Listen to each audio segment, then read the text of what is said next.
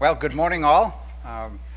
On behalf of our Dean, Vali Nasser, and the Director of the Merrill Center, Elliot Cohen, I'd like to welcome you to SAIS and welcome you to this conference. I'm Professor Tom Keeney. I'm the Associate Director of the Merrill Center at SAIS, and along with Ephraim Inbar from the Bezos Center in Israel and Aristotle, C.M. Peres, the moderator of this panel, the three of us, the three institutions, have organized this conference, and on this very, I think, critical topic at this time. There's no end of issues to talk about in the Eastern Mediterranean and the countries around it. And in fact, if you look at the program, you'll see that the word Syria does not even exist, but clearly it's a key country in what happens in the Eastern Mediterranean. But we've got our plate full with a number of different topics on security, on alliance relationships, and on energy exploration. And with that, I will turn it over to Professor C.M. Peres, who will conduct the first panel. Thank you very much, Professor Keeney. First of all, I'd like to start very briefly with some thank yous. Thank you, Ephraim Inbar, and thank you, Professor Tom Keeney, for making this happen. This conference has been really 2 years in the making. And it's a big deal for us. It's a Greek university with an Israeli, one of the best research centers, and the preeminent School of International Relations in DC and possibly in the United States, coming together here to talk about the Eastern Mediterranean. Let me say that as we were trying to make this happen and get the funding right and everything, things got more interesting for the Eastern Mediterranean, which is not necessarily good for the region, but it's certainly good for a conference. One other point that I'd like to make, I'd like to thank everyone for being at this early panel. It is said, I think the American expression is that the early bird gets the worm, right? And you're not going to get a worm, but you're going to get what I think is going to be an excellent panel. In fact, I'm looking forward to having to see what our speakers are going to say.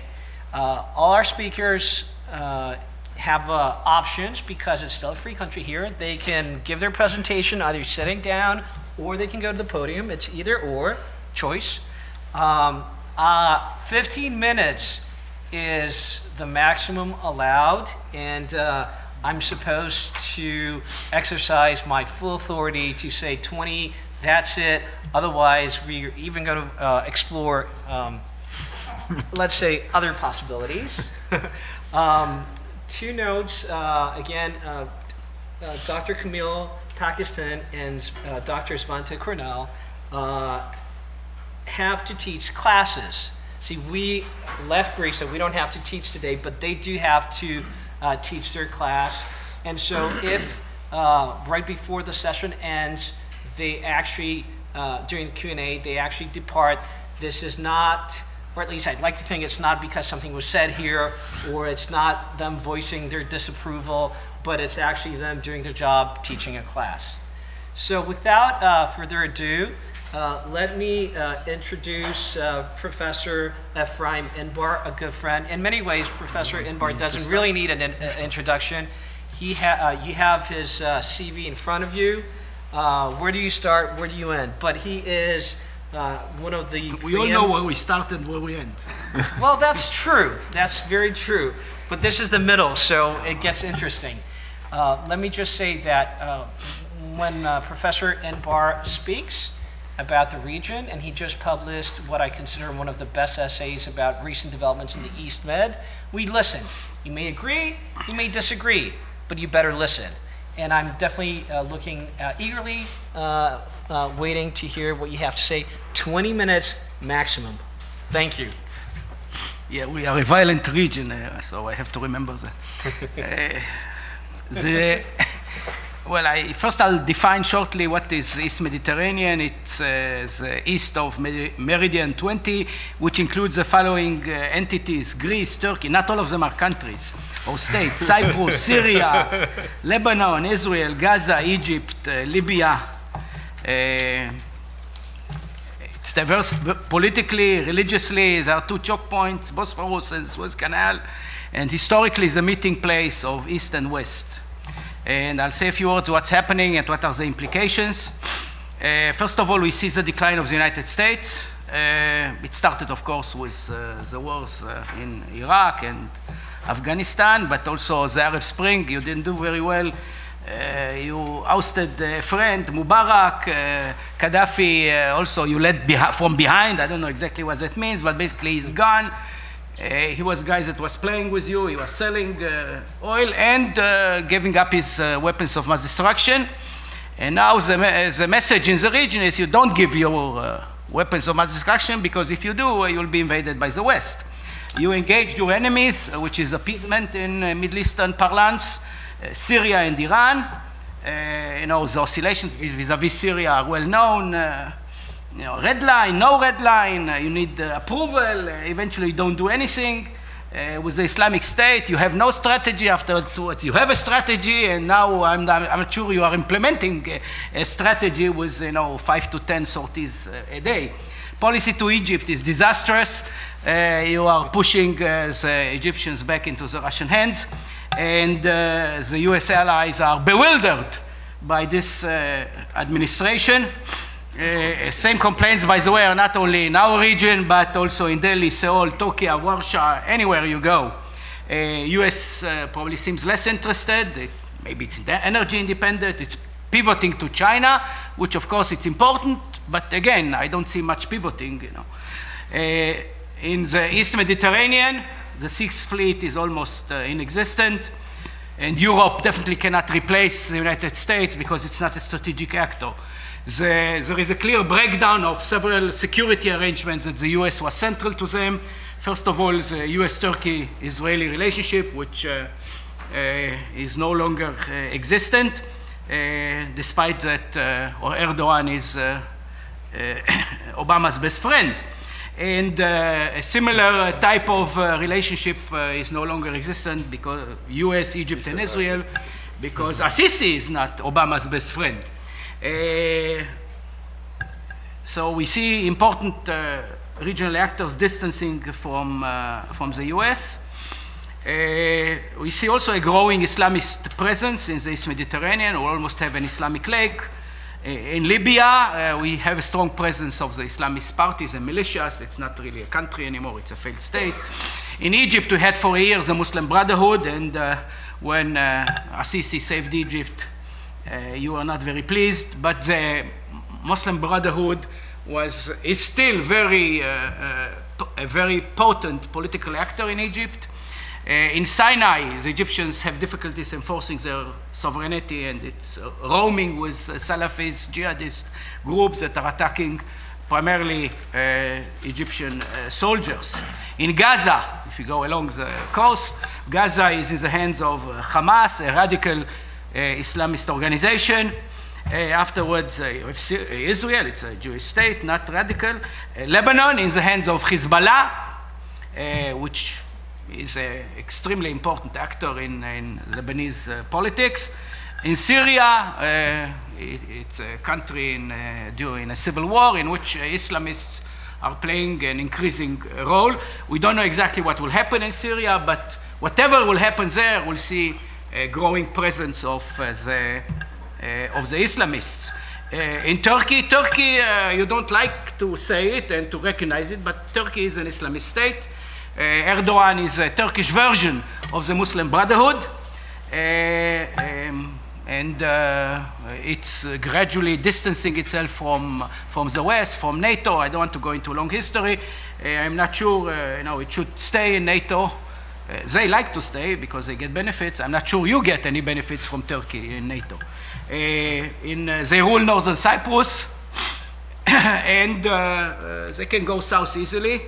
Greece, democratic Western country, but with limited power, now with a economic crisis. What are the implications? What do we see? First of all, Russian encroachment. The power vacuum in the East Mediterranean makes it easier for the Russians to return to this area. They, of course, continue to hold on to the Tartus base, naval base in Syria. It improved its fleet and in the Mediterranean, more presence, and helps, of course, Assad to win or to survive this civil war. And it has also an improved relations with Egypt, reports of arms sales. They are interested in Alexandria being their port. They have increased presence also in Cyprus, access to a port, Paphos. And of course, the Cypriots don't rely on EU, on NATO, and they hoped to bring in the Russians as some kind of security umbrella. It didn't work. Russia is also an energy producer. It's interested in gas findings, has agreements with Syria, engages Israel as well as Cyprus in order to have a hand over the gas findings in the East Mediterranean, which will enhance its position vis-à-vis Europe as a main provider of energy. Similarly, we see greater Turkish assertiveness. The Turkish current foreign policy is fueled by Islamic and neo-Ottoman impulses and the sorts of grandeur, be it a caliphate, be it Ottoman Empire. They are modernizing their military forces, their navy, and the Turks, in contrast to some NATO countries like Italy and others, are ready to fight. So it's a big difference. They might take Cyprus under certain circumstances. There is, of course, an open conflict over the Aegean Islands. They are involved in Syria and, of course, provoke Israel. They feel much less restraint in their foreign policy behavior because of American weakness. They want also a hand over the energy because they consider themselves as an energy corridor to the West. Israel, Americans helped them building the infrastructure, the Baku Chehan pipeline. And of course, they're interested in money. It's easy, it's gas finding. It's like having a bank next to you, so you can easily take over when there is no police, and there is no international police. Erdogan is a version of Putin, but we may see, revival of the old historic Russian-Ottoman rivalry. We see also in this region emergence of a Cyprus, Greece, Israel entente. We have similar interests to block a revisionist Turkey, which is a threat to all of us. We don't want the East Mediterranean to be an Islamic lake. We have common energy interests.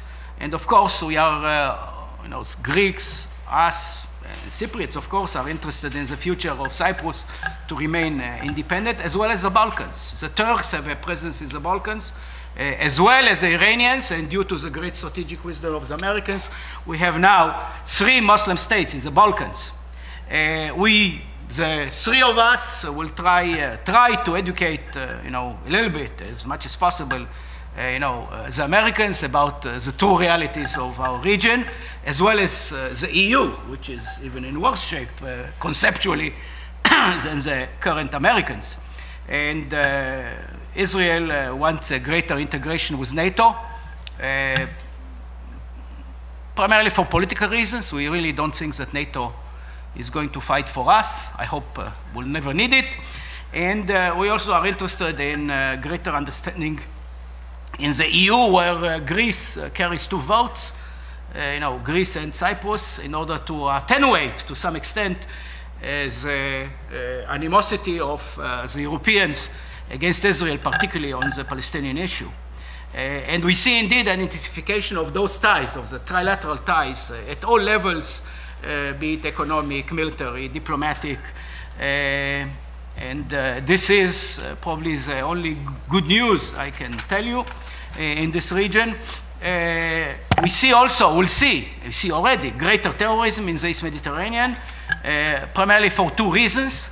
As the state structure are breaking down, the security services are no longer able to police effectively their countries, and we see greater freedom of action for the terrorists, for the bad guys.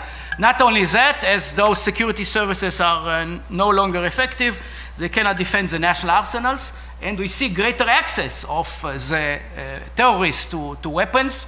We know sensitive military equipment from Libya came to Hamas, and we know that ISIS, the Islamic State, took over weapons from the Iraqi army, basically American weapons, good weapons. I don't know how well they're using it, but they have weapons, tanks, airplanes. So this is the picture. And what we'll see, greater intensification of terrorist attacks, piracy. We've seen already attacks on the Suez Canal, and attacks on an Egyptian ship last week. So we may see the Sinai can easily become Somalia. We'll see threats to the sea lanes. I can easily foresee the Al-Qaeda, Nusra move to northern Cyprus under Turkish umbrella. And all this is, of course, not pleasant news for the Eastern Mediterranean. At stake, of course, is also the Shiite corridor. Take a look at the map. I'm not sure all of you really see the map. Iran, southern Iraq, which is Shiite. Further west is Syria under Alawi tutelage. Alawis have received a kosher certificate some years ago from the mullahs in Iran that they are kosher Alawis. And afterwards, of course, Lebanon in the Levant. This allows Iran to have influence in that specific region, but also to project power into the East Mediterranean and also to the Balkans, as I mentioned before. I don't know exactly what should be done about Syria. My usually answer when we don't know what to do is do nothing. In any case, make sure that you are not helping Assad, because Assad, him and the regime is a linchpin in this Shiite corridor, and the clear Western interest is to weaken Iran, not to embrace it, as some people in this city think. We'll probably see also wars over the gas fields. We've seen already Hamas shooting at Israeli gas installations, shooting a missile. Hezbollah is threatening to do the same. Of course, in our region, to have legal rights to a property doesn't mean anything. It's against Hamas or Hezbollah, you don't go to court with a lawyer. It's my property. It's a different type of environment we are living in. And those installations are, combustible. It's easy to blow them up. So what is needed is basically to increase the naval power of the good guys. Israel is doing its part. I hope the others will do the same, because it's very important to have a serious naval presence in this region. Also, it is imperative to engage Egypt, to make Egypt part of this alliance or entente between the pro-Western guys, and not to allow it to go back into a Russian sphere, basically undoing one of the greatest achievements of Kissinger that pulled Egypt away from the Soviet sphere of influence. And what the Americans are doing now is not exactly a Kissingerian type of foreign policy. The West is not always fully aware of the developments in our region. And the last sentence I want to say is that I'm not a great fan of Huntington, but there is a civilizational dimension to what's happening in the East Mediterranean. At the end of the Cold War, the borders of the West went eastward, and now for probably the first time we see the chance of the borders of the East going westward. And I'm not sure that this is something we should cherish. Thank you. I think 15 minutes.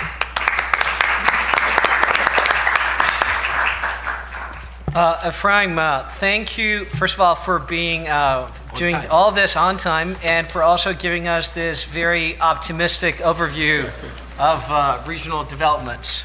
So Wake up!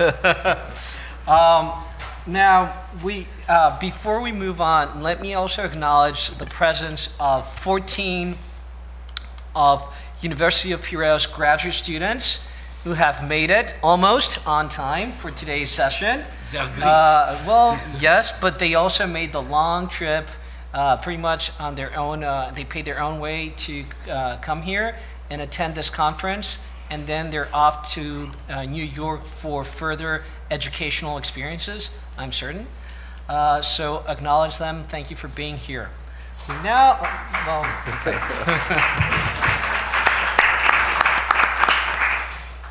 we now move to Professor Kamil Pakistan, and his lecture or his presentation is titled The Levant and the New Great Game.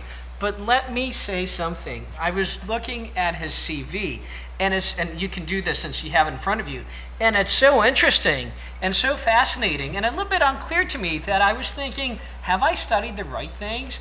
And how would my presentation be if this was my intellectual and educational background? So I'm fascinated and really want to find out what we're about to hear. So without further ado, Professor Pakistan, the floor is yours, 20 minutes maximum. And now I've set the bar very high, you realize that. Thank you. I speak very fast, no worries about the time. Okay.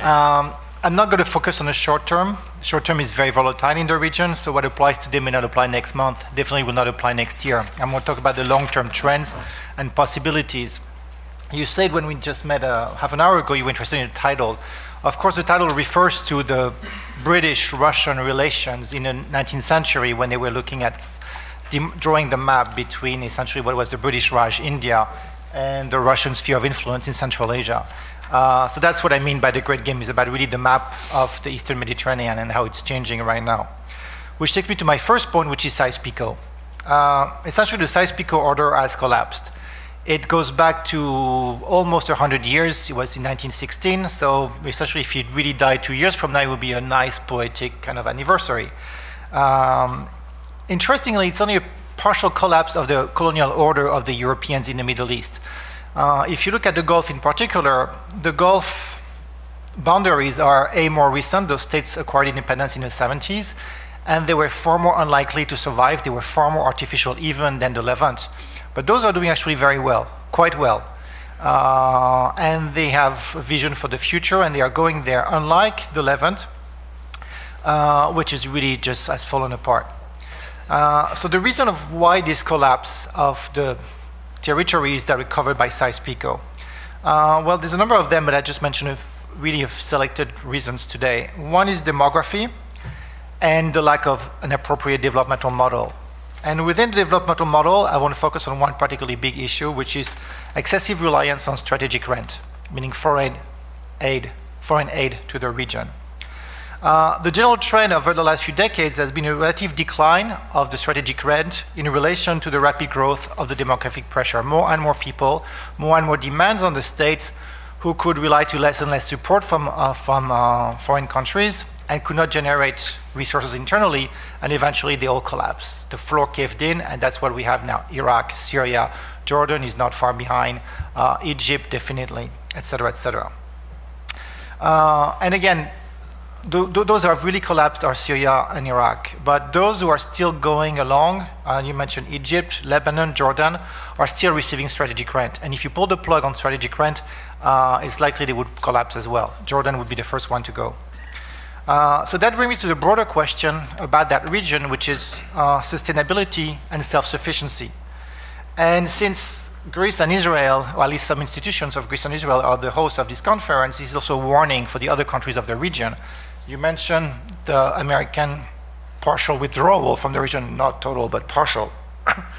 And Greece has received some help from the European Union as well, is is that something that source of concern, not being self-sustaining, having to rely on foreign powers, if you want, to some extent? So my first point was Sykes-Picot. The second point I want to talk about is jihadism. To be honest, I mean, I'm with the Middle East program here, and so I hear a lot about jihadism. I teach about jihadism, but I'm a bit fed up about hearing about it.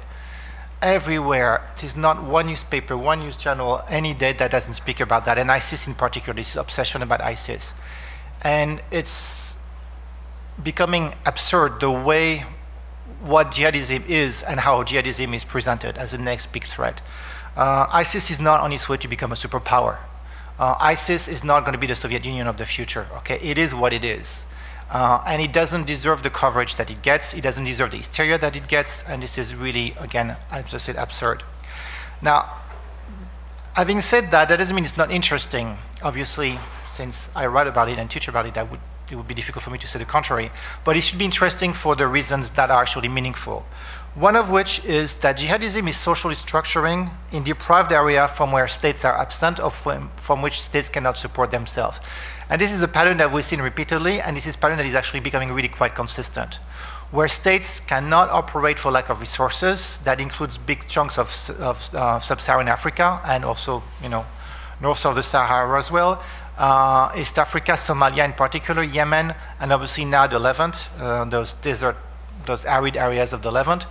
Jihadism does really well, and it does better than tribes. It does better than anything else at organizing populations in those areas. I'll talk about that later, but it is just working, and that's striking. The second thing about jihadism is it has a marginal but a solid propaganda appeal that resonates across the world. Meaning it is both very local, as I say, it is rooted in a environment, in a territory in which it operates, which is a poor, deprived environment, but it does have the appeal. And using modern communications, the internet in particular, there is something, I wouldn't call it quite an ideology because that's too strong a word, especially in the mind of Western audience, but it has something that resonates, that inspires people. It inspires people to go travel and join jihadist groups far away from their home, fight with them, die for them, because most of those foreign distant fighters actually are the first one to die. And that's interesting as well. And again, it's marginal. We're not talking about a wave of tens of thousands of fighters. We're talking about just, you know, a few dozens here and there, but that's interesting.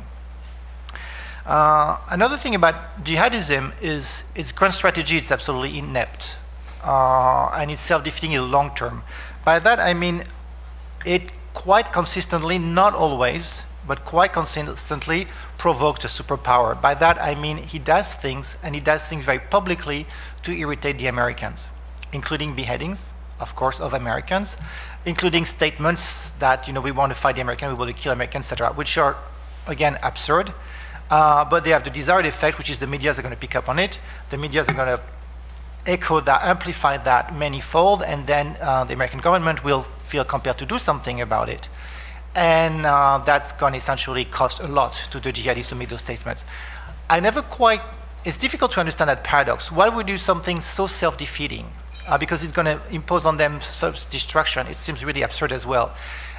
Which ties into the previous point I made that they resonate globally. And the question here, could they resonate globally if they did not spend their time provoking the United States? Is that related here? I mean, do they have to do that? Do they have to make those statements and make those very provocative things like the beheadings in order to get attention, in order to get the kind of support from people around the world that they need, even though it's going to cost them a lot in the end? That's an interesting paradox to look at. Another question, leaving aside the role of the United States in counterterrorism or in counter-jihadism here, are they self-sustaining? What I said is if you take a region that's where states have collapsed, like Somalia or Yemen, and they will thrive, but can they thrive? The dynamic by which they extend their control, is it something that has to be perpetually moving forward? Would it work for 1, 2, 3, 4 years as they expand and get access to resources? Can they last 20, 30 years? Say if nobody bothered them, if nobody attacked them, could they actually last?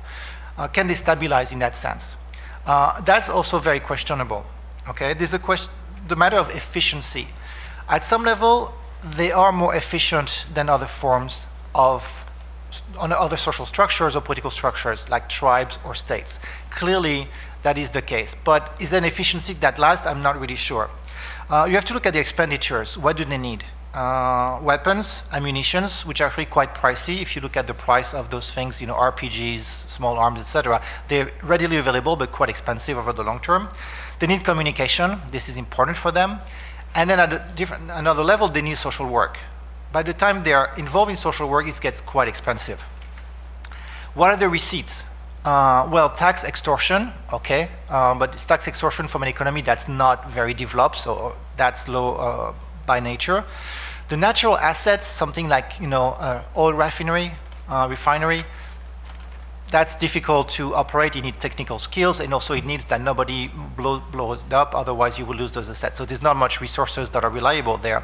And strategic foreign aid. We go back to the question of strategic foreign aid. To which extent are they supported by outside players? And I'll go back to that. So what I conclude here is jihadism is very efficient in the short term, but shows no longevity. It is not particularly productive in terms of generating resources that would enable it to be self-sustaining. And then on top of that, I've introduced the United States in the equation here. The cost that the United States inflict, if anything, by the drone attacks or other kind of bombings is just very high as well for them. And that really prevents them from having any kind of future. So we cannot really say how jihadist operations would evolve over the long term if they establish themselves. And think about the Taliban in the late 90s. You know, without 9/11, they probably it would be the same kind of structure. Would they have sustained themselves throughout all those years? Would they have found an economic model that enabled them to just remain in power and run Afghanistan essentially? The Taliban, the Shabab, everywhere you look is the same question for them. Could they last 10, 15, 20 years and establish some kind of emirate or caliphate and running over the long term? Again, we will never know because their longevity is not that long. After 2-3 years, eventually they collapsed.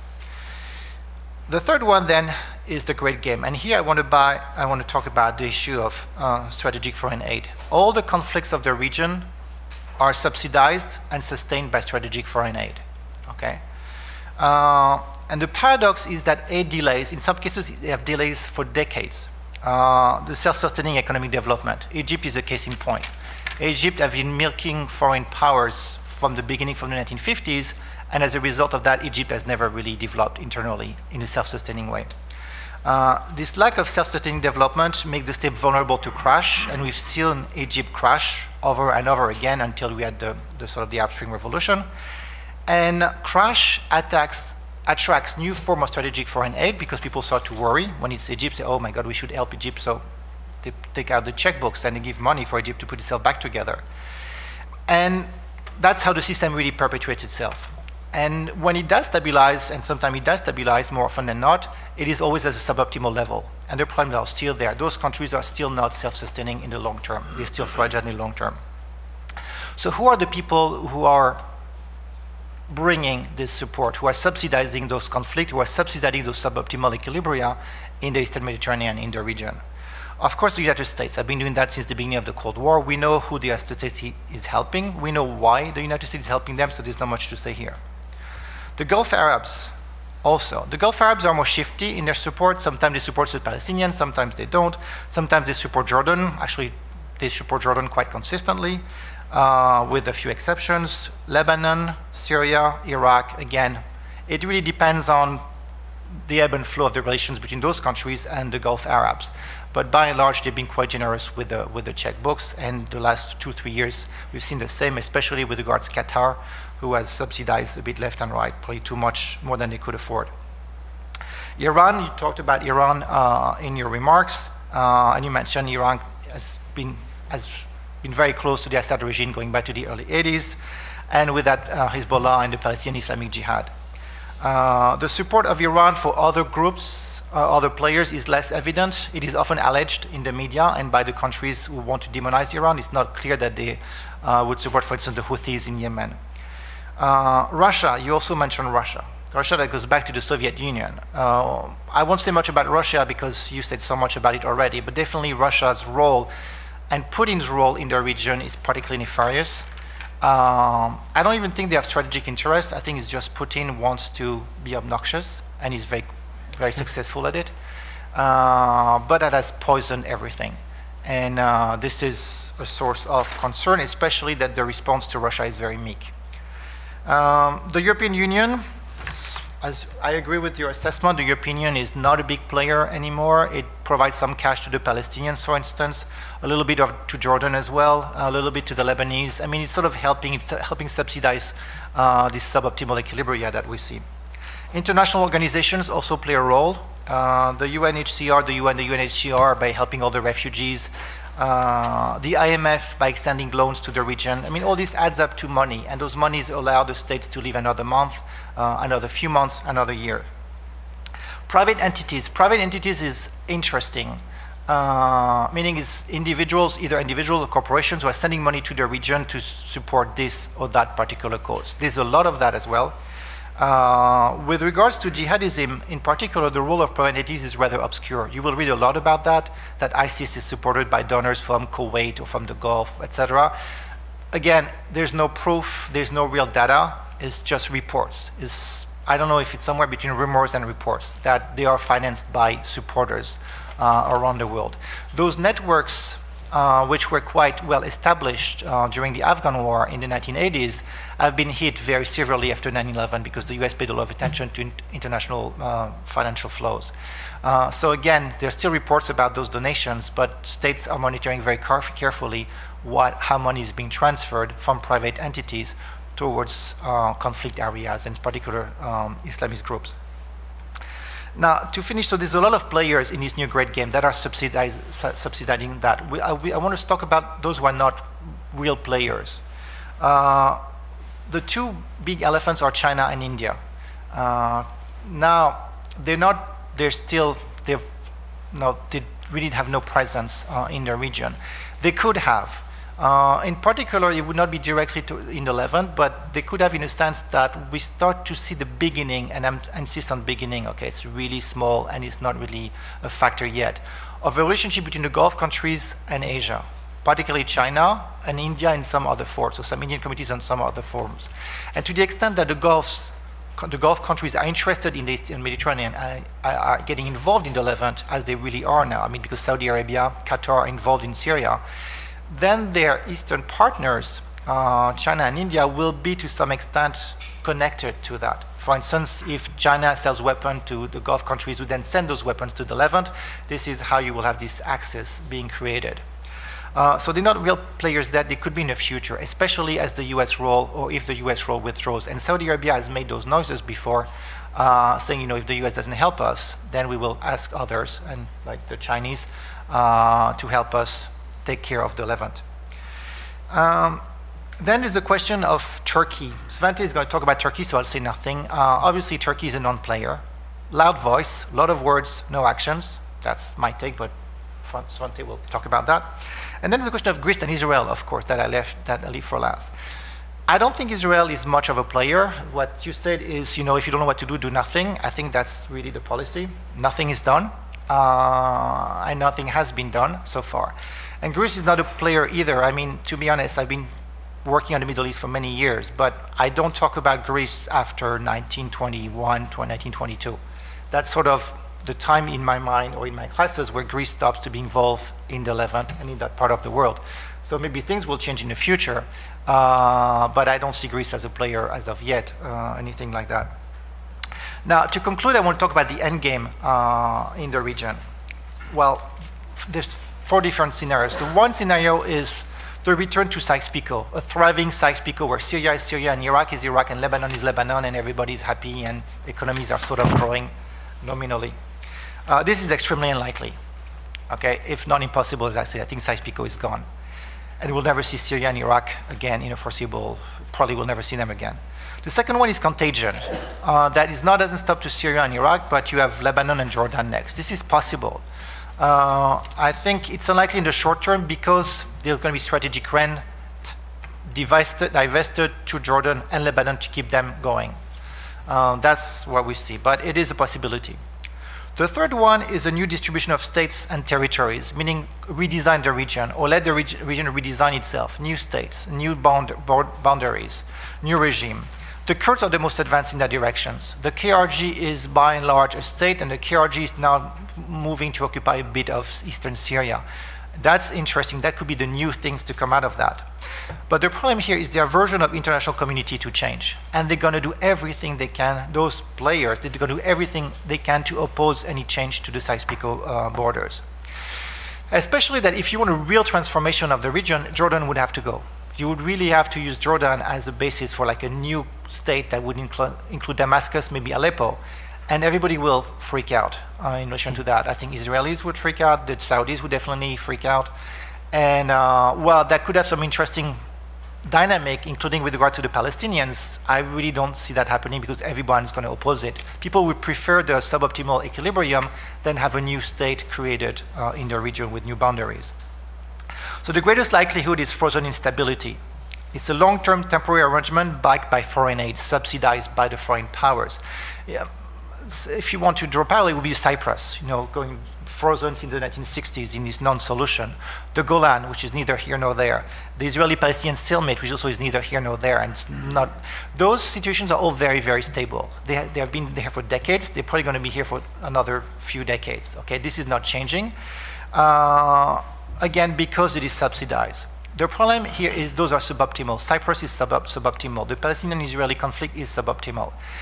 And the question here also is, how much foreign aid do you need to freeze that, to stabilize that?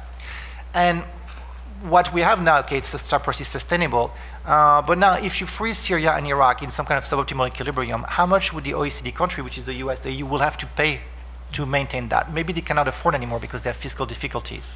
So maybe we cannot really quite subsidize this kind of frozen situation in the Levant.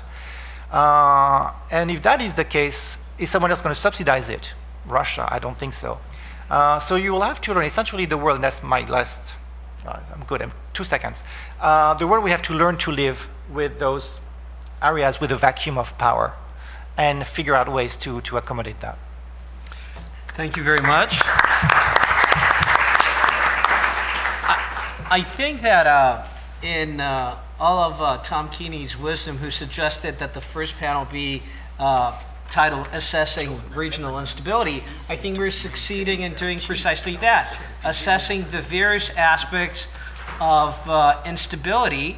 And there's not much optimism emerging, but there's a lot of analysis and sophistication.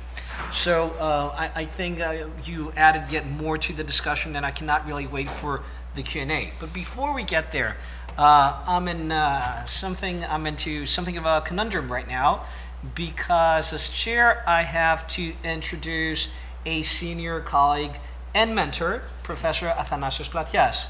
So how do you do this? And let me just say two things, and I'm just going to try to be very honest about this.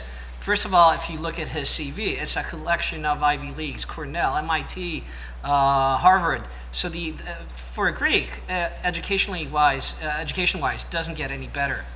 But having been at the same department for so many years, I've been fortunate to work with someone who has pushed us hard to move outside Greece and do as many things as possible internationally. And I think today is a sort of culmination of what he's been pushing us for the past few years. That, and let me add, he's the preeminent expert in Greece on the cities and Greek strategy. So from those vantage points, I think we're going to listen to yet another overview of the region, the title of the presentation being Competing Grad Strategies in the Eastern Mediterranean. Well, thank you, Aris. It's his typical trick to raise the bar and make us all fail. Anyhow, I will try to look at the issue of stability and instability from a theoretical perspective. Ephraim Inbar gave the policy analysis of the same issue, and I will agree 90% with him on his analysis and 100% on his conclusions and his policy recommendations. But through my presentation, the small points that we disagree, I think they will come apparent. The way that I will plan to do that, visiting the same thing and the same issues that the two previous speakers have touched, is to use the angles of theory. I will try to look at the present historical situation in the Eastern Mediterranean through the lenses of international relations theory. Looking at the issue of stability and instability through liberal theories, they usually emphasize three elements: democracies and the role of democracy. Democracies don't fight with each other. Economic interdependence. When countries have economic interdependence, peace follows and instability disappears. And institutionalization.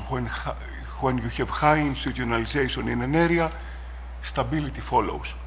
Okay, it's clear that all these preconditions are absent from Eastern Mediterranean right now. So even liberal theories, given the absence of factors that they pay special attention, they will come to the conclusion that the area is ripe for instability.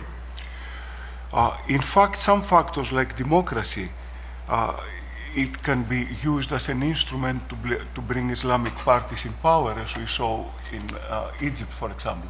So actually democracy can breed instability instead of reducing it.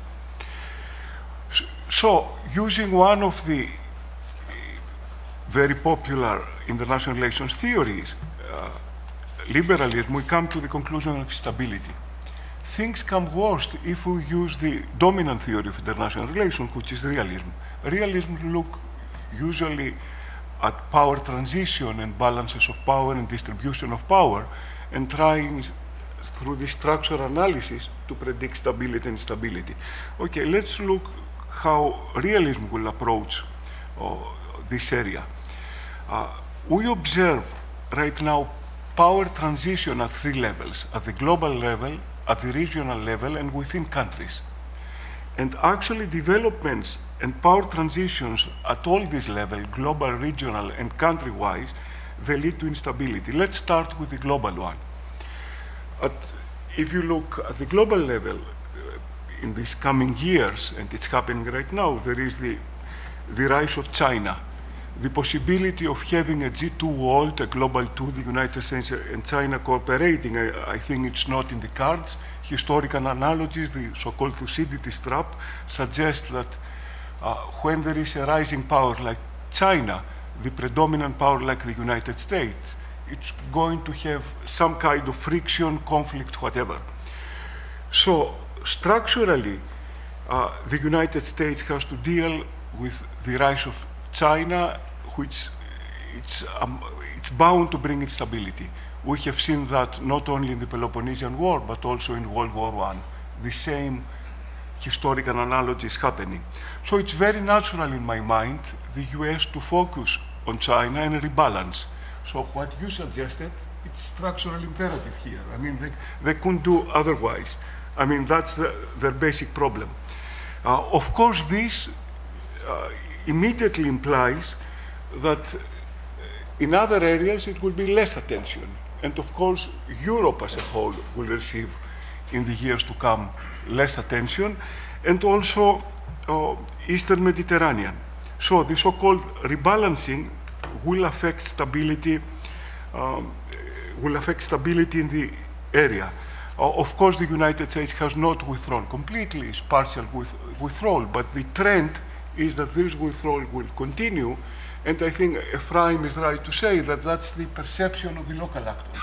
So the local actors perceive that somehow the US is slowly disengaging. So that's the strategic reason for the disengagement. There is another technological reason. Developments in shale gas technologies have made but also on oil developments have made the United States more independent on the energy sector, and it's bound to be even more independent. So its reliance on the Middle East is decreasing. So strategic and technological reasons can explain this shift. And these are structural, these will not change.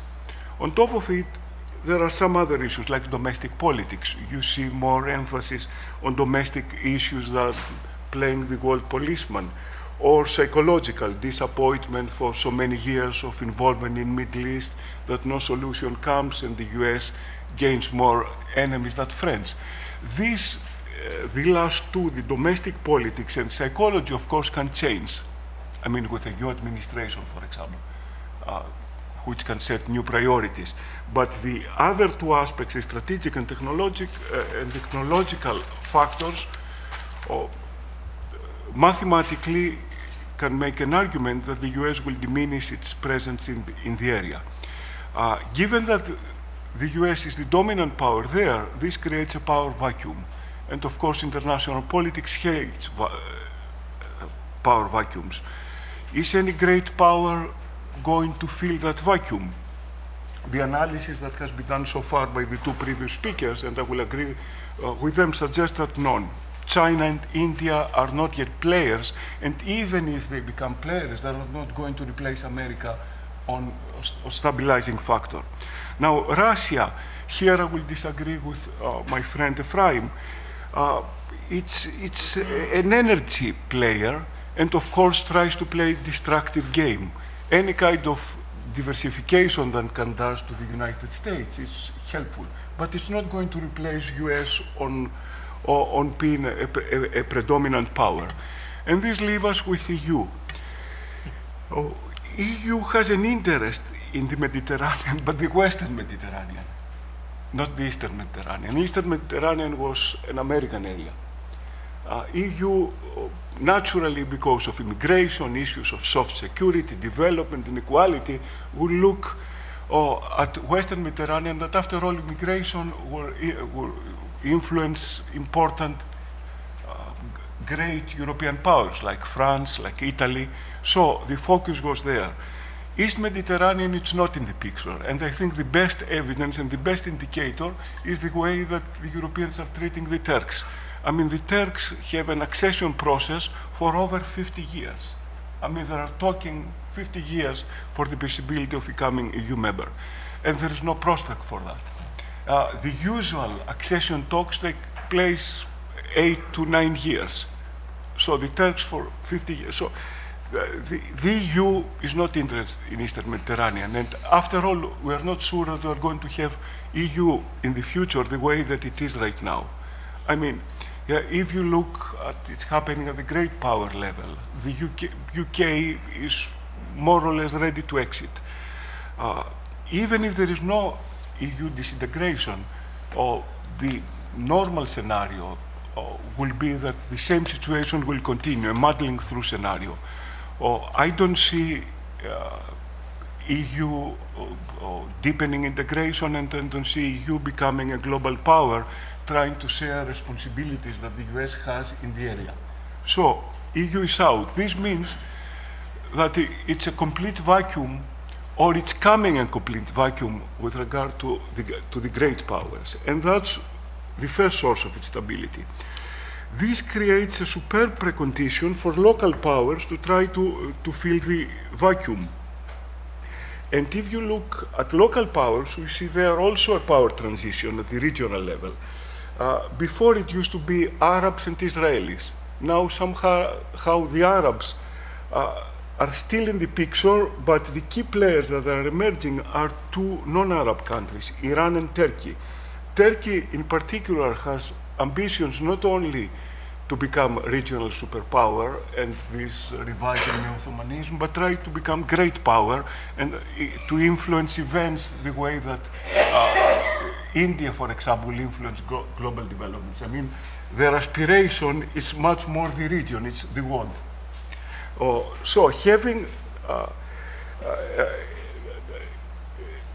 so essentially, and we see the Western countries in retreat. I mean, Israel is still holding strong, but the economic crisis has weakened Greece and Cyprus, the two Western powers in the region. So this power transition essentially means that we are moving to a triangular regional balance with mostly Israelis, Iranians, and the Turks. Structurally, the triad is the most unstable balance. I mean, with two, you can have some kind of stability like it happened in the Cold War. But number three is completely destructive. I mean, it's completely unstable. And on top of it, Let the Turks fight the Iranians. and on top of it, you see, the Arabs have not disappeared. Saudi Arabia is trying to get the Sunni counterbalance to Iran, and predominance and strategic aid in the way that it's described. It shows activism mostly from the Saudi Arabia point.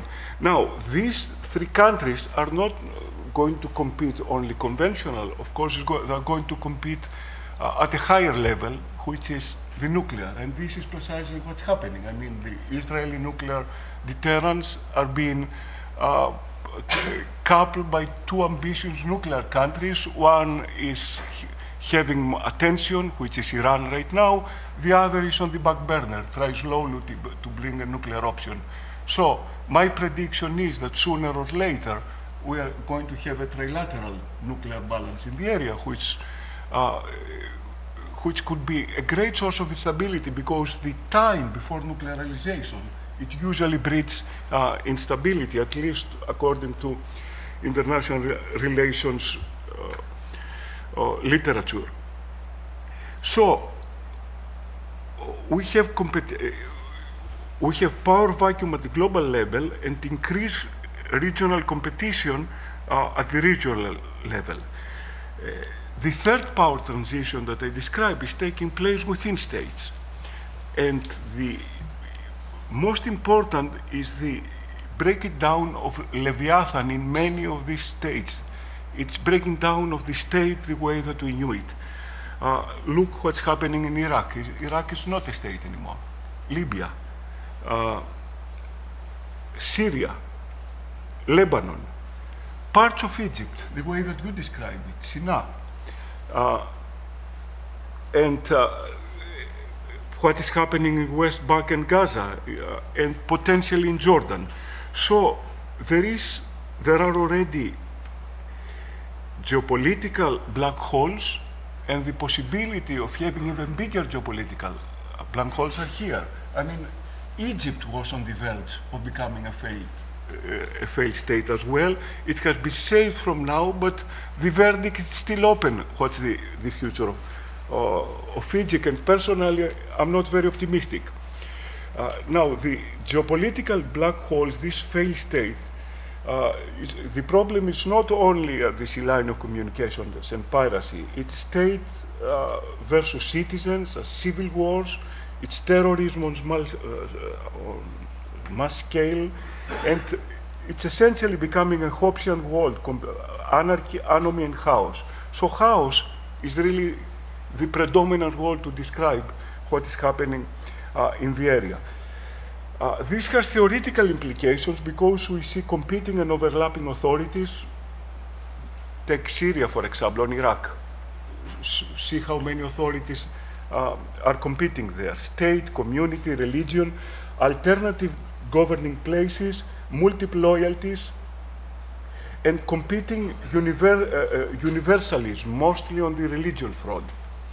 And of course, the rise of traditional of transnational players. Okay, all these macro levels suggest that instability is bound to increase for these structural reasons. Several other macro trends fuel instability. They are social and demographic, unemployment, youth, urbanization, marginalized and disillusioned masses. All of these create an environment mostly for the rise of Islamism as a destructive force in the area. Certain environmental trends, environmental degradation that may lead to resource scarcity, especially on food and water, will exacerbate the trends that I can describe. And of course, the enemy competition that other panels, other panelists and other panels will touch upon, will make more competition in the area. So, for all these reasons, my basic argument that instability is bound to increase. Now, let's look at some historical analogies to try to help us understand what's going on. I mean, it's the first historical analogy that comes in my mind was in the dissolution of the Ottoman Empire and the room that it opened for competing nationalism. I think it's structurally, it reminds me that area, kind of the dissolution of the old order and a new one, although the Ottoman Empire now tries to re-establish itself rather than disintegrating. If the driving force of the dissolution of the Ottoman Empire was nationalism, now it's combination of nationalism and the Huntingtonian model of the conflict of civilization. So if you combine these two things, nationalism and the civilizational conflict, I think you can see the potential of explosion in the area. Okay, I'm being coerced to shut up. I will Politely, no. The second historical analogy that I'm going to make, I think that the dissolution of the state that we see in the area, it means that at least in these areas, the Westphalian model, the way that we know it has gone. We go in a post-Westphalian world, which is actually a return to what we had before Westphalia, which were the Dark Ages, essentially. What my analysis there is that we see a neo-medieval model that it's actually very useful to explain what's happening. What's the characteristic of this neo-medieval model? You see state actors competing against violent non-state actors. Before it was cities and feudal lords and kings. Now you see different groups, either religious or tribal or ethnic groups within state. So essentially, there is no authority. There are competing claims and competing loyalties. You see terrorism, robbery in form of piracy, unsafe to travel, religious fanatism, beheadings, and all this fragmented authority. It means that a new model, which is not the model that we have, but it's a neo-medieval, can explain what's going on in this area, with mostly characteristic overlapping authorities, multiple loyalties, and competing universal claims. So my analysis is that in order to see what's coming in the future, you have to look back. It's essentially back to the future argument, but in a more pessimistic level, because I introduced Dark Ages and the medieval situation instead of the traditional analysis. That completes my talk, but I need to make two brief comments on my country, Greece. Well, Greece has been weakened by the financial crisis. I mean, we lost 25% of our GDP in the last 7 years, which is similar to what the UK lost in World War II. So it has been a major blow for Greece. But still, this country had a huge rearmament program after 74 for about 32, 33 years, counting about 5 to 6% of the GDP per year. So I think we have built a rather formidable machine to be discarded as a weak actor. I don't claim that we will prevail a war with Turkey, but I think we have a huge deterrence power to hurt everybody to try to touch upon our interest, including our interest in Eastern Mediterranean, which is Cyprus. It's clear that in the last 6 years, we had to face a choice to balance our Eastern and Western fronts.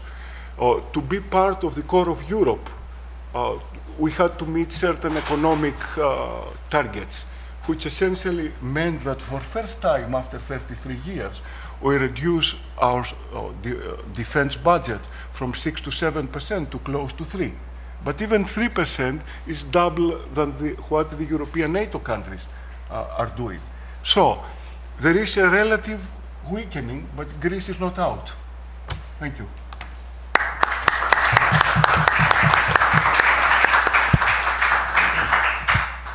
So I think what has been added to our discussion today is a very important theoretical perspective that helps us both organize our thinking and at the same time make some dire predictions, which is a theme that is clearly emerging. Now, last but certainly not least, Svante Kornel. Now, let me just say something why I'm jealous, okay?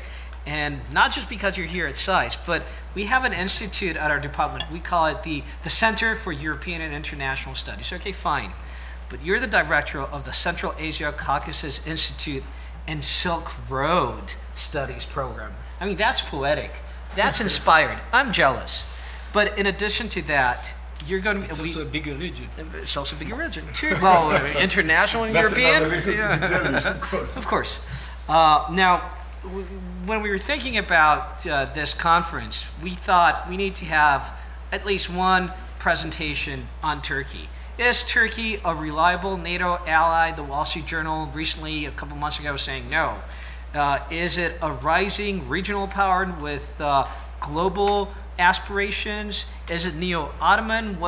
Does it really have a positive role in Syria, Iran, Iraq, on energy issues?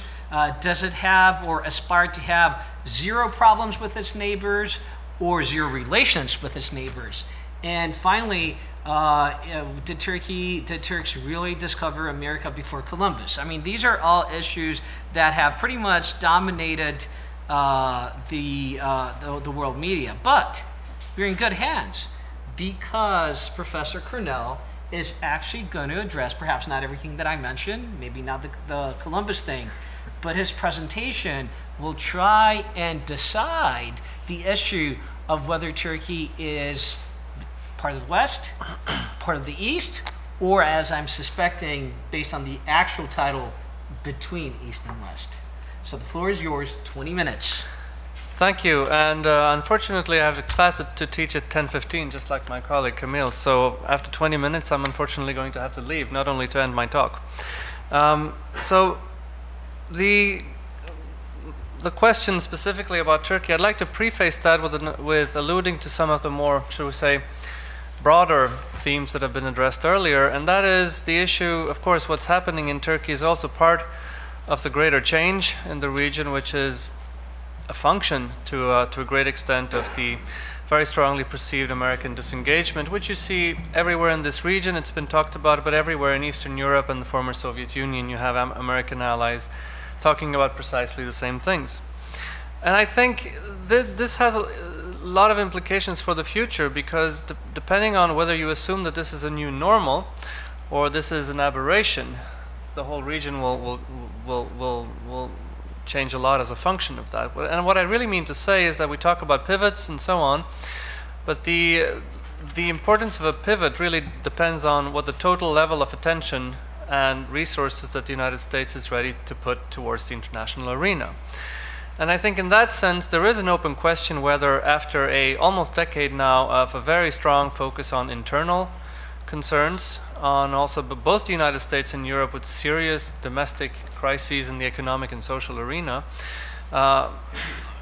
if that's going to, let's say 20 years from now, appear as a parenthesis in a period of Western economic development and progress, if you will. In other words, if the EU and the US rebound economically, reassert themselves in the world, you may find a situation where even a pivot to Asia could leave significant enough resources to impact this region very, very seriously. And I think what's happening in Turkey is quite a function of that. A lot of the things that have happened in Turkey have been negative, and Turkey has moved from a reliable US ally or Western ally to one that is not. And that is also, again, a function of the fact that the Turkish economy has been doing extremely well at a time when the US and Europe have not, at least on paper. Now, if in 5 years you see Turkey going through an economic crisis, potentially with the US and the EU coming out of their recession or economic problems, then you will see the tables being turned in psychological terms, in economic terms, in strategic terms. Everything is going to change. So let me just start by that. Now, what's Turkey's role in this landscape that we've talked about, I think I understand where Camille comes from when he said that Turkey is not a player. I would disagree slightly, because Turkey is not a player compared to what it wants to be. That's certainly the case. But the fact is that the decisions that Turkey is taking or is not taking have quite significant impact on the stability of this region. And in fact, for the past at least half decade, they have had a seriously negative impact on regional stability. Now, this is of course related to the big transformation, the historical transformation that's taken place within Turkey, which is essentially the end of Ataturk's republic. You see this in policy terms, you see this in symbolic terms, namely the fact that Erdogan is building his new presidential palace exactly on the wooden forest retreat that Ataturk had in Ankara. I mean, these are very symbolic issues, they are not coincidences. What has happened over the past decade is that Turkey has turned from a country ruled by a strong secularist republican regime, if you will, to one that had a significant democratic elements, but also had elements of, so to speak, managed democracy. Now it's turning into another form of actually in many ways more authoritarian system, and it's certainly more autocratic system, because it's essentially a system of one-man rule, where you see that who is president and prime minister doesn't matter as long as it's Erdogan. When Erdogan was prime minister, he ruled the country single-handedly. The constitution hasn't changed. Erdogan has become president. He's still ruling the country single-handedly. Now, as I'll mention in a moment, I think this has immense, should we say, the risks of instability coming from this single-person model of governance for Turkey are enormous. And I'll get back to that. One important point when I go into Turkish foreign policy, which is a function of what's happening in the domestic sector, is that this is not neo-Ottomanism, I would argue. Neo-Ottomanism, I mean, that refers to going back to an Ottoman system. That was the Ottoman the Ottoman Empire was a very responsible foreign policy actor. It was predictable. It was part of the Western system after 1815, and it was also one that domestically treated its minorities with a certain amount of respect and provided them with some autonomy. What we're seeing in Turkey is not neo-Ottomanism, because, and even if you look geographically at the areas where Turkey today is focusing its attention, it's not on the Ottoman territories. Syria, yes, Syria was an Ottoman territory, but if you look at Turkey's focus on issues such as its antagonism towards Israel, its support for Hamas, and overall its support for the Muslim Brotherhood after the Arab Spring, you see that this is an ideological, very modern, ideologically inspired foreign policy that has nothing really to do with the Ottoman Empire, aside from one single factor, which is the yearning for a past empire, if you will.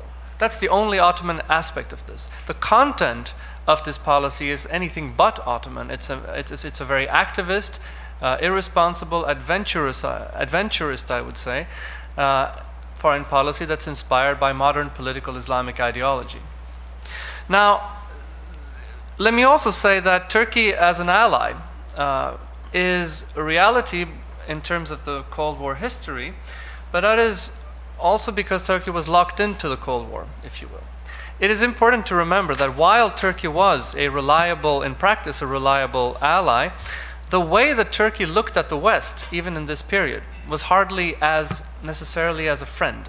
What I mean by that is Turkey was always ruled by the syndrome of Sèvres, as it was known after the 1920 treaty that ended the First World War, in which the West was seen as powers that inherently wanted to keep Turkey down and wanted to divide Turkey. Even Kemalist Turkey at its height was inundated by this conspiracy theories about what the West was trying to do to keep Turkey down and divided.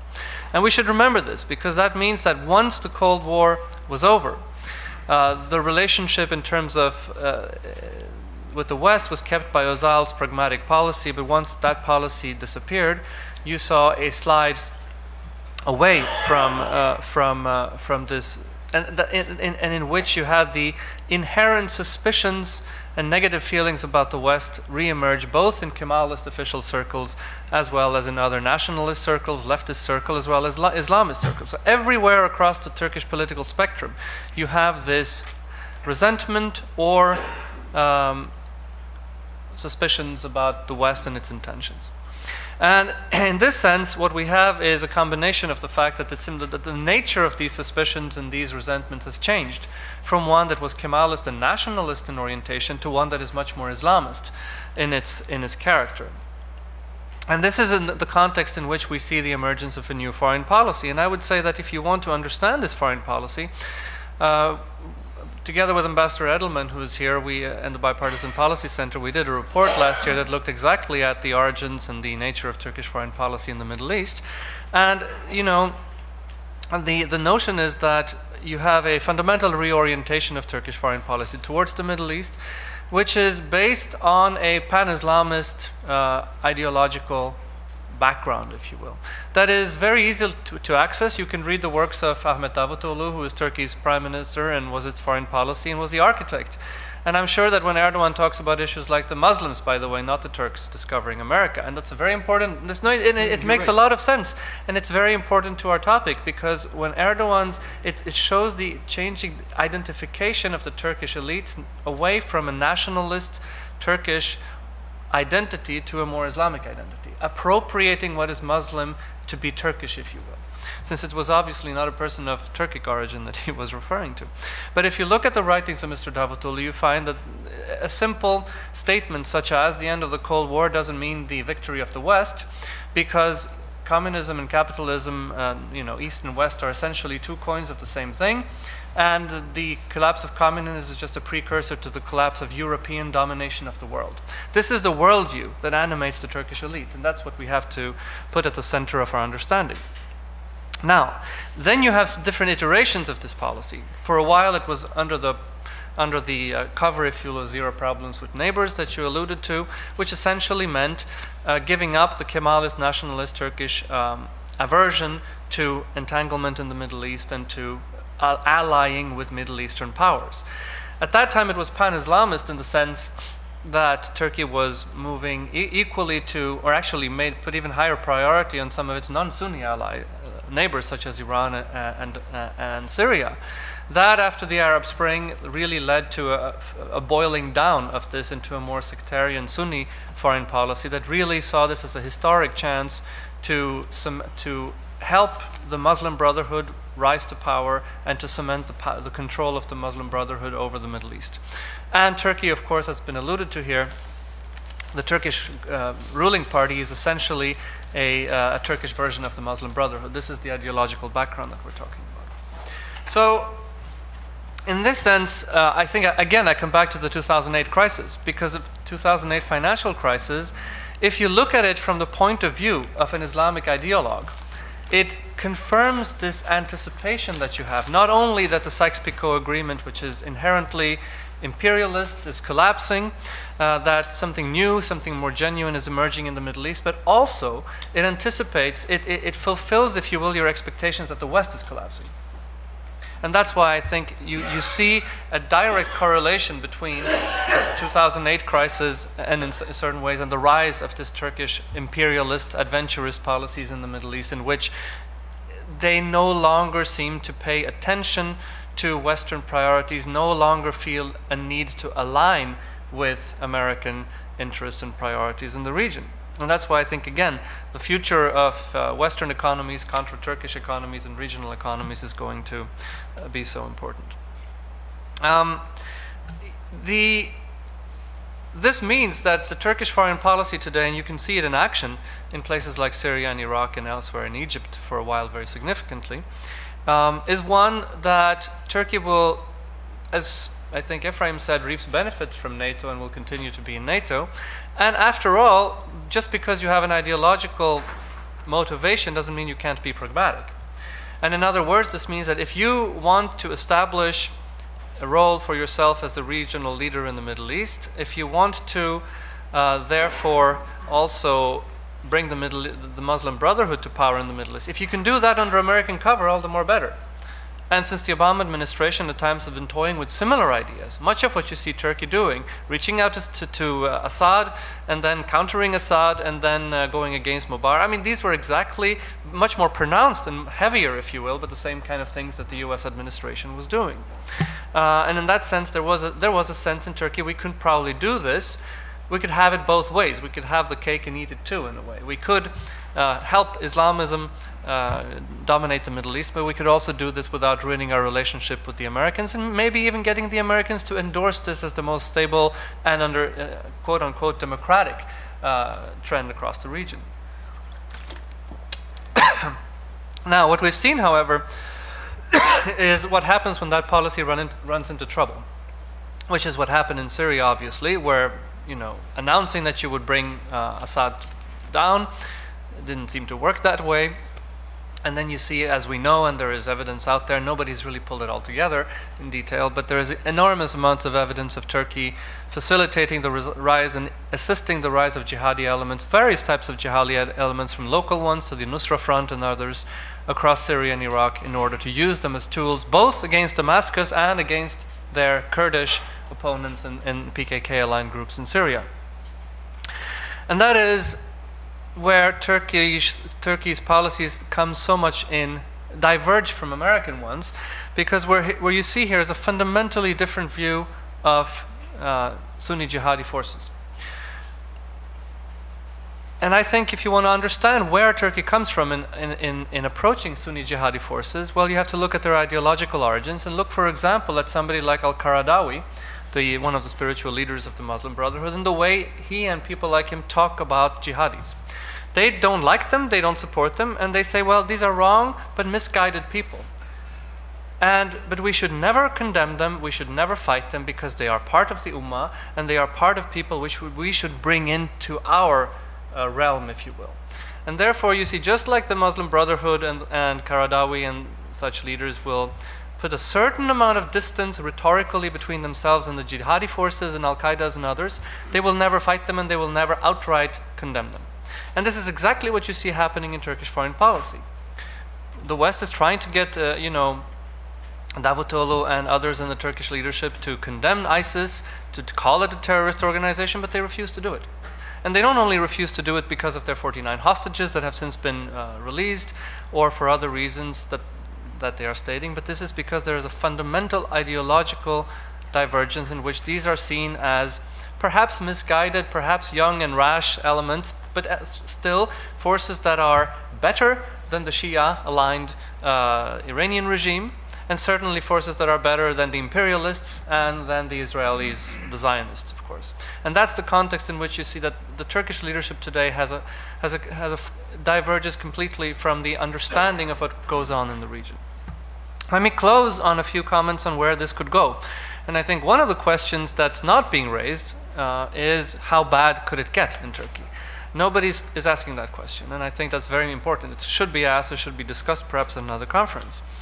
But as I said initially, I think you have on the one hand these great ambitions, this great transformation, this Putinist, if you will, approach to ruling the country, both in terms of domestic and foreign policy. But the problem, of course, is that Turkey doesn't have oil. And that means that you have regimes of this type, of either Putin or Iran or many others. They can survive if they are kept up by a certain rent. Turkey doesn't have a rent.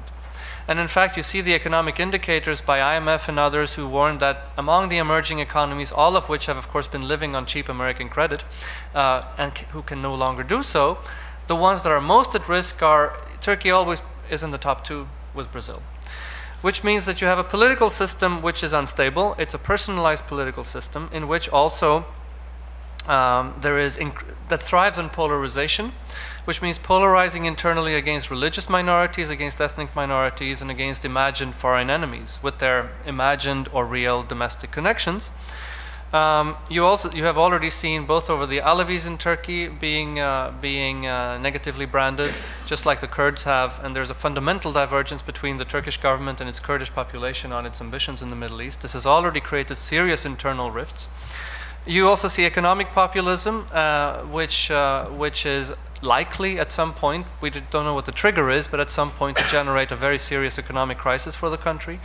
And in that sense, there is nothing really to rescue Turkey. They don't have the type of oil-based economy that is a cushion against economic crisis the way the Russians have, the Iranians have, or many others have. So in that sense, the question is how sustainable this is. My argument would be that it's not. I don't know when it's going to fall. I don't know how it's going to fall, but I think it's a question of time. The other point is what happens after. What happens after a leader like Erdogan, who, by the way, has very serious health issues. And the moment he is out, you don't know what comes. I don't think anything good comes after Erdogan, because Turkey has in a certain way passed the point of no return, in which I think going back to the status quo ante of the reliable Kemalist Turkey with all its problems, but as a predictable force, it's no longer going to happen. So therefore, to close, the Turkey after Erdogan might well fall into what we've talked about here, which is greater instability, fragmentation of the state internally. You already see signs of what's happening to Turkey today, is what happened to Pakistan in the 1990s after its involvements with Afghanistan. And therefore, I don't think I will end this, this part of the panel with any more hopeful prediction than others on the panel. Thank you.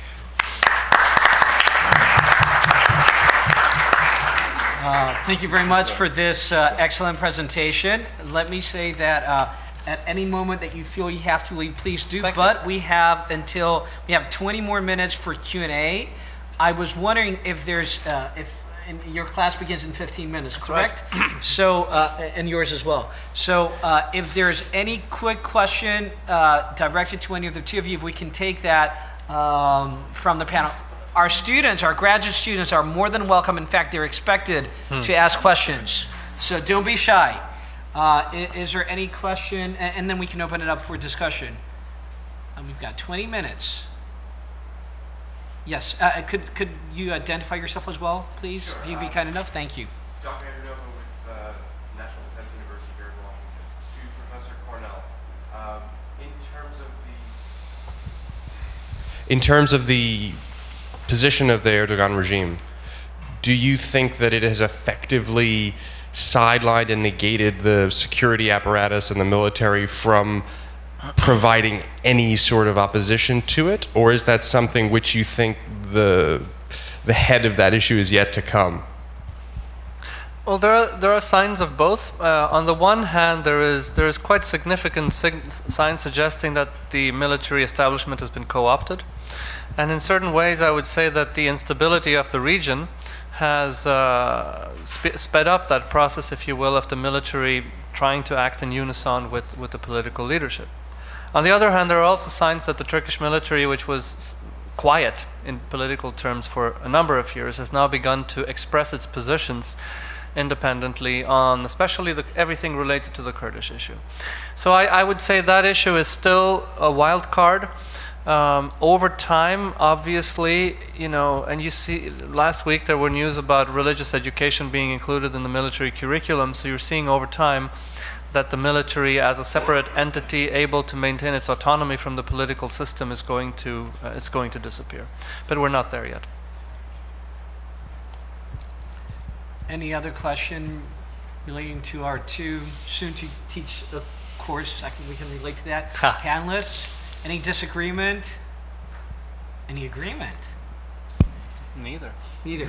Should we open it up then to... okay, thank you very much. Great. And, I just want to add. Frank wants to. Okay. I just, you know, the last comment about lacking cash in the Turkish treasury, you know, there is an easy way to fill in, you know, you go to places that have oil. Yeah. So it's southern Cyprus, could be colonization some way of the Kurdish regions, the Kirkuk area. And, you know, if you take a look at the map, Azerbaijan is not that far away. So, you know, we may see, you know, the Turks march again for cash. Well, just to respond to that, I think that's where the first question comes into play, which is that excessive adventurism of that sort would not, at this point, find support within the Turkish military. They are extremely reluctant to send anybody to fight abroad, as we've seen in Cyprus in the 70s was an exception, of course, but as we've seen in the cases of Syria, Iraq, and even Afghanistan and other places, they don't want to send their soldiers abroad. So I think Erdogan would have a very difficult time. I think the other problem, I mean, even if they can find money, the problem is structurally the Turkish economy has become extremely dependent on debt. And I'm talking about individual debt, not debt just for buying houses as in the West, but for buying consumer goods. And that means that there's the level of indebtedness in the population is very unhealthy. And if this economy crashes down, it's going to have quite cataclysmic effects, and I don't think you could save that or address that by simply trying to get control over resources that are a long-term exploitation issue. So let's thank our two panelists. We have to go. I'm sorry. They have to teach. Okay, thank you. We'll okay. Thank you.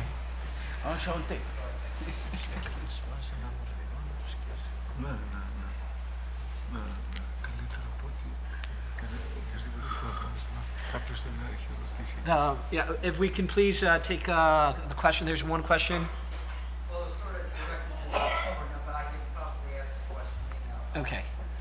First of all, my name is Georgie Conrad. I'm with the G Street Gang, and I do want to compliment all of you for your presentations. They were very well done, well presented, and very insightful. But I did want to, what I found was interesting, his comment about oil for cash, Dr. Cornell, and the Dr. Platias, your discussion on the instability of countries and nations. It seems to me that that the Turkish government is building about 50% of its military is now domestically produced, and it's building a blue water, what they call a blue water navy. And I think your comment about them wanting to access other areas, it seems to me that they're incursions into that region of the world. So, could anyone comment about that? Or Turkish military buildup. That's your alley. That's up your alley. They are one of the highest spenders on defense in the world. They, indeed, as you mentioned, invest a lot in the domestic military industries, and they are not bad. And I think, you know, if Saddam Hussein took Kuwait because he owed some money, I see no reason why the Turks can do the same. There is no moral constraints, or, you know, and particularly with a weak international system, with a vacuum which was described by all of us, it's easy for them. Again, I take seriously the comment by Svante Kortele about the Turkish military. But, you know, military are, you know, they want to fight. You know, that's, you know, if what I know of military is it's an opportunity to be promoted. You know, in wars you get promoted faster, and glory. You know, that's what the military lives on. So, and if you inculcate the Turkish military with, you know, Ottoman, you know, motifs, they still have a Ottoman orchestra. I saw it in Istanbul. It's beautiful. So I wouldn't discard it. There are no international constraints now. They might, you know, Azerbaijan might be Russian sphere of influence, or Iranian, but other places, from what I know, Turks and Turkeys, they are not vegetarian. Okay, on the Blue Water Navy is just suggest the Turkish imperial ambitions that we discussed before. Oh, by the way, when we refer to Neo-Ottomanism, it wasn't just to recreate the Ottoman Empire. It's really the imperial temptation, and I think you meant it framed like this. So it's not the historical analogy there, but it's the analogy is the imperial temptation. On the issue of energy, as Dr. Cornell said, unlike other countries that have autocratic system, that have a self-financing machine, which is an energy industry. Turkey is transit, I mean, and so far the ambition is to be a transit hub.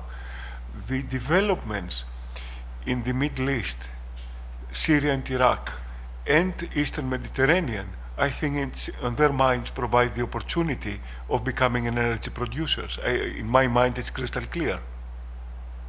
It's question of exploiting opportunity. I mean, all the positioning that they do in Cyprus right now, and this all coercive diplomacy, it has one purpose, to essentially get hold of energy resources. Yes, Mr. Keeney. I'd like to ask Professor Clavius to expand on the issue that you mentioned about the perhaps a regional balance of power, including Israel, Iran, and Turkey. And particularly you said that may take part at the nuclear arena. Could you expand a little bit about the implications of that, about in terms of what that may lead to? Okay, what I try to refer is that redistribution at the local balance of power and the emergence of new actors. Also, the traditional actor was Israel, and the dichotomy was mostly Arabs, Egypt. This traditional view of the regional power has changed with the emergence of Iran and its nuclear ambitions, which are in the media every day, and I think it's an open game how this will end up. My prediction is that the Iranians are not going to let the nuclear option out of the table. They may not become a nuclear power, but they will have a stage before nuclearization, having a very elaborate nuclear option. And I think that's on the table, which it's almost as having nuclear power, nuclear weapons when it comes. Now, with Israel and de facto Iranian nuclearization, I cannot foresee that the third country, Turkey, will stay out of this. And I don't foresee that the Sunni Arabs will stop their interest on it. In my understanding, there are some agreements between Pakistan and Saudi Arabia on the nuclear cooperation, and maybe in case of need, Pakistan expanding nuclear umbrella to Saudi Arabia. So another important factor there, it's indirectly going to the nuclear route through the umbrella of somebody else. And Turkey has been active on building a nuclear infrastructure and creating the nuclear option from the 70s and 80s. So I think these three countries are taking already a nuclear path, and indirectly Saudi Arabia is flirting with nuclearization via Pakistan. So this competition and the power vacuum will be filled by these 3-4 powers, which they will take the competition to a higher level. The literature on nuclear weapons and stability, it's mixed. I mean, you can see two arguments, that it creates stability and it creates instability. But both parts of the argument will agree that the most unstable period is the period that we are facing right now, which is the period before nuclearization. That's why I use this argument as an additional source of instability, and it's coupling the other structural analysis that it's on the sources of instability in the region. When you don't have a hegemonic power the way that you had before, the United States, imposing order and making the rule of the games, all bets are off. And Israel has managed to have nuclear weapons in late 60s, 70s, and somehow they moved out of the radar of immediate counterbalancing. But with Iran, this cannot be avoided. So I think it's the Iranian program that is instigating this action-reaction, not the Israeli program. Are there any other questions? Yes, sir. Thank you. Just a comment and a question for Professor Menbar. Sir, my name is Jamie Fogo. I'm Admiral of the United States Navy. I work on the OPNAV staff. And if you'll permit me, I'll agree to disagree with you on the comment concerning Sixth Fleet. I actually think we're in a growth industry in the Mediterranean right now. 2 DDGs in Rota, Spain, our Burke-class destroyers are going to be joined next year by 2 more. So we'll have a presence of 4 multi-mission warships there. They're spending the preponderance of their time in the Eastern Mediterranean and in the Black Sea, providing deterrence and reassurance. So that, combined with a command ship, provides a permanent presence. Most of our presence, naval presence there, U.S. naval presence, is transient presence. The George Bush that was just conducting strikes against ISIS is in the Mediterranean on her way home, but while she's there, she does a lot of theater security cooperation and exercises with the NATO partners and allies you talked about here today. Turkey, Greece, of course Syria and Egypt are not part of NATO, but we're out there and doing it. That's the comment. My question is, Camille kind of played down the importance or the power of ISIS, and right now they're distracted, and that's a good thing, but I see them potentially knocking at the door to Lebanon on the other side of the Bekaa Valley, and I'm concerned about that, and I just wonder if you give me the Israeli perspective on potential scenarios and courses of action should something transpire there. Well, thank you for your comment, but I think that there is no longer a carrier, an American carrier, which is, of course, a big change in the East Mediterranean. About, you attempted to reassure, maybe you want to reassure, you realize, but I'm sure you know they are not very reassured. So, about ISIS, I actually share the assessment of my colleagues that ISIS, for the time being, is not such a big strategic threat. It remains to be seen if they are able to consolidate the rule and to be an effective power in the typical meaning of what a state is, monopoly over use of force. This remains to be seen. And when I look, what can they do?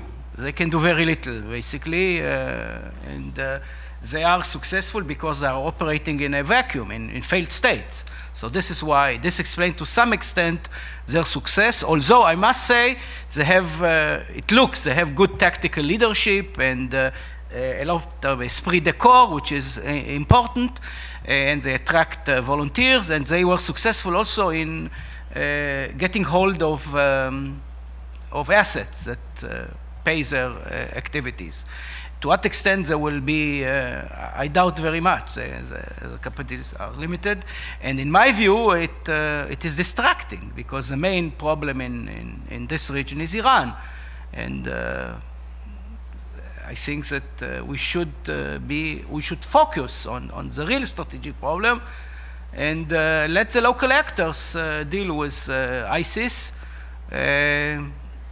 particularly since the Americans have limited capabilities to, I don't know exactly, but 5 to 10 sorties per day doesn't, make quite American, response of weight vis-a-vis this phenomenon. I'm particularly, there is this Kobani region in which the ISIS are surrounding an area. It's not a jungle, it's open. If I'm not a great military expert, but air power should be able to deal with this type of, military presence quite easily, and it seems that it ain't so. I think it's time to conclude the panel. Let me just say the following, that the idea was to assess regional instability. And we heard 4 presentations, and there's a common theme. There's some disagreement, but there's a common theme. And the common theme is that in the short run, expect more instability in the Eastern Mediterranean, be it the role of Turkey, the rise of jihadism, sectarianism classes, EU weakness, or the partial disengagement of the U.S. I was privy to a conversation with Secretary Hagel some time ago, not a few weeks ago actually, maybe a couple months ago, and he said we're stepping things up. So we'll see whether that's going to happen or not. But I left one final thing that emerged from all the presentations: energy. There's energy in the region. Is it going to be part of regional instability, or does it hold the promise ultimately of cooperation?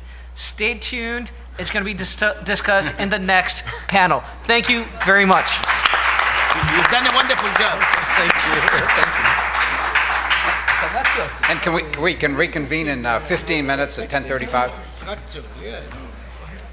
Aristotle ended his program by talking about the next program, that is this one on energy. And if there was not enough controversy that was arisen in the first session about Islamism, about many different issues about the breakdown of order in states in the Middle East, we have adding to the mix the issue of energy and the distribution of energy and the ownership of energy in the region. And for that, I will turn it over to our moderator, Professor Eric Edelman. Professor Edelman, and again, I won't say much about any of these speakers since they have an extensive bio in the handouts.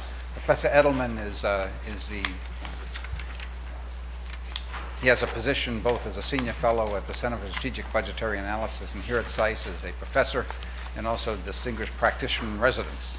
You see also he's been ambassador to Turkey, so I know he has some views on that, and specifically, although not mentioned in his bio, he has been active in the Eastern Mediterranean distribution and study of the energy issues. And with that, Eric, I turn it over to you. Thank you, Tom, and I'm delighted that our sponsors, the University of Piraeus and the Begin Sadat Center and my own home here, the Merrill Center for Strategic Studies at SAIS, have sponsored a full-day conference on what I think is a very important topic. I'm hoping that in light of the really sunny and uplifting and optimistic panel that just concluded, that as we turn to the energy picture, we can perhaps bring a slight ray of hope against the backdrop of the instability described and the prospects for even greater instability earlier. As I flew home from California yesterday to prepare for today's panel, I was reflecting on the fact that in some ways it brings me full circle in my overseas service as an American diplomat. I began my career as a member of the West Bank Gaza Autonomy Talks delegation in 1980 with offices in both Tel Aviv and Cairo. Spent 2 very fraught years as George Shultz's special assistant, wrestling with some of the final paroxysms of the Lebanese Civil War. And then, of course, finished my overseas service as U.S. ambassador to Turkey. So I have more than a passing personal acquaintance and interest in this set of issues. We're going to be talking about the regional energy picture on this panel, but I thought I might say, particularly in light of some of the comments made in the first panel, a bit about U.S. policy with regard to energy and Eastern Mediterranean energy in particular. For my sins, I served last year on a panel organized by an organization called Secure America's Future Energy, SAFE. And the panel was a panel of, all Washington is divided into 2 categories of people.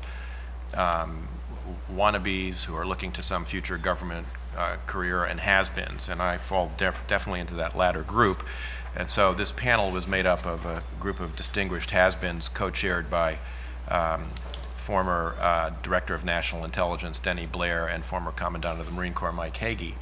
And it was meant to look at what the prospect of energy independence for the United States means for our interest in energy resources around the world as an element of our nation's national security policies. And I think the conclusion of the panel is relevant to what we will be discussing today in this panel, but also later in the day. And that is that, and I recommend you all take a look at the study, which is available easily on the web, that notwithstanding the fact that the United States is soon going to surpass the Kingdom of Saudi Arabia as a oil-producing nation, if we haven't already done so, and that we obviously have been producing and hopefully will begin exporting large amounts of gas, that the United States is not going to suddenly lose interest in other energy-producing parts of the world, notably including the Eastern Mediterranean and the Middle East, for a very simple reason, two very simple reasons. One, as long as our system of alliances remains one of America's key strategic advantages in the world, which it still does, our key allies in Western Europe and in East Asia are still heavily dependent on hydrocarbon resources from this part of the world and are likely to continue to be for some time into the future. The second point is that major disruptions to global energy markets, particularly in oil, which is a global commodity, gas is really regionally priced, but given the potential for disruption in the global oil market if large elements of the hydrocarbon economy were off the grid for some period of time due to conflict or either external or internal conflict, the price effect on the American economy would still be incredibly severe, or could be incredibly severe, and would run the risk of putting the American economy, which is recovering, but recovering slowly from the Great Recession of 2007, 2009, back into a recession. So I think the prospect is, speaking personally, that the United States is not going to lose interest in this area of the world. But what we have seen, as the panel earlier suggested, a transition from purely security concerns that tended to dominate our thinking about the Eastern Mediterranean and the Cold War framework in which we thought about those things for most of my career, and one in which energy security looms now much larger in people's thinking, in part because, as I think everybody here knows, some of the largest offshore gas finds, if not the largest offshore gas finds in the world this century, have been found off in this region in the Eastern Med off the coast of Israel. And obviously the potential change that this implies for relations in the region as Israel, like the United States, can begin to approach energy self-sufficiency and indeed become an energy exporter are considerable. It also is the case that this is coinciding with a proliferation of a series of military technologies that potentially could make this area a potential source of conflict. And I have in mind really the kind of anti-access area denial capabilities that we've seen the People's Republic of China develop and deploy in East Asia that have given us some very complicating operational problems in the Western Pacific. Things like unmanned aviation, unmanned underwater vehicles and unmanned autonomous underwater vehicles, and missiles of all sorts of shapes and sizes. And it's worth in that context noting that in the discussion in the previous panel when people talked about state and non-state actors, we have a non-state actor in this region, Hezbollah, that's got a larger inventory of rockets and missiles than most states around the world. And so the potential threat to the gas and oil platforms and the undersea economy that's developing in the Eastern Mediterranean could become quite severe, both with regard to interstate rivalries, some of which were described, which Professor Inbar describes in his paper and in his comments this morning, but also conflicts between non-state actors and some of the state actors. One question that's arisen, and perhaps some of our panelists will discuss it, is, will these new energy finds become a source of cooperation or will they be a source of conflict? Will these new energy finds be, in the title of a paper a couple of years ago by the International Crisis Group, Aphrodite's gift, and help us move towards a peaceful resolution? perhaps, of the Cyprus conflict, finally, and I speak as one who was involved deeply in the Annan II effort in 2004, so I have the scars of that still on me. Or will it become more like the South China Sea, where overlapping claims and intensifying rivalries hold out the prospect of very, very serious conflict? I mean, in that context, both Turkey and I believe Egypt have quite expansive legal claims. Turkey, like the United States, not being a signatory to the Law of the Sea treaty and having claimed a very expansive exclusive economic zone, as China has. I've already mentioned the threat of Hezbollah. So this is the backdrop against which I think our panelists, I hope, will be discussing the new energy politics of the region. We have an excellent panel to do that. First, we've got Simon Henderson, who is the director of the Gulf and Energy Policy Program at the Washington Institute, and with whom I have worked on some of these issues in the past. Simon has a distinguished past as a journalist for the BBC, the Financial Times. I first came across him as the author of a biography of a then relatively obscure Arab leader, Saddam Hussein. He also has done some extraordinarily important work on Pakistan's nuclear program and the role of the AQ Khan network. We also have Professor Nikolaos Faranturas, who is Associate Professor at the International European Studies Program and holder of the Jean Monnet Chair on EU law at the University of Athens, and has done his both master's and doctoral work in law at Oxford, and has presented cases on antitrust and mergers and multinational cartel issues before the European Commission and the European Court of Justice, and is now a member of the board of directors of the Greek Public Gas Corporation. And finally, we've got Professor Petros Liakoras, who has been teaching public international law, law of the sea, international energy law, and Greek foreign policy and diplomatic history for more than a decade at the Department of International and European Studies at the University of Piraeus, and who shares with me an alma mater at Yale. So let me turn first to you, Simon. And I told our panelists earlier that I was going to give them, would be a strict taskmaster and give them only 15 minutes. But in the spirit of charity, since Professor Brenda Schaefer is not able to join us this morning, I've agreed to magnanimously allow them 20 minutes, but I will try and enforce that strictly. Simon, over to you. Thank you very much. You pretty well said everything that I was going to say, so I'll have to think of something else to say. I'm sorry that I wasn't here for the first session, and so I hope I don't duplicate too much of what was said then. I think it's always useful for you to roughly get to my level of knowledge on this subject. Eric was far too generous in what he said about me. The essence of what I am is that I'm a journalist, which means that I can understand something because I ask stupid questions of people, and the amount I understand is more than you, but not that much more than you.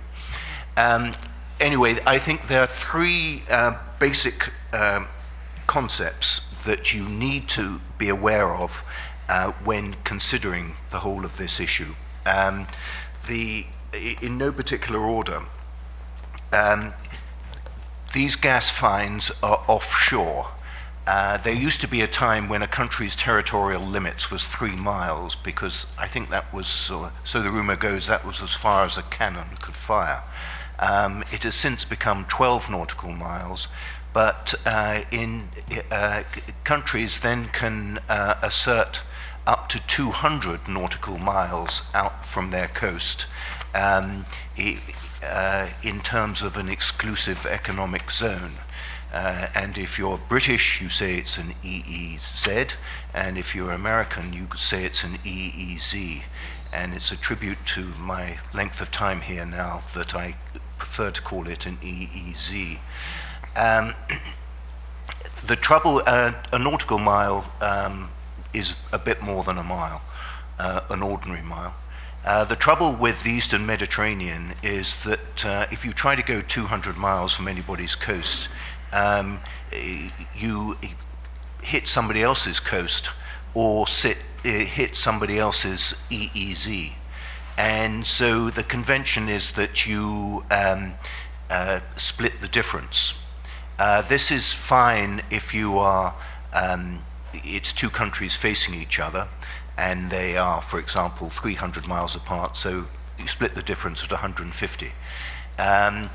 It becomes slightly more complicated if when there are a bundle of countries, for example, Lebanon, Israel, Cyprus, where you then have to fix what is a tri-point, at least for one end of where the line would eventually be. Enough of that. The second issue is the size of the fines in the Eastern Mediterranean. And put simply, without any numbers in it, they are huge in terms of Israel and of Cyprus, but in world scale, they're not that big. Confusingly, the gas is measured in a variety of ways, and even more confusingly, it's can be a mixture of both imperial measurement and metric measurement. The size of a gas field is usually measured in terms of trillion cubic feet, or TCF. And roughly speaking, unless it's at least 1 TCF, it isn't worth looking at.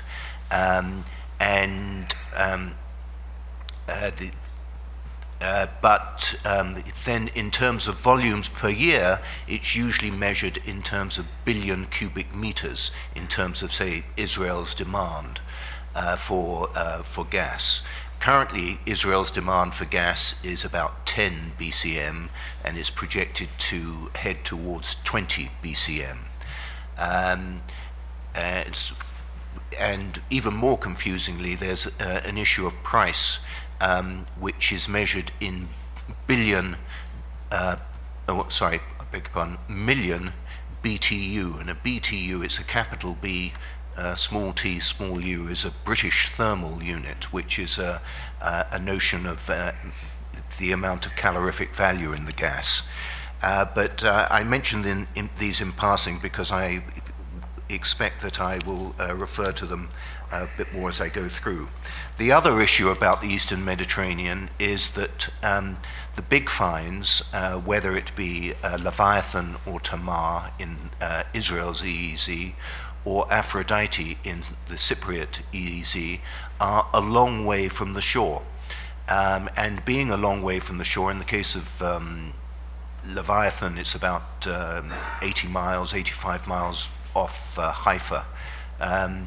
The water is very deep. And in the case of Leviathan, and I suspect it's pretty well the same for Aphrodite, the water is 2,000 meters deep, that's about 6,000 feet deep, and that's until you hit the seabed, and the gas field is approximately 6,000 plus feet below the seabed. So this is high-tech stuff. You and I couldn't do it. We rely on engineers who can make the calculations and decide whether they can do it or not to actually go and find the gas. The other element of this is that you only know the gas is there if you drill and find it. You think the gas might be there by carrying out seismic surveys and trying to interpret the seismic data, but you don't know until you've actually drilled it. and to drill it is going to cost you at least $100 million and take you 3 months, and it won't be until day 80 or so of those 3 months that you know whether you've hit anything, and it might not be until day 90 that you can tell whether it's a big amount or a little amount, and it might not be until day 180 that you know you can give a realistic figure to whatever you might have found out there. So all this makes for a complicated life commercially. And unfortunately, if we only lived in a commercial environment, you could tell one story, but there's always a political environment, and there is hardly a more richer political environment anywhere else in the world than the Eastern Mediterranean. For those of us who've done Israel-Palestine over the years, we are occasionally told that the Cyprus issue is as important and even more complicated, and to the extent I've looked at it, I certainly agree that it's even more complicated. Right, I gave as the title of my little presentation, Missed Opportunities. Slightly mischievously, I've given the talk of what's out there and what a great opportunity it has been so many times that I'm fed up giving that talk, so I thought I'd give the flip side of it, which is missed opportunities. And unfortunately, there is a reality to the missed opportunities, because as time has gone on, people have not always taken wrong decisions, but they haven't taken decisions at all. And so if you don't take decisions, you don't get the benefit from the gas, and you can't use the gas, and you can't sell the gas, and so you can attribute a financial cost to this. And the person who's perhaps can claim the greatest significance in the Eastern Mediterranean exploration is a man called Chuck Davidson, who is just on his way out as the boss of Noble Energy, the Houston-based company, which has been the lead company working with the Israelis in the Eastern Mediterranean. And he gave an interview the other day where he listed the missed opportunities Israel had made, and actually quantified the missed opportunities in terms of billions. It was, not his expression, more in love than in sorrow, that he gave this figure, but this interview. But it's worth looking for, and a powerful example of the challenges which are out there, and converting commercial finds into economic reality. That makes it sound as though Israel is to blame for all the missed opportunities. That isn't the case. It can only claim a share of them, and the particular share is that the government has procrastinated, and at least from a foreign company point of view, the regulatory framework is confusing, and there's no great certainty, according to foreign companies, that when you are told something in Israel, that this is the regulatory framework, that next week the situation won't have changed. This is exasperating, at least for any company which is out there. And if you doubt what I say, tell me what other companies have joined Noble Energy in looking for gas in the Eastern Mediterranean, and so far there haven't been any. Now, there might be a multitude of reasons why there are other companies haven't joined Noble Energy, but I would suggest one is that there are many headaches in the world, and they don't necessarily want the headaches of the Israel EEZ. To move on, though, to share the blame a bit, the Cyprus has been in the fortunate position of finding gas, but in the unfortunate position of having to reduce its estimate on the amount of gas it's found. Israel, by contrast, discovered Leviathan and thought it was perhaps 17 or 18 TCF in size. Subsequently, it's increased that a couple of times to well over 20 TCF. It's the reverse in the case of Cyprus. They've been winding the figure down. This has complicated the issue for Cyprus in that both in Israeli and Cypriot terms, they've found enough gas which is more than they need for domestic use. Therefore, they have to think of ways of exporting it. Doing the arithmetic to make sure that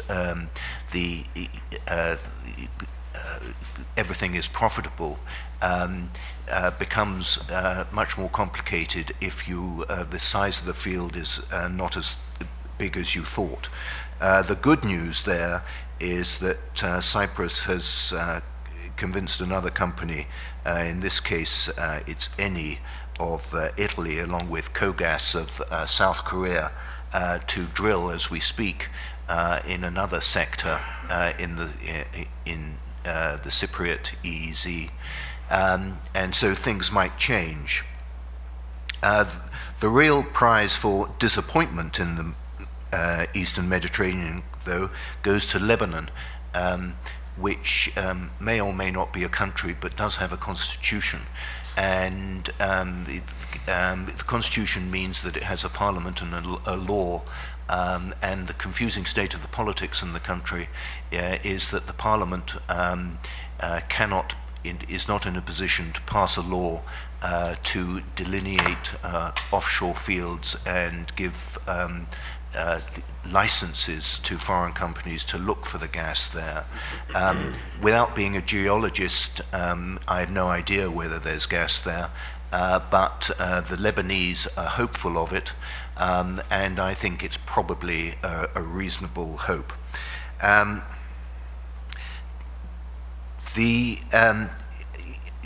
take the view, others will probably differ, that one should try and develop the gas independent of the political problems out there. And the list of political problems is huge, but if we try to sort out the problems before we exploit the gas, we'll never exploit the gas.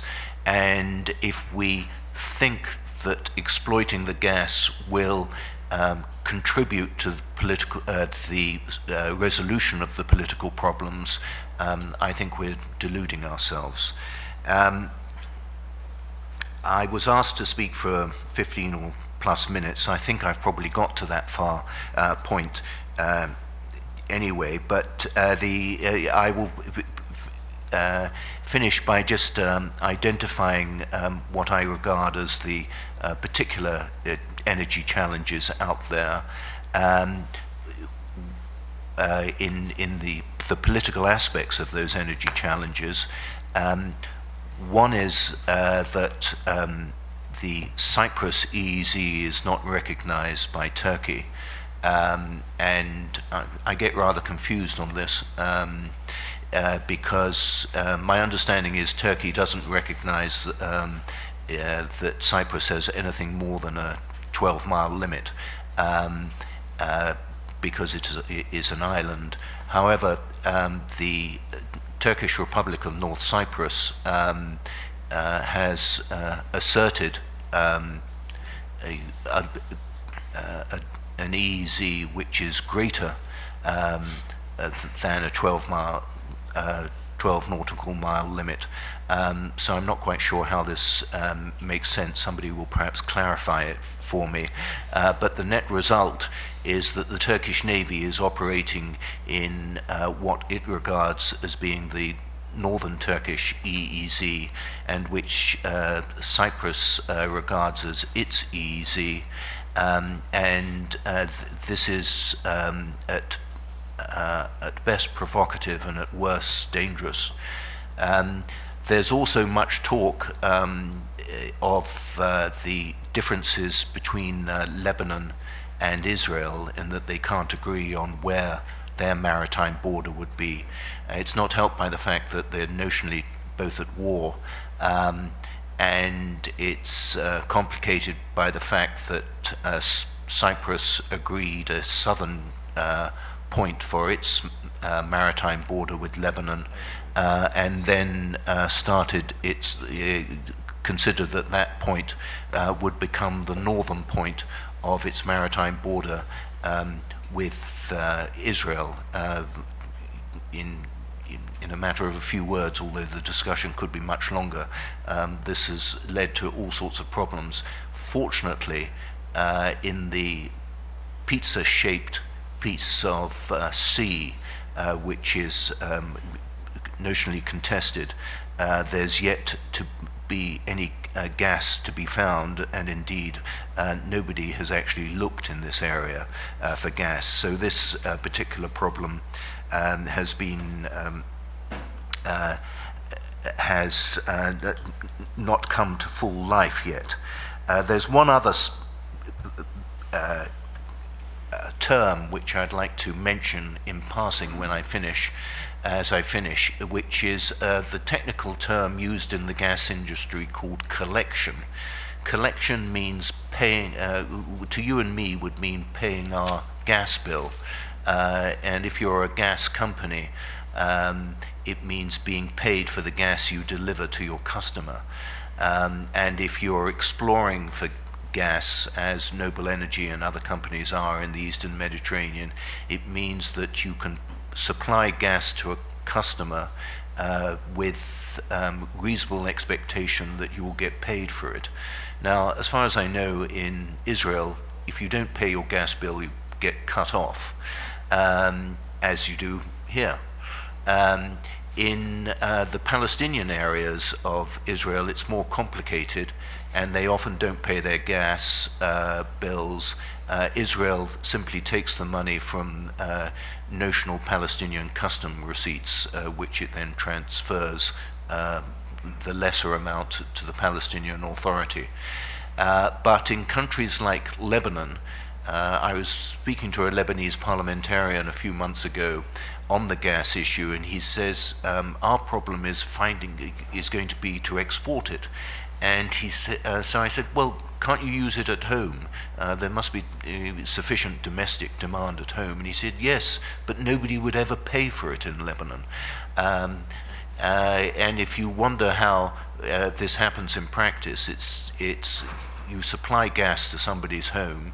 If they don't pay the bill, a man comes around to cut off the gas. The homeowner slips the man $50, and the gas supply is restored.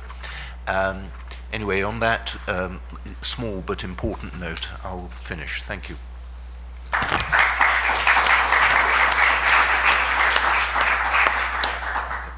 Simon, you're a model of temporal discipline. Thank you. Professor Ferrantouris. Thank you, Mr. Chairman. Good morning, ladies and gentlemen, dear friends, colleagues from the University of Piraeus, everybody here, thanks for invitation and hospitality. I'm not going to be long. I will try to build upon the excellent presentation by introduction by Mr. Ambassador and the excellent presentation by Simon Henderson. Although a lawyer, I'm not going to be legal. I will just try to present the Southern Mediterranean perspective with particular emphasis on energy security, security of supply from an EU approach. So I'm going to give the big picture and then focus on latest developments and realignments in the region of Southeastern Mediterranean and show how important these developments are for the European Union. So let me begin from the big picture. Energy market dynamics, you can see on the screen, are increasingly determined by emerging economies. Fossil fuels remain the dominant energy resources, with emerging economies driving global energy markets. At the same time, an energy renaissance here in the United States was mentioned earlier in this room, is redrawing the global energy map with implications for energy markets and trade. The US are becoming self-sufficient in net terms by 2035, thanks to the so-called shale gas revolution. In Europe, the situation more or less reflects global trends. Fuels remain the dominant energy sources. Demand for oil and gas continues to grow in absolute terms, while nuclear power sectors and renewables show a downward revision, the nuclear power sector following Fukushima accident, and the renewables because of their high costs. However, Europe is also challenged by a number of additional factors. First, Europe is challenged by a decline in its own resources. Secondly, Europe is challenged by its dependence on Russia and other traditional energy suppliers. For example, in the Middle East, 60% of gas and 80% of oil is imported by third countries. And finally, Europe is challenged by Asia in terms of competitiveness. All these have made Europe reconsidering its approach in the energy sector. And for example, the European Commission believes that if the EU speaks with one voice, then it has more chance to prevail in negotiations with traditional suppliers. As a result, for the first time in Europe's history, there has been included a new legal basis in the Treaty of Lisbon. This is very important because we've got a new legal basis, a new instrument, a new tool for the very first time for proactive measures in the energy sector, including a common external policy. What does this mean? This means that the EU Commission has the power now to monitor all intergovernmental energy deals between EU member states and third countries, and in the longer term, to be allowed to negotiate energy deals on behalf of EU member states. So, the EU energy system is currently under a big transition in which, to my mind, three agendas collide. First, an economic agenda of supply and demand and of national competitiveness.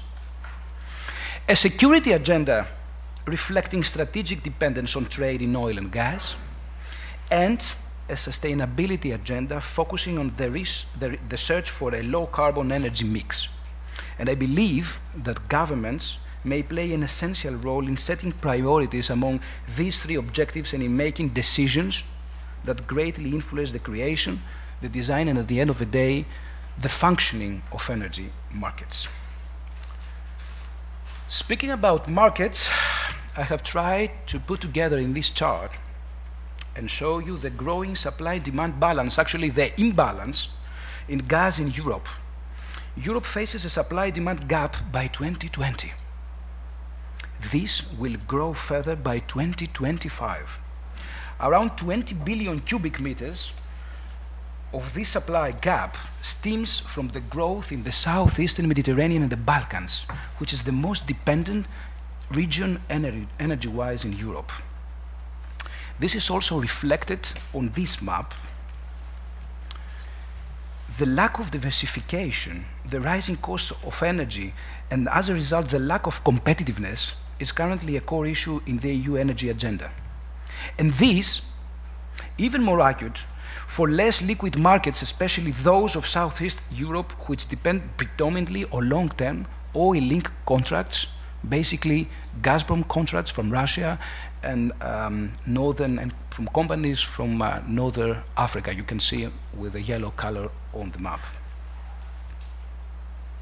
So the priorities for Europe seem to be, first, access to diversified sources of energy, and in particular gas, and second, market integration through the development of network connections to facilitate gas-to-gas competition. But the question is, where from? From the south, from the west, from the east? The answer Europe is giving is through the Southern Corridor. The Southern Corridor is the only realistic, at the moment, alternative. The Southern Corridor, the is a term used by the European Commission to describe planned infrastructure projects bringing gas basically from the Caspian Sea, basically from Azerbaijan and Turkmenistan. The Southern Gas Corridor aims at improving security of supply. These new gas pipelines will create a new and alternative gas supply corridor to Europe. The overall scope is to improve Europe's security by creating new and alternative gas routes that will help the diversification of Europe's gas supply sources. And over the last decade, efforts have been focused on the Caspian Sea, on Turkmenistan, on Azerbaijan. Now, although strictly speaking, the Southern Corridor is about Caspian gas, recently there have been important developments in the Eastern Mediterranean region as well, that were mentioned before and earlier in this morning. Tamar, Leviathan, and Block 12 are three of the top 5 world's largest discoveries of the decade. And total reserves at the Levantine Basin would be 3 times more than what has already been discovered. Maybe. All this necessitates exports, either in LNG form or through a pipeline. So a project such as this on the screen, such as the building of an East Med pipeline, is on the table. This is an interesting proposal which can help the diversity of European gas supply. The broad concept is for a new gas corridor in the East Mediterranean based on an underwater gas pipeline connecting Israel to Cyprus, and then to Greece, and then Greece to the rest of the continent. But is this possible? Some people questioning the feasibility and the viability of such a project. They argue this is very costly or very long-term. To my knowledge and the data available to me, this scenario appears quite advanced and possible in terms of analysis, design work, and financial engineering. Don't forget that the new findings in South and Eastern Mediterranean are fundamental for security reasons and for regional competitive markets in the EU. East Mediterranean sources already play an important role in EU energy plan, as the EU has already incorporated these sources in its agenda. These projects have characterized as projects of common interest, which means allocation of funds for the years to come. But would such a pipeline itself suffice to this goal? No, of course not. More intergovernmental synergies are necessary, and also infrastructure development, such as interconnectors, LNG terminals, regasification storage facilities. All these could significantly contribute to this objective. Greece, together with Israel and Cyprus, can contribute to the development of a competitive liquid market in Southeast Europe. Greece is well placed to do this. Greece is the closest to all those sources, is a member state of the European Union and has a free and competitive market. As the European Commission notes in a recent report on energy markets, in light of geographical location, Greece may facilitate cross-regional projects aiming at market integration and diversification from new sources. Latest developments consolidate Greece's position as Europe's gateway for Caspian and Eastern Mediterranean gas to a thirsty and highly dependent Europe. Israel and Cyprus also play key roles to this end.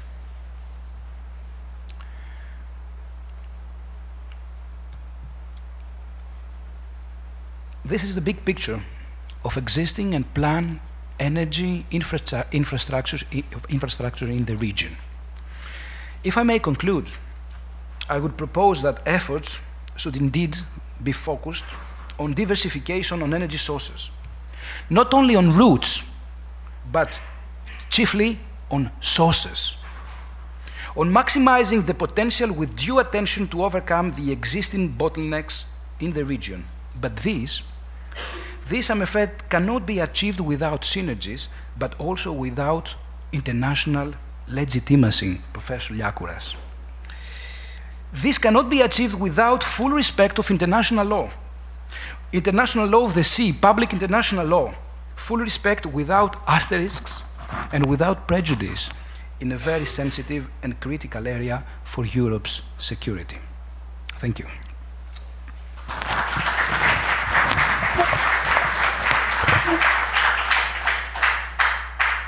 Professor Liakoros has stepped away for just 1 second, so let me just, he's on his way back, but let me just ask you one quick question. Could you, when you, in your last point, talked about the importance for full respect of international law, could you say just a bit more about what in specific you have in mind?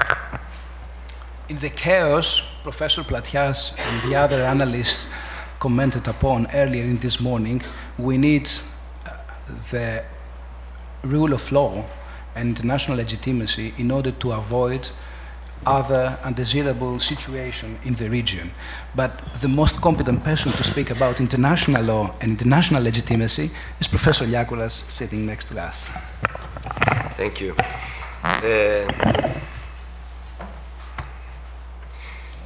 Mr. Henderson started the discussion about the problems in the Eastern Mediterranean and the mineral resource exploitation. I'm going to continue, and I'm going also to go into further detail about this.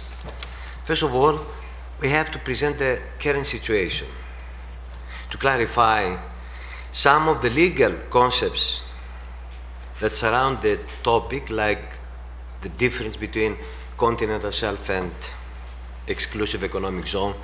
I would say it with EEZ, the American way. And of course, to refer to the agreements that have been concluded in the area, to present the claims contrary to the agreements and unfold the motives to be an energy game player for the resources. The topic is twofold. The first is exploitation based on delimitation agreements. The second is transport.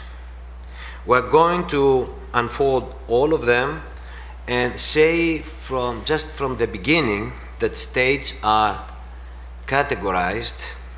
They're producers, they are consumers, they are exporters, they are transit countries. Of course, I have to say that when we refer to BCM, means billion of cubic meters, or TCM, trillion of cubic meters, when we refer to natural gas. And when we refer to LNG, means liquefied natural gas. This is for the beginning. However, we have to know that Eastern Mediterranean was not considered a promising hydrocarbon region until recently.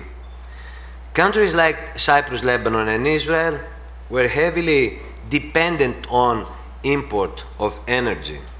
Things changed dramatically after 2000, when fields were discovered and one after another offshore Israel and Cyprus in the area which is called Levantine Basin, the one right here.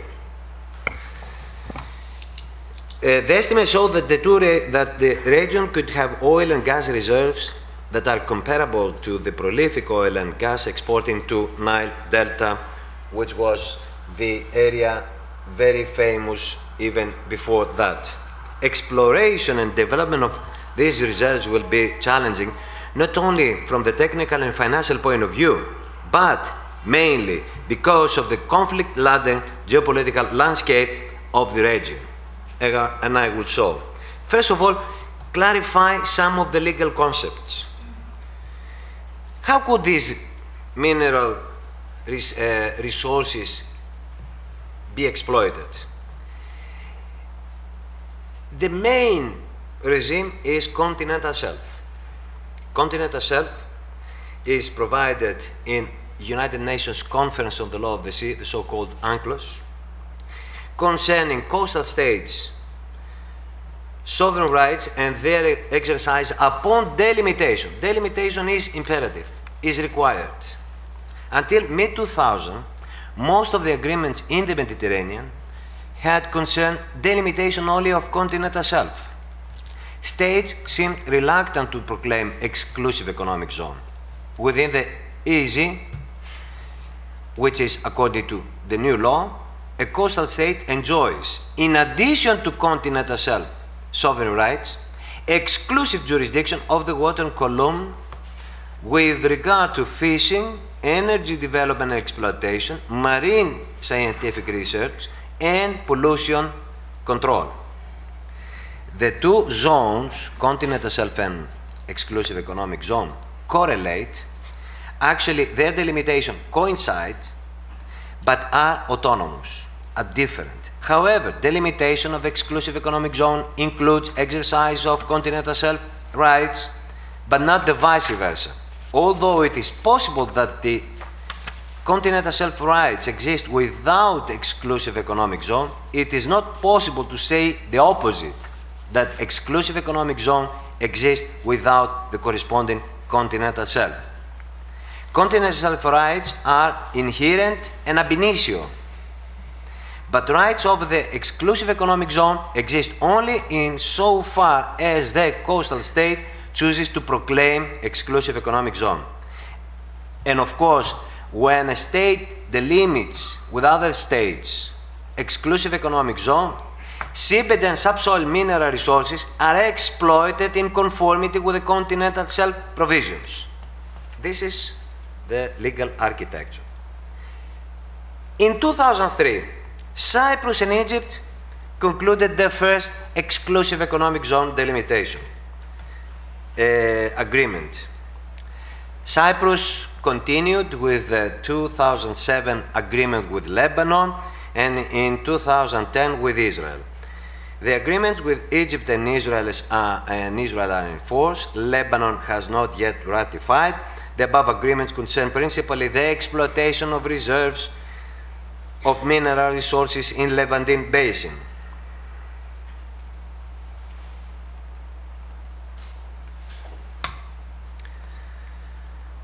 These first agreements changed the landscape. First of all, they overcame the EEZ phobia. Second, they introduced the trend to prefer EEZ delimitation agreements with regard to mineral resource exploitation instead of agreements on continental shelf delimitation only. This trend to prefer the major maritime zone now has been worldwide accepted and followed. Third, exclusive economic zone may be delimited even before it has been proclaimed, contrary to conservative state practice. In December 2010, Noble, the US-based oil and gas extracting company, announced significant reserves 130 kilometers offshore Israel in the Leviathan and Tamar fields. You can see them on the chart, on the map. The Leviathan discovery amounted to a prospect of estimated recoverable reserves of 481 BCM, while Tamar discovery, you can see it also, field with a bit more than discovery amounted to 255 BCM of natural gas, and Dalit with a bit more than 14 BCM. The total of the area amounts to 750 BCM. The stakes are high. The Levantine Basin could contain yet undiscovered, technically recoverable reserves of 3,465 trillion cubic meters of gas and 1.7 billion barrels of oil. The Levantine Basin has been delimited to a great extent by the bordering states, but equally caused rivalries originating from other non-participants neighboring states. These challenges came up when the first estimated calculations concerning the profits exploit in the Levantine Basin or even the Herodotus Basin were disclosed. Turkey, who plays now a role in the area, whose role in the energy game has turned out to be marginal, challenges the delimitation agreements concluded by Cyprus. Mr. Henderson referred to that. In the same vein, Lebanon, although concluded delimitation agreements in 2007, afterwards has claimed a different ending point, challenging the 2010 agreement and lateral delimitation of Israel. Lebanon, contrary to what it has agreed in 2007, claimed in 2010 an excess of 17 square kilometers area in Levantine Basin and challenges the 2010 Israel agreement. This is the difference that Lebanon has invoked according. As you can see, this is the point. This is the point where the agreement has ended, and of course Israel, the agreement of Cyprus with Israel, started or ended to the ending point of the agreement between Lebanon and Cyprus. Afterwards, Lebanon has claimed more areas. Why? Because it is the Levantine Basin. So, going back, as I said, the Cyprus, Turkey has so far focused its opposition on two things. First of all, challenges any offshore delimitation agreement of Republic of Cyprus. Second, Turkey tries to have some access to the areas, and of course to have the possibility of being an energy cooperative, and of course participate in the transit or the exporting system of this natural gas. It is interesting to follow Turkey's strategies. There are three things that we have to know about this. Interesting to follow Turkey's strategy in this complex geographical context. The initial steps taken by Turkey were to oppose to the two maritime delimitation agreements concluded by Cyprus with Egypt. This is the first one. This is the delimitation agreement with Egypt, and the delimitation with Israel, which is this one. Turkey challenges the 2003 delimitation agreement based on the contention that in a semi-enclosed Mediterranean, Cyprus as an island cannot claim full effect in the delimitation process. Turkey contends that the western part of Cyprus, you can see it,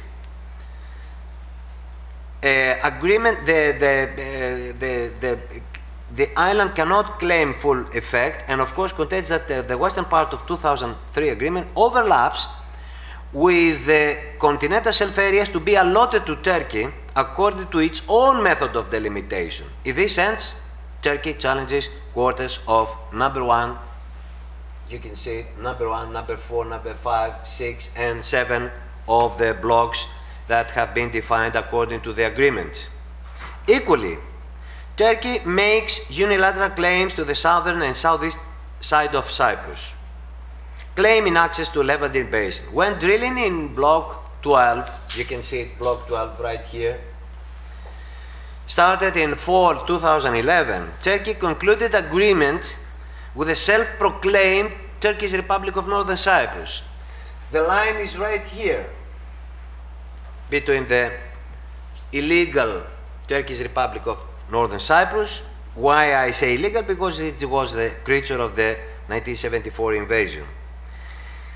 And after that, after the process of extracting the so-called Aphrodite field, Turkey signed concluded this agreement with TRNC, and of course considered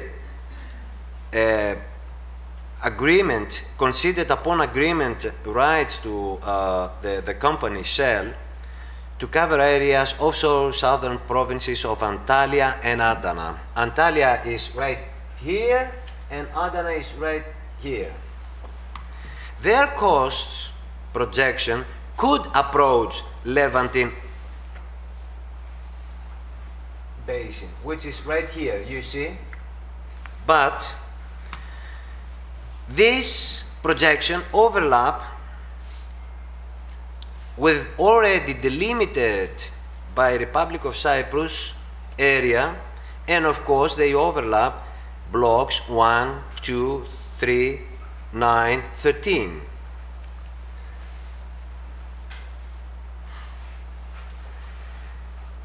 Gradually, Turkey deployed the oceanographic vessel Polarcus, brand new, now renamed as Barbaros, which is having trips around these areas southern of Cyprus in order to conduct offshore mineral resource exploitation in these areas, and but these areas belong as a controlling member, as a controlling state, the coastal state of Republic of Cyprus.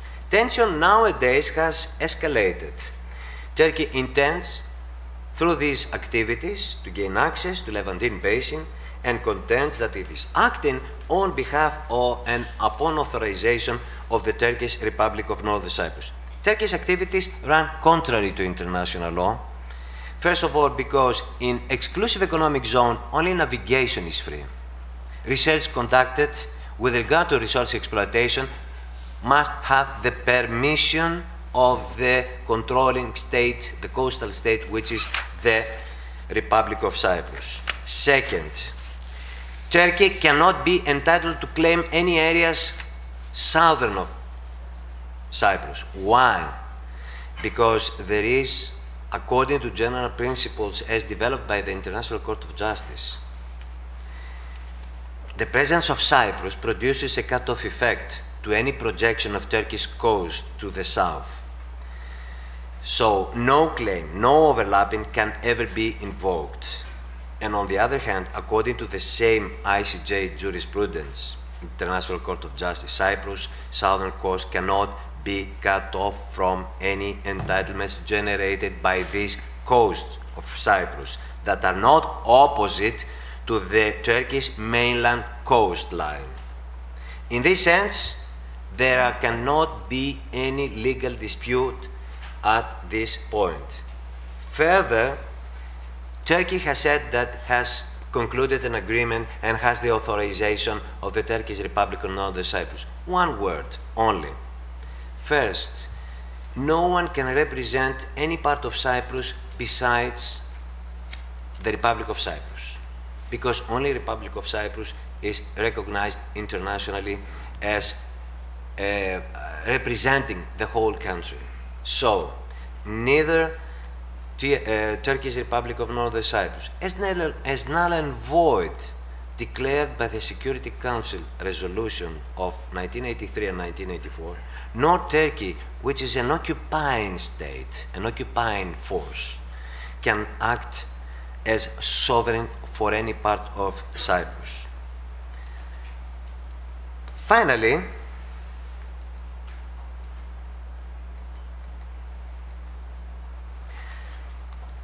Turkey has made some unilateral claims concerning the Herodotus Basin.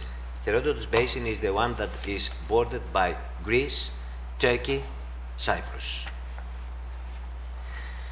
In 2011, after the conclusion of agreement with TRNC, with Turkish Republic of Northern Cyprus, Turkey has licensed the same Polarcus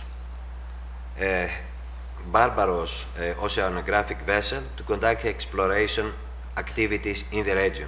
However, these unilateral claims overlaps with Greek claims generated by virtue of the island of Castellorizo, which is located somewhere here.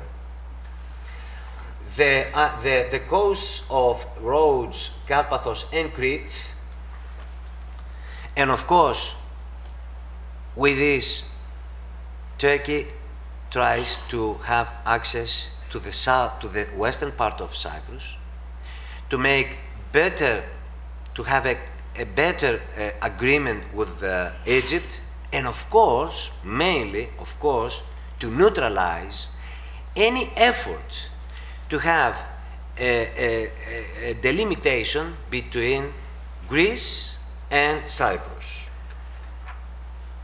It is clear from these moves that energy exploration sphere, Turkey has, in the energy exploration sphere, Turkey has acknowledged the potential game-changing significance of Levantine Basin by hydrocarbons and wants to both understand the economically recoverable oil and natural gas resources of the region and signal that it should not be left out of the export scenario. In the same vein, I would say 2 words only about transport. Sorry, I had to squeeze so many things because time is going faster than wished. What is the current situation concerning transport? There are some scenarios. First of all, either to have a floating LNG, either to have a pipeline, or to have pipelines to either or both existing Egyptian LNG or whatever. What is the legal regime with regard to pipelines? First of all, the right of laying of pipelines is guaranteed by as a high seas freedom, but the coastal state retains through the continental shelf the pipeline is going to pass. The coastal state retains the power to establish conditions and regulations and take all reasonable measures in order not to affect its rights over the continental shelf, and of course its consent is required in the delineation, the route of the pipeline through its continental shelf. The balance is to guarantee the freedom that a third state enjoys to lay the pipeline, but in accommodation with the coastal state's exercise of the exclusive rights. And thank you for your attention.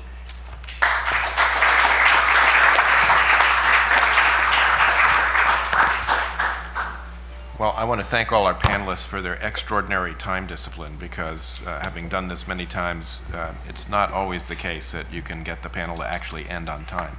We have about 25 minutes for questions, and I wanted to take the prerogative of the chair to ask the first one, and then we can move on to some questions from the audience. I think, Professor Ferrantouris, in your presentation, you talked about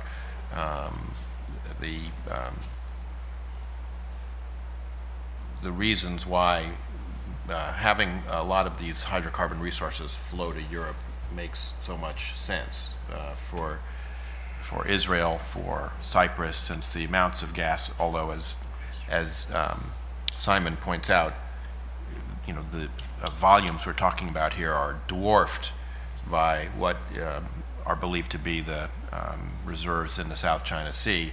For Cyprus and Israel, they're quite significant, and potentially for a Europe that's looking to diminish its energy dependence on Russia, which is even more of an acute problem now than it was, say, a year ago. It makes all the sense in the world to have some of this excess capacity exported by pipeline or turned into electricity and then exported as electricity, however, to Europe. That being said, you know, my impression is Russia is not unmindful of this. Russia has all sorts of assets, political assets and economic assets in the Republic of Cyprus that it can bring to play, bring to bear on these issues, and is already looking to purchase, to buy its way into some of these potential gas deals in the region. What role do you see Russia playing in all of this? Isn't it in their interest to buy their way in order to thwart precisely what you suggest should be the natural course of events? Thank you, Mr. Ambassador. Indeed, Europe desperately seeking for alternative routes and sources. Russia plays an important role in Cyprus, financially speaking, economically speaking. I don't see any big role energy-wise, though. If you if you look at the firms, at the energy companies that are involved currently in the island and offshore, you should see more Western companies, American companies, Italian companies, North Korean companies, but not yet any Russian company. I don't know whether Russians would like to be more involved there, but I can understand that what they wish to focus on at the moment is to keep Eastern Europe and Southeastern Europe markets, which is not an easy task for them, actually, especially after competition law issues that have been raised by the European Commission, the European Union, and so forth. So the focus for Russia is more on the Eastern Europe rather than Southeastern Mediterranean. This is not their market anyway. So, well, it remains to be seen, of course, but I see a more, let's say, big involvement of other powers in the region rather than Russia. Thank you. Back there. My name is Jeremy Furshcott. Speaking of other powers in the region, Chinese oil and gas companies CNOOC has expressed interest in the past. What do you think of Chinese involvement, and how does that intersect with regional as well as U.S. and Russian interests in the region? Is it for me, the question? Yes, okay. Perhaps Simon Henderson could comment on that, but I would say that yes, of course, China and other Asian powers and countries would like to see alternative reservoirs and resources. As you may know, prices are doubled in the Asia compared to Europe or other places in the world. So they always look at alternative sources, and I can see why a Northern Korean company would like to be involved in the region. China has expressed an interest in energy in other occasions as well. So we may see China much more involved in the region in the years to come. Simon, do you want to add anything? I would just make a couple of comments. It's not so much nationality which counts, it's technical ability. And I'm not aware, but I could be wrong, that China has sufficient ability and experience in drilling offshore, in deep water offshore, to contribute anything, but they've got deep pockets, so maybe they can come in offering money, which is always very valuable in such a high-risk situation.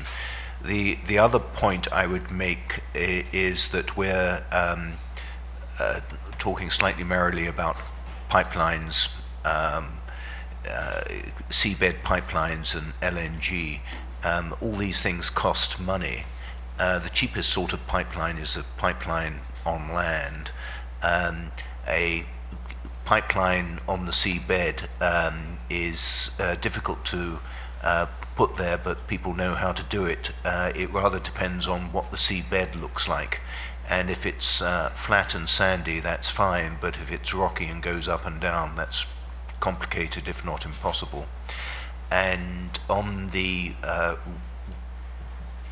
divide between a seabed pipeline and an LNG plant, the usual rule of thumb was that if you want to send it less than 3,000 miles, a pipeline is cheaper, but if you want to send it more than 3,000 miles, an LNG plant and tanker becomes competitive.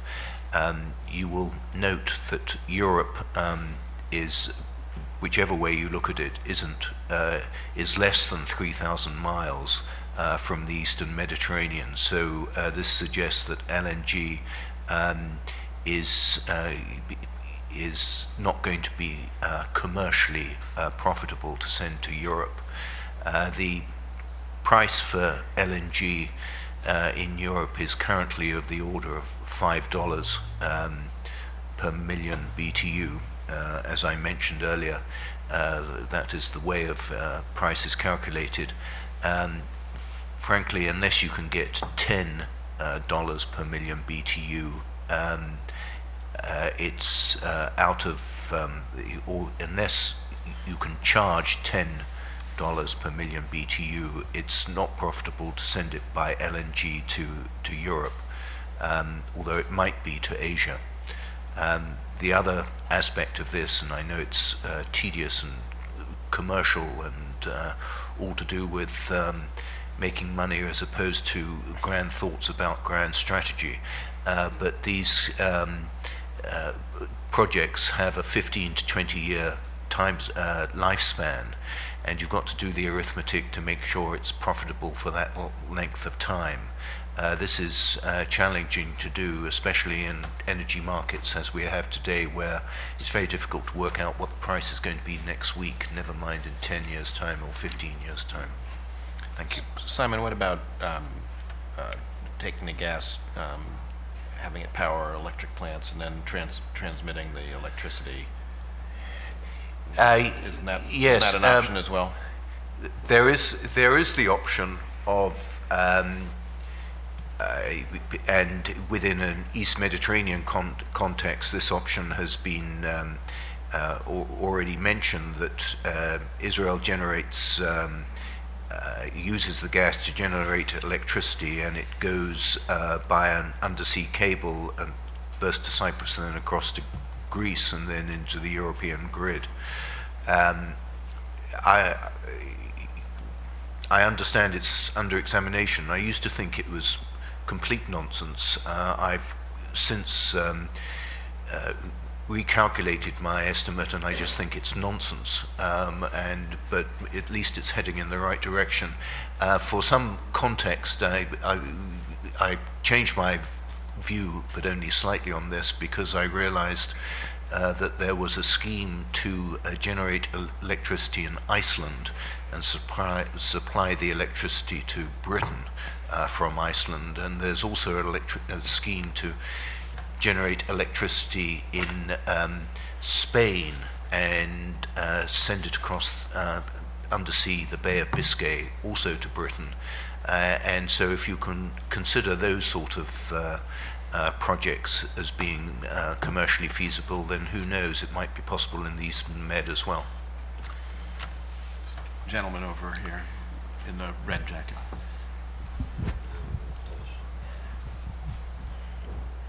Professor Karyotis from Maryland. Does any one of you know why Greece has not declared an exclusive economic zone yet?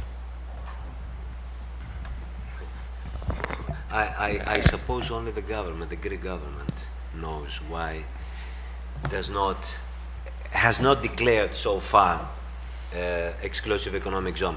Professor Karyotis, we spoke some other time on this issue.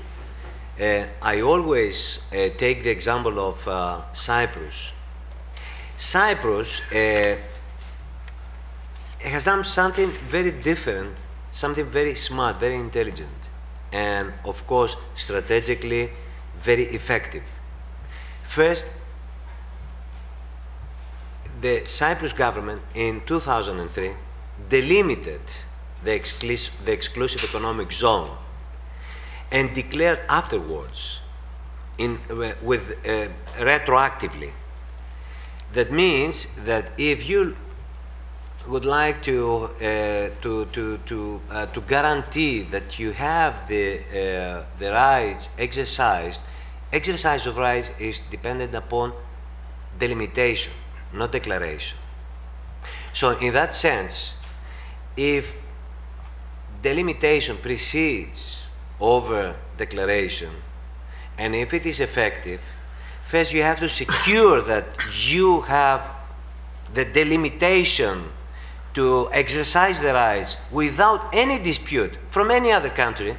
And of course, then, afterwards, you may declare the exclusive economic zone. This is my opinion, and I suppose that the Greek government nowadays follows this kind of, let's say, of practice, first introduced by the Cyprus government. Cyprus concluded the agreement in 2003 and, of course, gave retroactive effect to this agreement. This is my opinion. Other questions in the back? Yes, I was listening to some of the presentations, and Mr. Henderson and especially Mr. Farantouris about the amounts of natural gas or oil in the area. I heard an interview, actually it was an extensive interview on Cretan television, and there were actually, it subsequently had a second interview. The interviews took about 4 hours, and it was Professor Foskolas who talked about the geology. He was a professor of geology and petrochemicals on the University of Crete, and talked about the southern Crete region and the Ionian Sea. And he talked about now this was his quote, saying that the amounts of oil and gas there could be as large as the North Sea and even the Russian fields. So, and one of the things he talked about was the decrease in production of oil and gas from the North Sea and the decrease in production of oil and gas in Russia, which I think Dr. Farantouris had alluded to, which really plays a key role in the importance of these fields and their location to the European markets. So someone has to, pick up the loss of these productions. So I just want to if your comments or your thoughts about the size of these fields, of the importance of these fields, and of course the reduction of the production of these fields over the next 10 years, because we won't have that amount of oil and gas in both of these regions and in the role they play. But I didn't hear anyone really talk about the Ionian Sea. I didn't talk about the South Cretan Sea, and I didn't hear anyone talk about actual resources that could be found on the mainland too, because there's mainland resources also. Well, on the technical side of that, it's fine to imagine that there's oil and gas there. It's even fine to speculate that there's oil and gas there. And it's even fine to look at the geological evidence to suggest that there's oil and gas there.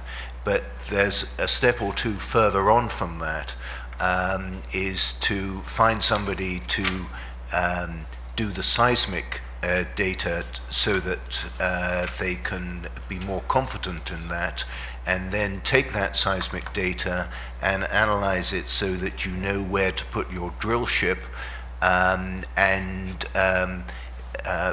be dead center on a gas field if it exists, as opposed to be 3 miles off and missing it completely. I'm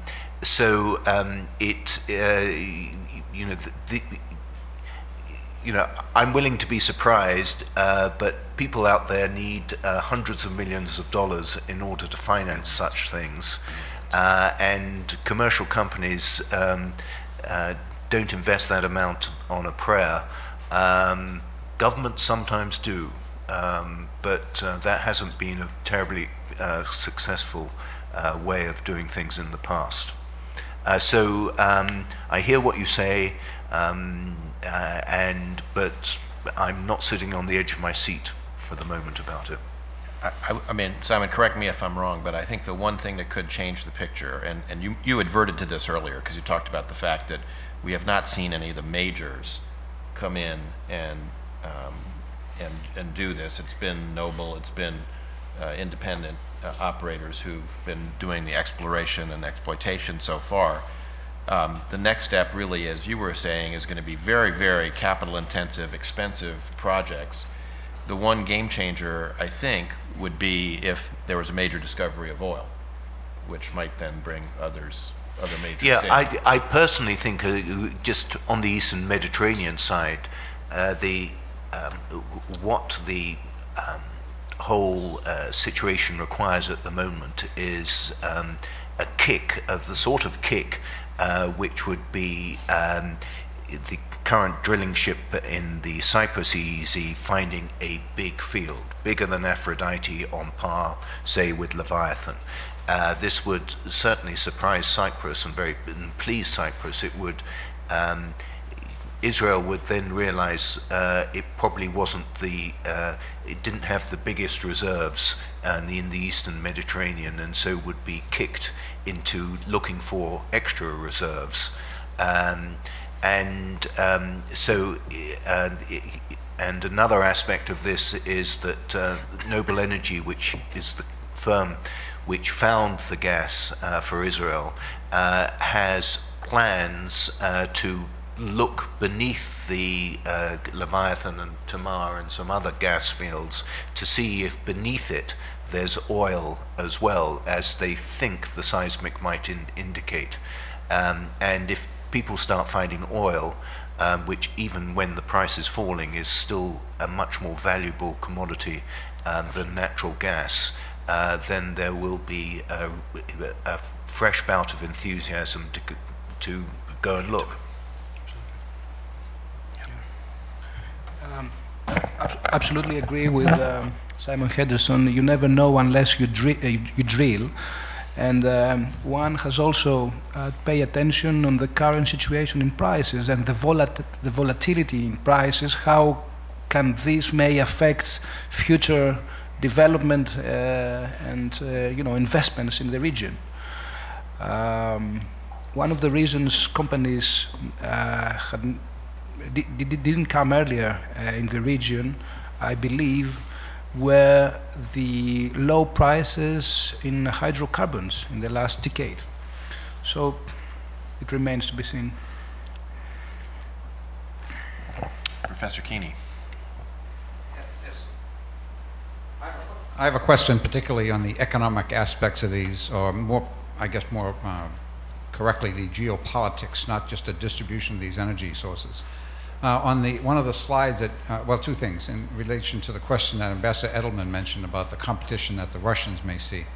You mentioned obviously that the Russians have the Eastern European and also the Southern Eastern Europeans, which looks like it is also the potential market for the Southern pipeline. And also on the chart, you show a possible market in Italy, into Greece and the Balkans, and also back into Turkey. I was wondering, in terms of the economic, how Turkey would see that, particularly since the pipelines from Central Asia are also coming through that, whether they see that as actual competition and try to dissuade that, similarly with the Russians. Apart from the possibility and the costs or the legal implications, it looks like both Turkey and Russia would have some particular interest in either affecting or complicating the legal aspects of these things. I would say that Turkey, of course, has a key role to play in the region as a transporter of hydrocarbons, and this role is chiefly about the southern corridor and the resources in Azerbaijan, the Caspian Sea, Turkmenistan. Apart from that, I believe that the findings in southeastern Mediterranean, it's more about Cyprus, Israel, and Greece. And I'm saying that because, to begin with, Cyprus and Greece are two countries, member states, full member states of the European Union. They share the same regime, the same legal framework with the rest of the European countries, it would be easier for Brussels to accommodate oil and gas through these countries. Israel is not a European member state, but of course is much closer to the European tradition, legal traditions and regulatory regime. So I can see much more role for these three countries in the exploration and transport of oil and gas from southeastern Mediterranean. Of course, Turkey wishes to play a role. I don't know how it would react. For the time being, at the moment, its reaction, it's not very much according to the public international law, a law of the sea. But I don't want to go further on that. I believe that, and I stress that in my presentation, legitimacy is a key issue for the situation, for a very critical and very sensitive area for Europe's and the rest of the world security of supply, not only energy security, security in general. I think there was one more question back in the back. Hello. My question is regarding the economic principles the economic value of extracting the gas. To explain my thoughts is that the Asian market, which is right now the most profitable market in order to export energy to, will be soon saturated by either the American shale gas, which they will be able to export relatively soon, or other competitors, while the gas from the East Mediterranean will be able to be exported by 2020 or 2025. Will this mean that even though the European market is not able to, is not so much profitable, it will eventually, the East Med gas will enter the European market just because there will be a lack of buyers, meaning the saturated Asian market? And also I would like to ask, I always consider that, from my minimal understanding, that the FLNG facilities are the more cheap or economic profitable. Why are they, I haven't heard them mentioned as an option for the exploration, exportation of gas. I just heard gas or converting it to electricity. Thank you very much. Good questions, you make a very valid point. Asia is currently a more profitable market for LNG, but where people make profit, supply goes, and deals are being done for Russian gas to emerge there.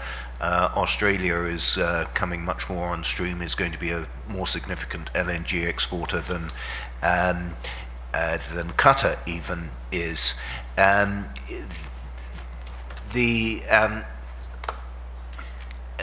the consequence of which is that the prices will probably fall. Other things being equal, the prices will fall. And so it does look as though Europe is the more, Europe and small bits of the Middle East, Jordan, the Palestinian areas, etc., are more logical markets for East Med gas. But it doesn't follow that they're automatically good markets and profitable markets.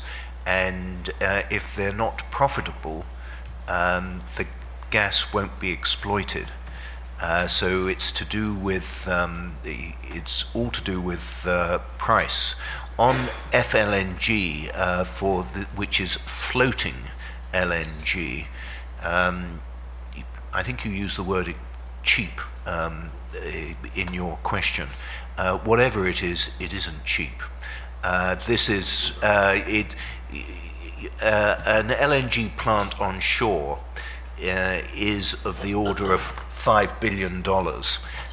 If you try, so far nobody's managed to put one on a ship, although a ship is being finished in South Korea at the moment destined for Northern Australia. It is, strictly speaking, it's not a ship. It might look like a ship, but it's in fact merely a floating installation, and it's huge. It weighs 6 times the size of an American aircraft carrier, or displaces water of 6 times the weight of that of an American aircraft carrier. And I'm not sure of the actual price, but it ain't cheap. There was a photograph of this in the supplement of the New York Times magazine about 3 weeks ago, and they couldn't get it on one page, so they ran it over about 6 pages because it's so big. But if you're building an expensive installation, you've got to get a better price for your gas, and if you can't get a profitable price for your gas, you won't build such an installation. This is why sometimes the East Med gas is referred to as being diplomatically trapped. It's not in the right place and can't be profitably exploited, and so trapped gas is, geologically speaking, the gas that you don't manage to exploit for one reason or another. And there is a prospect that East Med gas will not be fully exploited because it's, apart from the political difficulties, it's not sufficiently commercially viable. If I may add a word, definitely Asian markets are currently much more profitable. On the other hand, European markets and European companies pay, and pay on time. And the situation in Europe is much more stable, and the legal framework is much more stable. This is one main reason why Russians want to retain their markets in Europe, and they don't send all their gas to China and to the Asian markets. So European markets are not as profitable as the Asian ones. On the other hand, they make sense for an oil and gas producer to have a market in Europe. I think we've come to the end of our time, but I hope the audience has found this as useful and stimulating a discussion of this subject as I have. I want to thank all of our panelists, particularly for their timeliness, and we'll adjourn until 1:30.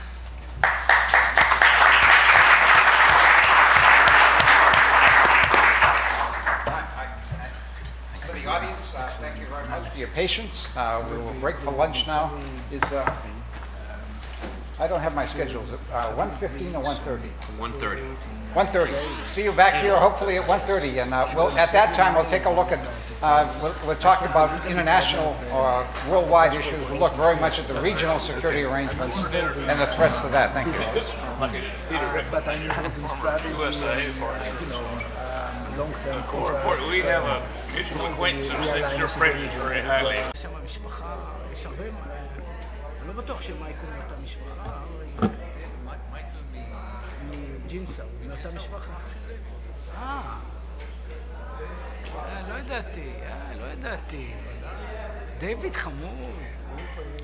I think today I'm learning a good deal about the Greeks. They don't like to just make small talk. They like to engage in vigorous discussions. Goes all the way back to antiquity.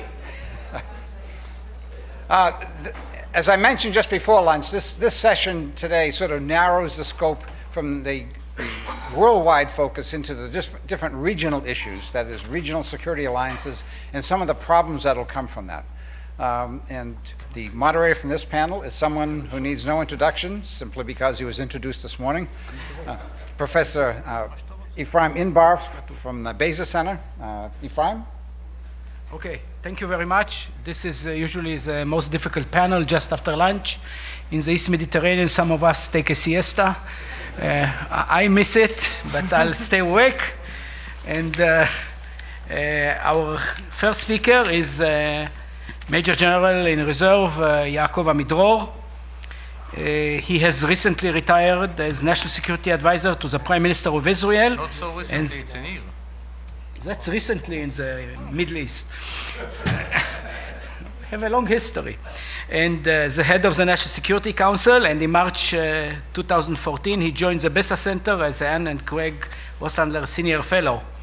Major General Amidror served with the Israeli Defense Forces for 36 years. During his long military career, General Amidror was commander of the IDF military colleges, military secretary to the Ministry of Defense, director of the Intelligence Analysis Division in the IDF military intelligence, head of a large-scale technology project, intelligence chief of the Northern Command, and the head of the Devil's Advocate branch in military intelligence. It's your floor, General. Thank you very much.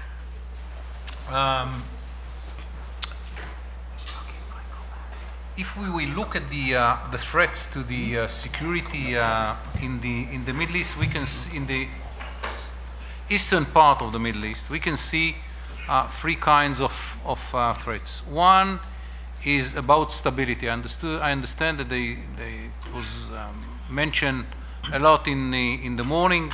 But looking around the seashores of the Mediterranean, if you go from Libya in one side down to the Mediterranean towards Gaza Strip, then to Lebanon and Syria, you immediately understand that the stability of those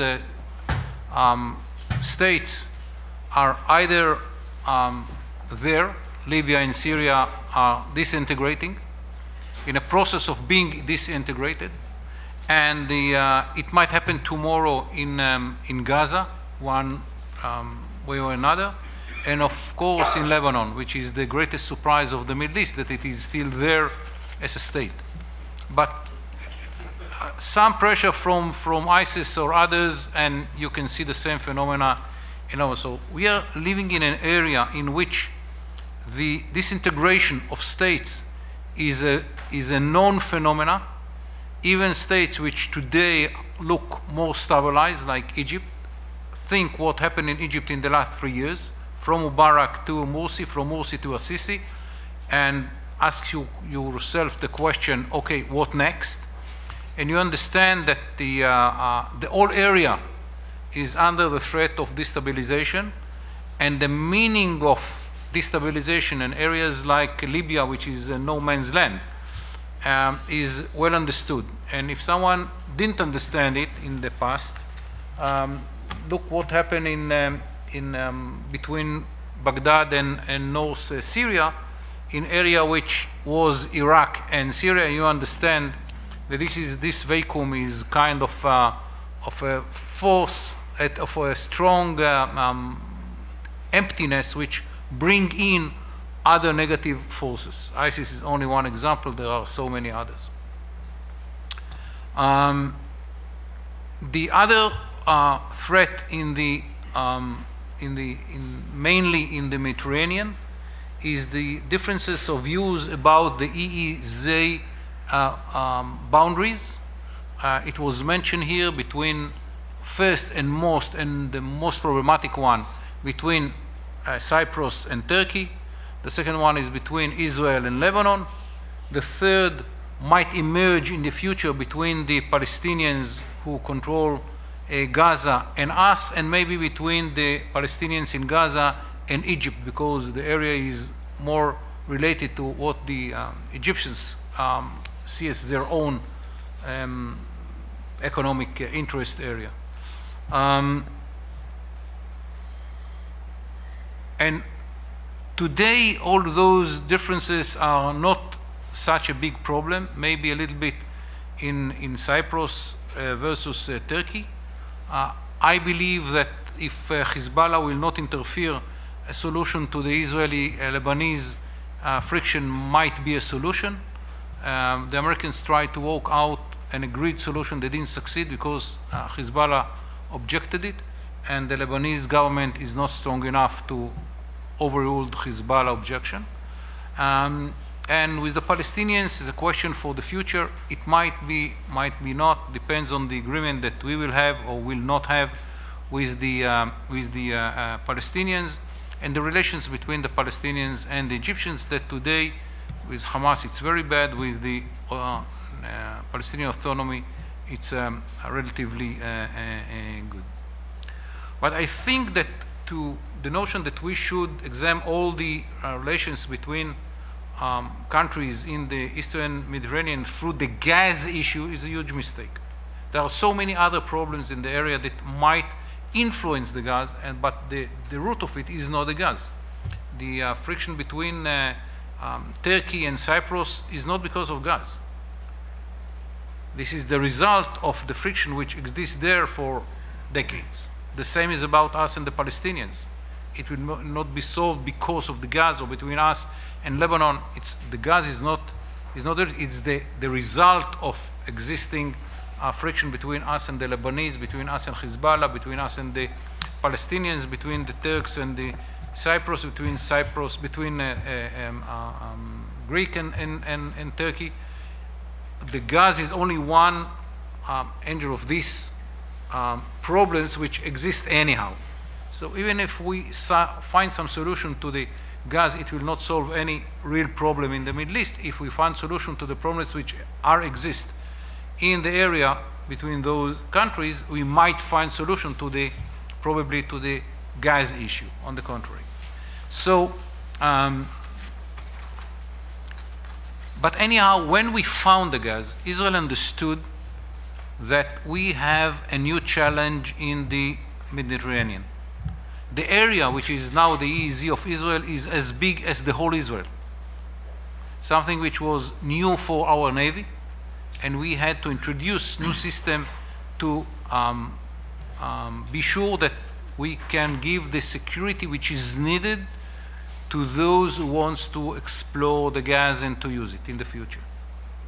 And this is why Israel decided, after a long period of discussions within the security agencies and the prime ministers and the finance ministry, to allocate special budget to build new capability that Israel does not have today, and it will take between 2 to 5 years to build, to be in a position that Israel can monitor the EEZ area in a way that can give those who drills there the ability to do it in a relative secure situation.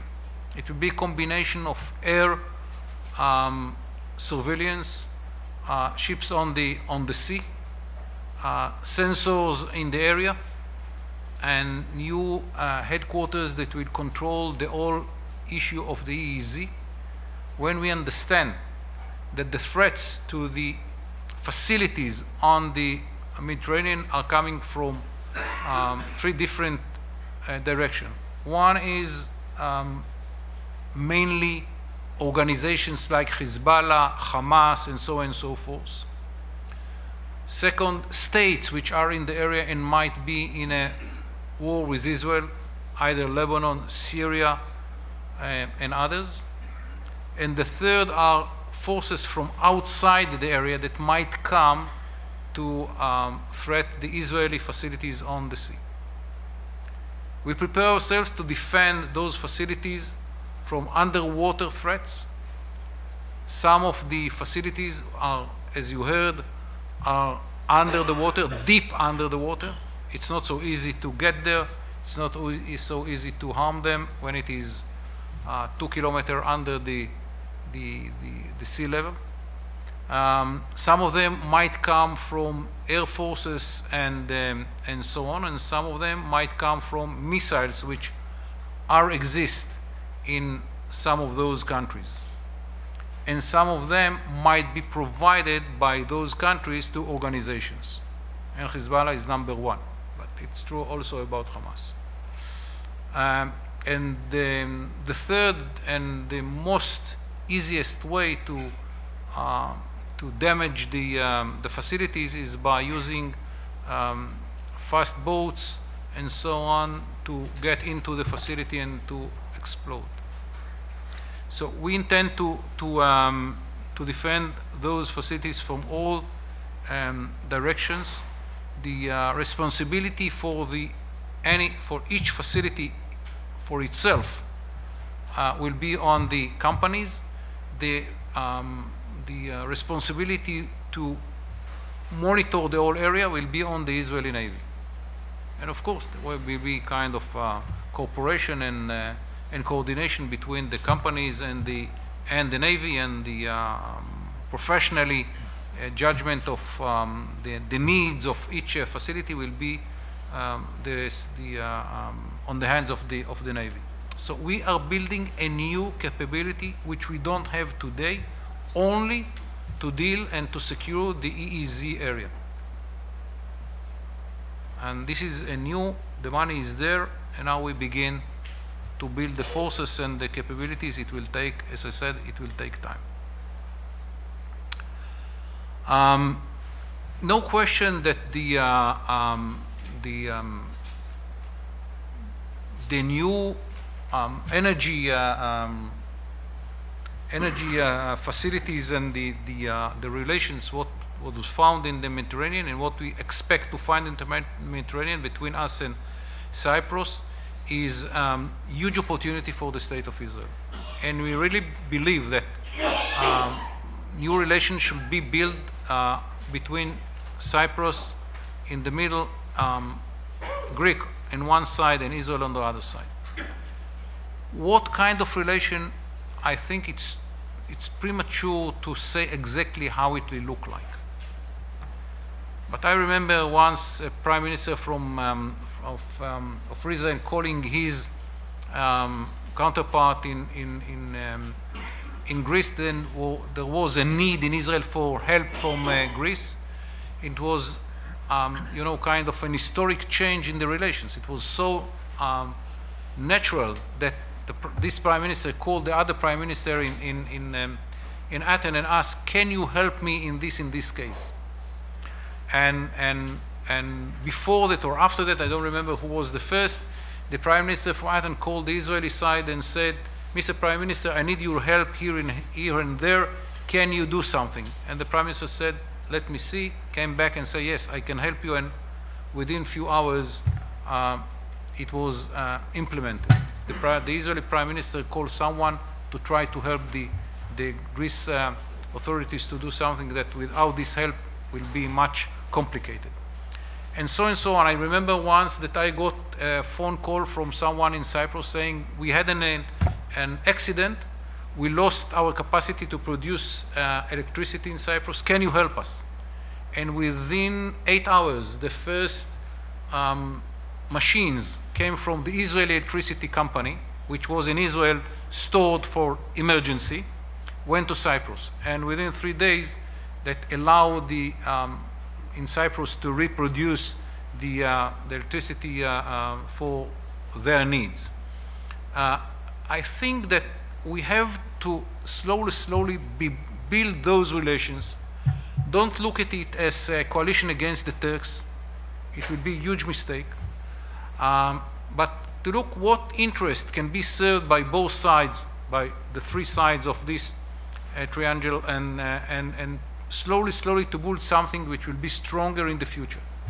The stronger the relations based on energy, crisis help for each side, and so on in the future, might bring the whole area to another situation. Because if countries in the area will look at these relations and see strong relations, which based on not only negative interest but also positive interest for the benefit of the three countries, they will join. And here I want to add one important remark. I read about the agreement that Greece and Cyprus signed with Egypt, and I think that the best way to enhance these triangle relations is to add Egypt into the existing one. I mean, to bring Egypt to the Greek, Cyprus, Israeli reliance. If we will be the four of us together, it will be much easier to deal with problems in the Mediterranean, to enhance the ability to get more benefits from what we have, And at the end of the day, we might find ourselves cooperating in areas which in the past were only dreams. One was mentioned, I believe, is the ability of Israel to export gas to LNG facility which exists now in Egypt, empty, without enough gas to work on that. That is the benefit of the owners of the LNG facilities. It's the benefit of Egypt, which will get money or even gas from those facilities. And no question, it's the benefit of Israel, because that is the easiest way to export our gas. If you look at it not as a separate effort, but together with the effort to connect the Palestinians and Jordan into the Israeli gas, you can see here a cooperation between Israel and other countries in the Middle East, which might be a basis for another kind of relations in the future. And this positive interest of both Egypt and Israel in this case, and if we succeeded to bring Egypt into the alliance with Greece and Cyprus and Israel, that might be a very good beginning for another future in the Eastern Mediterranean. And it is there. Will it be smart in the future to bring other countries from the European side of the Mediterranean? Maybe. But my advice is not to begin with too big dreams and too many members. The Greek, Cyprus, Israel, and Egypt is big enough, it's good enough for the beginning. And of course, when you look at this area of the Mediterranean, you understand that if those four countries will cooperate, it will change the atmosphere in the eastern part of the Mediterranean, and in the future might bring other members of this area into the alliance. That should be done in very careful way, not to run anywhere. It's the Middle East, slowly but surely. But we have a lot of common interest to build this alliance in the next future. We have to begin between ourselves, the three of us, and then to bring the Egyptians in. It's not going to be easy for the Egyptians to take part in any alliance with Israel, but as the interest will grow and it will be understood by everyone in Cairo that this is in the interest of Egypt, they will overcome the objection of some of the elements inside Egypt. This is the issue. It's not the Arab world. As one Egyptian told me once, Egypt is the Arab world. I mean, if it is the interest of Egypt, Egypt will do it as Sadat did in the past, and they can do it in the future. These are the beginning remarks for this time, and ready for getting questions afterwards. Thank you, General Amedror. Well, now it's my pleasure to introduce Professor Marie Bossis. She is an associate professor in the Department of International Relations at the University of Piraeus in Greece, as you know. Her research interests focus on issues of international security and terrorism. During her career, she has been a lecturer in a number of academic institutions and a researcher in think tanks and international organizations. Further, she has worked as special advisor to the minister in ministries of the Greek government. Her writing work includes significant books concerning security issues and a number of articles about international relations. Mary? Thank you so much. I will change the subject a bit, the big subject we're discussing now, and I will look at another issue. An issue that is a great concern right now for the Mediterranean, and it deals with immigration, illegal immigration. Those thousands, millions of people who are pouring our shores.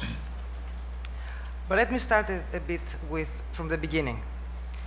Illegal immigration has been a subject of controversy, and in recent years, international migration has made its way to the forefront of the security agendas of most states, especially Europe as well, and most Western countries. Well, it started earlier. In the wake of 9/11, legitimate concerns arose about security as well as a general argument against openness to immigration. The fact that the perpetrators of 9/11 attacks were foreigners has created concerns as to the effectiveness of border security and migration control systems. As 9/11 had severe consequences to the US, it had also consequences to the debate on illegal immigration in Europe.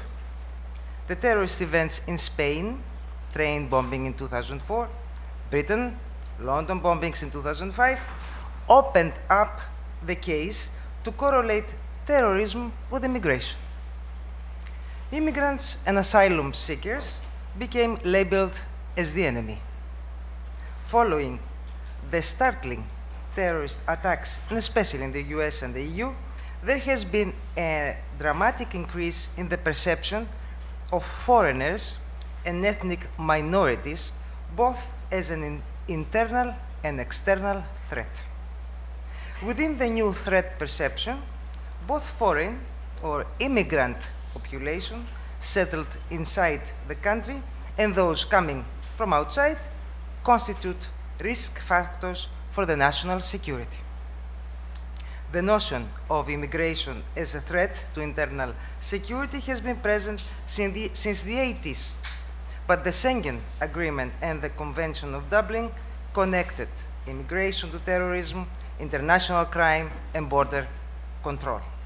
As a result, governments have tightened immigration policies, linking immigration with terrorist activity. Just as political discourse and the media have portrayed immigrants as a threat to societal and economic security, hostile attitudes towards immigrants and the apparent connection between immigration and terrorism are prevalent in politics and the media. Mass media emphasize a connection between immigration and criminal behavior, influencing political action and public opinion. Evidently, the connection between immigration and terrorism has been reinforced and entrenched in public opinion through the pattern of discourse. While terrorism is undoubtedly a real threat to the internal security of states throughout the world, its connection to immigration must be questioned. For instance, as a result of 9/11 attacks, there was an increase in border controls and stricter immigration policies. Terrorists may have a difficult time entering a country, but hundreds of thousands of immigrants enter legally or illegally each year a Western country.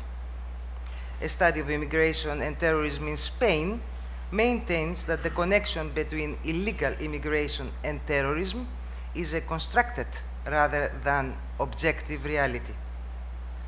For instance, it is argued that immigration and border control are two separate issues. Terrorist attacks committed by foreigners are not the result of open and liberal immigration policies, but are caused by the failure of keeping out a small number of foreigners that do pose a threat to internal security. So we should separate and distinguish between immigrant and foreigner. In the case of 9/11, the terrorists were not immigrants. Rather, they entered the US on temporary visas.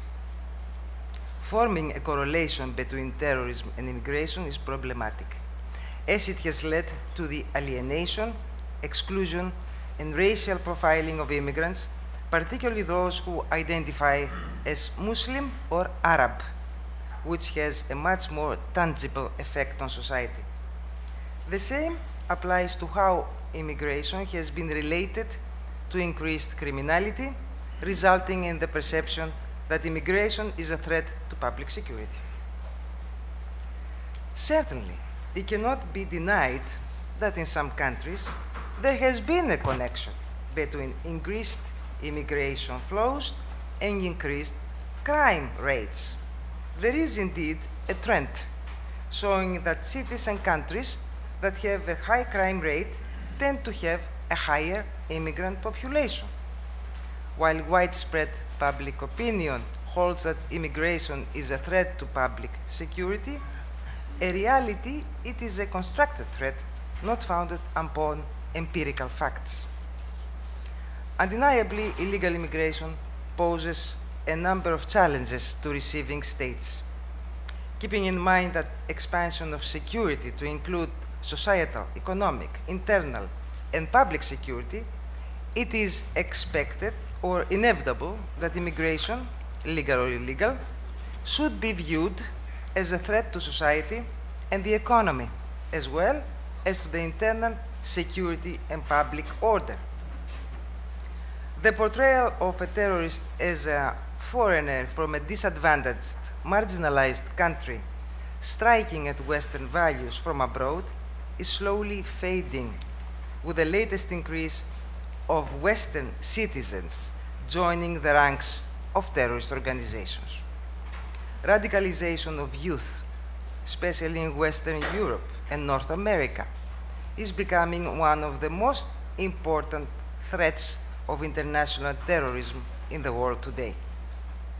Socially isolated, disenchanted, young men and women turn to extremism in their search for identity, acceptance, and purpose, which they are unable to find in the community more often concerned with wealth accumulation rather than healthy relationship building. Cases of radicalization can be seen in Western Europe, where second-generation Muslims are still considered immigrants and, as a consequence, fail to integrate in the society. Muslim youth in European countries, many of whom are second and third generation, feel disenfranchised in a society that does not fully accept them. They appear to turn to Islam as a badge of cultural identity, and they are then radicalized by extremist Muslim clerics. They are often referred to as parallel societies. Furthermore, they utilize the so-called migratory networks, which can be expanded and explained as it is that an immigration flow, once begun, induces its own flow. Migrants enable their friends and relatives back home to migrate by providing them with information about how to migrate, resources to facilitate movement, and assistance in finding jobs and housing. In these subsets of European populace, immigrants live in common, often impoverished neighborhoods and continue to practice the religion and cultural norms of their homelands, failing to share common values with the host country and subsequently becoming easy prey for radical propaganda. Religious Muslims are generally less integrated into Western countries than less religious Muslims. These marginalized parallel societies are full of young Muslims ripe for recruitment by Islamic extremism. Most European countries do not allow outsiders to enter in the social circles. And even though some governments have tried to create policies to integrate and assimilate immigrants who accidentally helped build and rebuild post-war Europe for meager wages, and even their children who were born in Europe are not fully accepted in the social ranking of white Europeans. As a result, immigration has increasingly been portrayed as a threat to European societies. Illegal immigrants are often looked at with suspicion and fear, as they are viewed as an inferior group, having distinct religious, cultural, and social behavior, and regarded to be acting as potential agents of other states or interests. Diversity is not reflected as a positive value within a society, and national identities are created based on singular values. Another strand is the discourse that focused in the problem of smuggling and trafficking of persons, especially practices such as forced labor in prostitution and the use of highly dangerous smuggling routes. The networks involved are characterized as international criminal structures, often engaged in drugs or arms smuggling. As this issue can be seen as a clear linkage to organized criminality, it is a legitimate area for engagement by police forces. So here we can observe another degree of securitization in European discourse.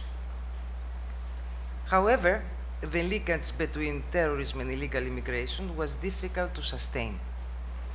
After 9/11, as I said, references to terrorism and illegal immigration were almost absent from debates on regular, irregular immigration and migration control in Europe.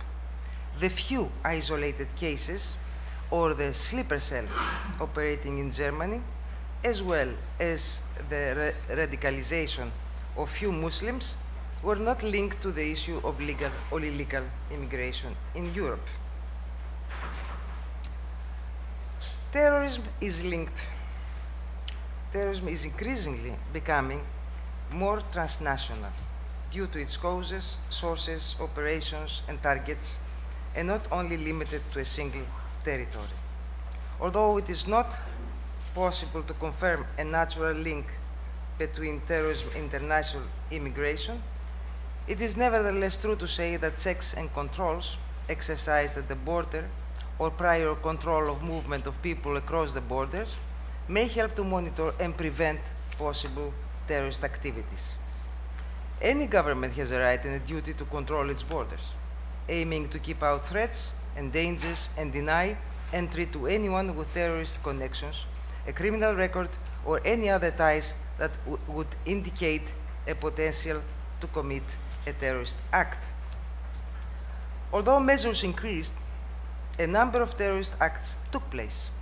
When terrorists are homegrown, Boston bombers, for example, nothing can prevent them from executing their plot. Certainly monitoring or preparing a watch list might prevent a number of terrorist activities, as it has been proved that in the US and the European countries, the uncovered plots can be devastating for a country. Western Europe hosts a comparable Muslim community as a result of guest workers, family reunification, and broad asylum policies. A portion of this population offers a challenge to social cohesion, what some scholars call societal security, and a small fraction presents the international security threat. The case of Madrid bombing and the Bangkok incidents illustrate that migratory network and terrorist cells increasingly overlap.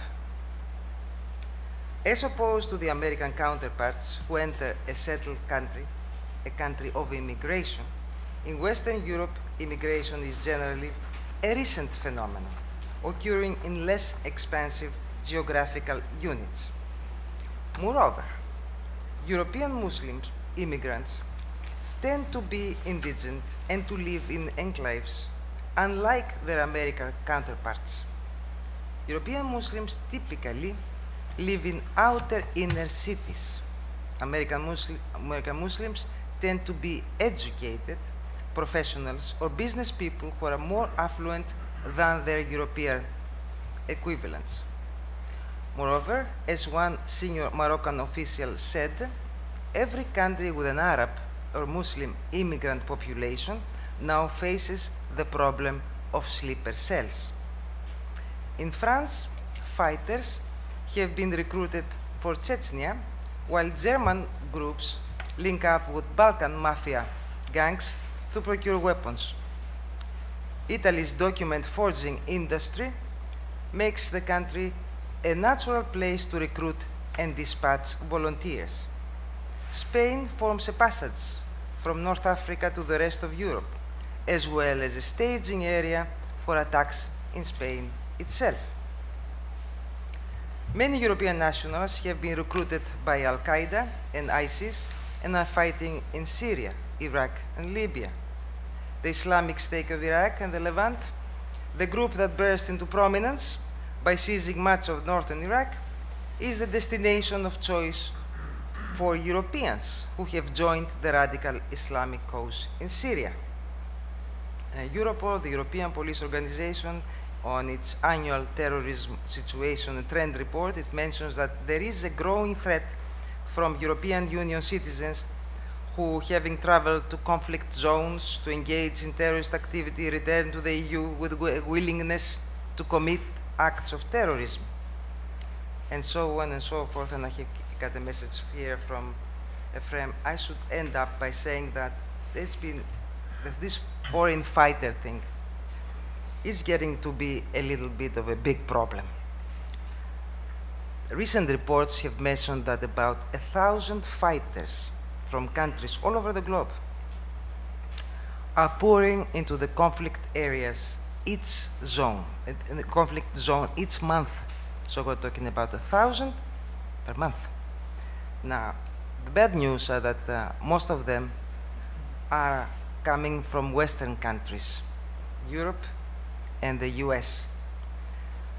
One of the problems, the new problem that comes from this, it is called the problem of the, first, the problem of the terrorist diaspora, and the second is the returnees, the ones who will be returning back to Europe or back to the US. Now, we're discussing people, young men and women, who are battle-hardened, violent Islamists. They have been trained, and they will be prepared to act as terrorists. So this, I think, is one of the big problems that we're facing right now. I should amending, and I should just add that Turkey remains one of the big issues and one of the biggest problems, because it is the country where it gives entrance to those fighters to go into Syria. It remains a primary problem for all of us. I think I will stop here, and I will let even get into, this is a very big issue, answer questions, if there are, of course, to even touch a few of the things. But Ephraim, before I end, let me... That's all right, that's all right. You can go for 1 minute. Okay, well, I have 1 more minute. One of the big problems that arise also, it is the refugees and these thousands of new scores of immigrants, illegal immigrants, but mostly refugees who come from Syria. One of the issues that have been discussed lately is the possibility of these refugees being used as a Trojan horse by the extremists to enter the West, enter the European countries first, and then enter the West in general.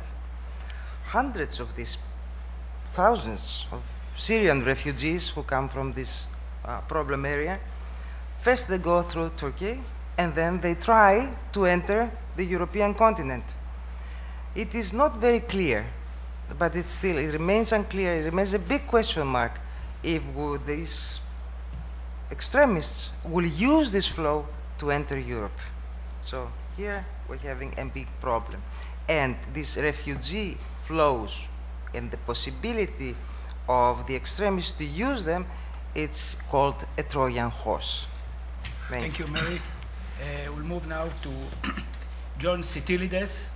He's a principal at Trilogy Advisors, a federal government affairs and public policy firm. Sitilides manages a State Department professional development program for senior US diplomats in Greece and Cyprus. He has previously directed the Western Policy Center, international relations organization focused on US, NATO, EU. And he's a member of a team expert at Wikistrat. John. Thank you, Ephraim. It's very much a pleasure to be here today, and I want to thank the organizers first and foremost for allowing me to share the stage with a very distinguished group of scholars and policy practitioners starting this morning.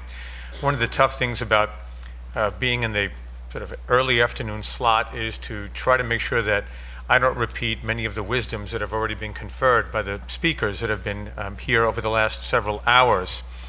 And before I begin, I just want to say hello to a lot of the students that are here from the University of Piraeus. I had the privilege of meeting with many of them when I was in Athens in mid-October and talking about many of the issues that we're talking about here today. So for those of you who are here and have to hear my remarks for the second time in a month, hilia signomi. You assume they remember. You know what? I'm not a professor. You're right. I should be more careful about that. So what I'd like to do is offer some insight from my own personal perspective as to how Washington is viewing geopolitical developments in the Eastern Mediterranean. And I want to start off with the notion that some of the countries that the U.S. works closely with in the area bring good news. They are pro-Western, democratic, allies and partners of the United States in theater and beyond. The bad news is that many of the countries in the area are being pummeled by sheer disorder. They are dealing with the wreckage of radical Islam, especially in the years of the Arab tumult of the last 3-4 years. Very critical issues regarding the future security of the Suez choke point, and I can't emphasize this enough, ladies and gentlemen. We're talking about a strategic choke point, maybe one of about 7 in the entire globe. 8% of the world's seabound oil travels through Suez. In 2013, they had the largest shipment of oil ever in the history of the Suez Canal traverse that strategic choke point. And if it were for some reason or another to be closed, whether because of developments in Egypt or north of Egypt around Cyprus, for instance, you would see shipping having to go about another 2,700 miles around the African continent between Asia and Europe or North America. And it would add tremendously to the cost of shipping and therefore the cost of goods for production and for consumption. And also have a serious breaking impact on international trade. And it's one of the issues that we don't discuss very much when we talk about the security of the Eastern Mediterranean, but Suez is a critical choke point that I think we should all be very much mindful of. And then there are many of the other issues that we've talked about during the course of the day. The desire to check Russian influence in the Eastern Mediterranean, the need, of course, to be able to project U.S. and Western power in the Levant and in the Near East and North Africa, the ability to maintain critical intelligence gathering operations, really in Cyprus, emanating as far east as India, if you think about the kind of technical equipment that the British have established throughout the island. And the issues that we're talking about right now, Dr. Bossi spoke about the critical issues of illegal migration in the area, and of course also of WMD proliferation throughout the Eastern Mediterranean and the Middle East. And all of this the U.S. is looking to do while it is reconsidering its policy towards Turkey, which is a very important NATO ally in southeastern Europe, but one that is undergoing very serious policy shifts and directions internally. And the quandary, I think, for the U.S. is that even as the Turks have made life very difficult for the United States diplomatically on a number of fronts, the Turks have so effectively embedded themselves in almost every major security issue in Southwest Asia, in the Middle East, in Southeastern Europe, in Russia politics, in energy issues and other functional issues in the area and in Northern Africa, that the U.S. is necessarily consulting Turkey on all of these issues, let alone engage in major naval exercises like it's undergoing in the last 8 or 9 days with Turkey and with other important NATO countries. So let's look at some of the countries around Cyprus and get a better sense then as to this larger geopolitical prism through which the U.S. views the region. As has been stated already, and I'll go through this very quickly for some of the countries, Libya remains an ungovernable nation state today, chaotic in the midst of a civil war. But what's important, I think, for the United States is the fact that the southern desert of Libya is an excellent breeding ground for al-Qaeda and other radical Islamist groups. And you also have, again, referring to Dr. Bossi's comments, the ongoing problem of waves of illegal migrants coming into Greece, coming into Italy, coming into the European Union, leaving countries such as Libya, which itself may be a torn country that could be divided eventually between, say, a more stable, relatively speaking, Western Libya with a capital in Tripoli and a Syria-type situation with a radical Islamist al-Qaeda offshoot governing in Benghazi, say, in eastern Libya. So a very dangerous situation that we need to be monitoring.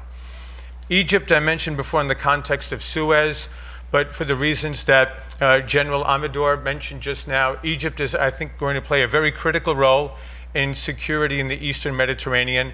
And I think the steps that Greece and Cyprus are taking in conjunction with Israel, and that will be the dicey partner in all of this, General, but that Greece and Cyprus are taking very important strategic steps to consolidate a stronger security relationship with Egypt, whose own future is uncertain as it swings back and forth from secular tyranny to Islamist tyranny, back to secular tyranny.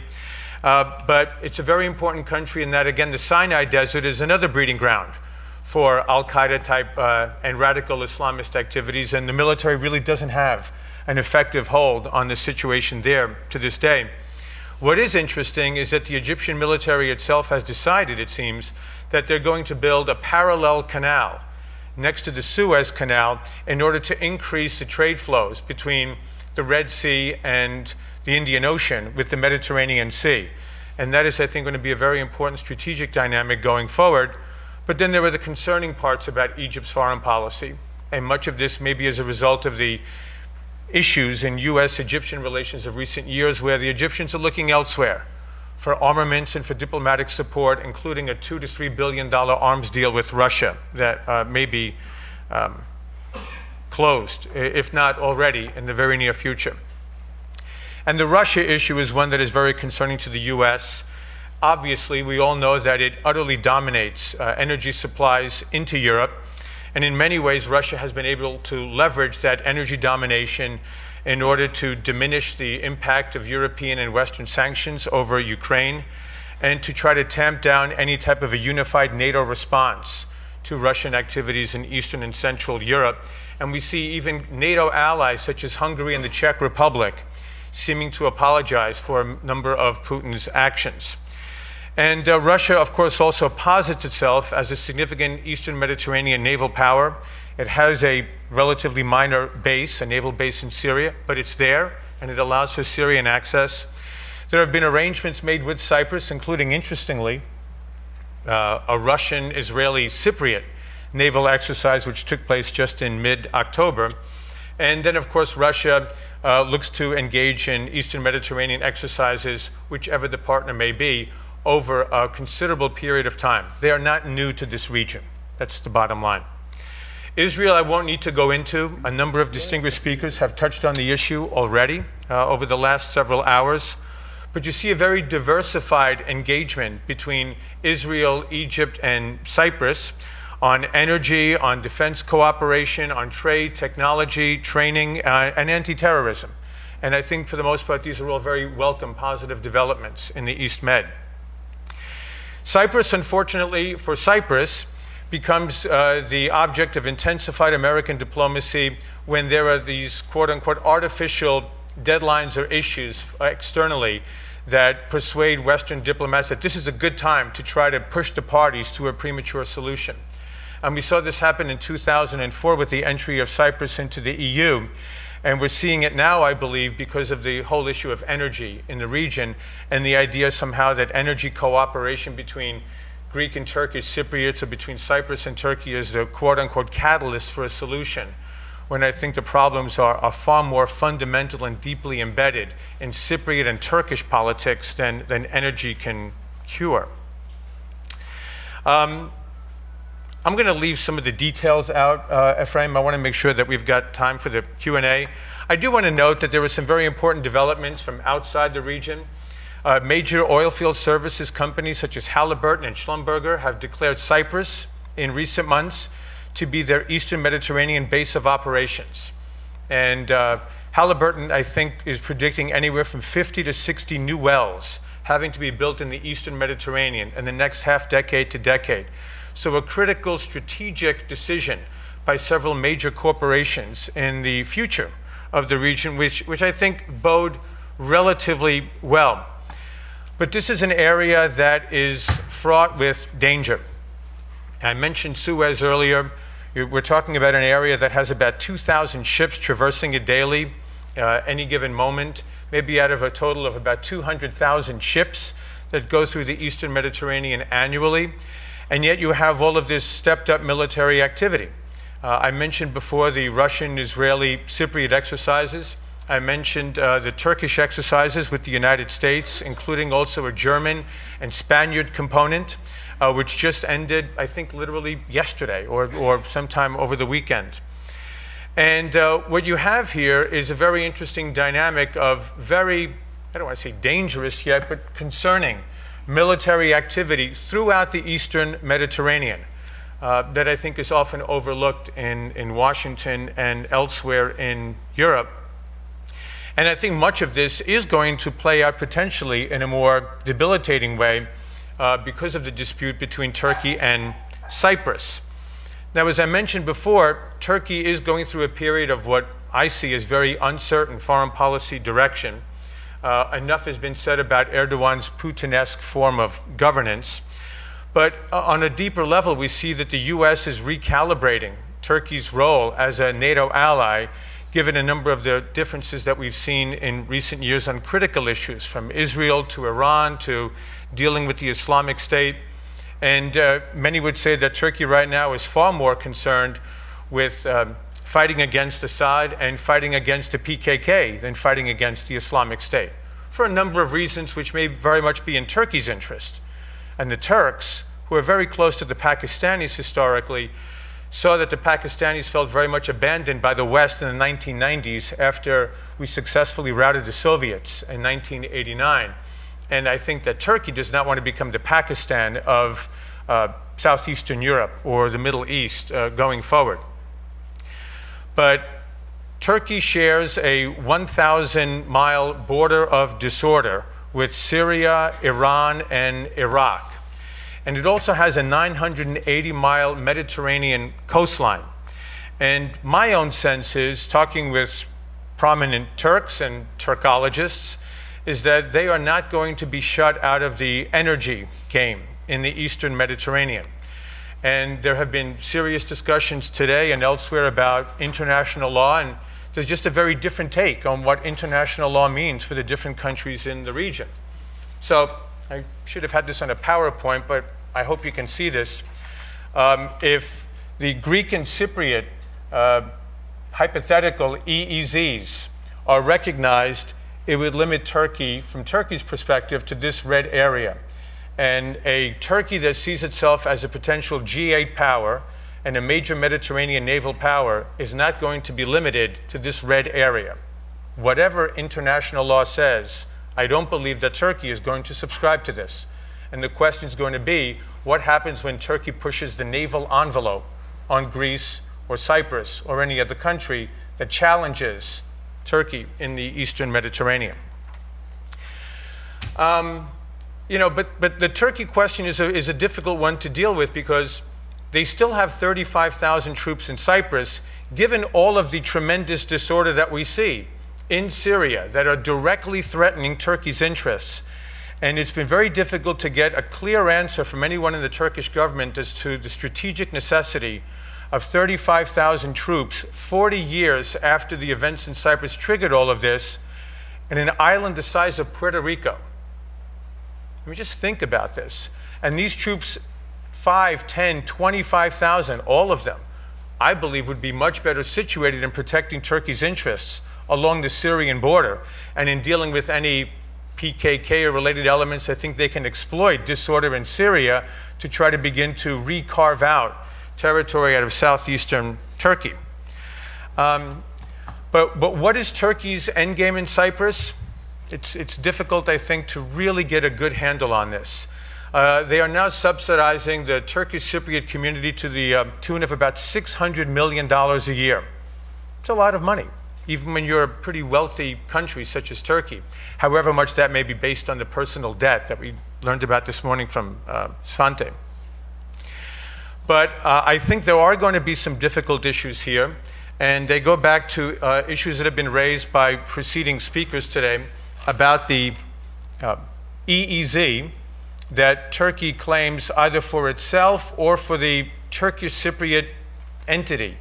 And I think sometimes it depends on whose position Turkey is seeking to advance on that particular day. Now, I'm just giving you my own personal opinion as to how to understand this, but my sense is that Turkey recognizes the Turkish Cypriot administration as the TRNC, confers upon it sovereign legal status, and therefore deems it entitled to an EEZ.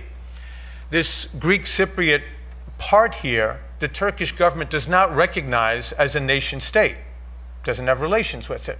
Therefore, it's not entitled to an EEZ. It is entitled to 12 miles of territorial waters, as are all islands, and nothing more. So this is Turkey's perspective on the region, and I don't know that anyone is going to be able to dislodge this from the Turkish perspective anytime soon. And I don't see the US exerting much energy here when we have made ourselves dependent on Turkey in so many other areas of national security throughout that region. I will close on this note, if I might. Two things. One, I would just recommend for my friends at the State Department and the National Security Council, I think it would be wiser for the United States to begin to de-link the issues of energy development from the reunification process. Let the two proceed separately from one another so that there are no artificial pressures or deadlines or whatnot on the effort to reunify the island, whatever that outcome may look like, and that depends on what Cypriots and Turks want, and then allow for energy development to proceed separately based largely on market economics, on supply and demand, and what regional and global oil and natural gas markets deem profitable for that sector. I am also concerned about one other area here that links all of these issues, and that is, and the two professors mentioned this in the second panel, this area of the unclaimed EEZ between Cyprus and Greece south of Castelloriza. And again, I apologize for the tiny map here, but my sense is that Turkey, as part of its strategy to ensure that it has the maximum claim possible for the EEZ, is going to attempt to neutralize whatever the Greek government feels is legally available as an EEZ south of Castelloriza. Again, it's an island. It is not contiguous to the Aegean, and the Turks will argue legally that it's not entitled to an EEZ. Castelloriza is about 80 miles from Rhodes. It's about 170 miles from Cyprus, and it's 1 mile south of Turkey. So if Turkey is going to be challenged on this, who's going to be doing it, and who's going to protect that military when somebody puts a vessel south of Castelloriza challenging Turkey's position on EEZ rights in that area? So I think we have a dangerous situation today and one with great possibility for even greater danger in the very near future. My time is up. Thank you. Thank you. I think I should make one clarification. I've seen also many reports of an Israeli-Russian Cypriot military exercise. Those reports are simply inaccurate. So, what's that, Ephraim? No, Russian-Israeli Cypriot military exercise. That's, well, we can talk about that, but that's actually true from mid-October. Yeah, undersea warfare activities. It's documented. Yeah. Okay. We'll take questions. Please, sir.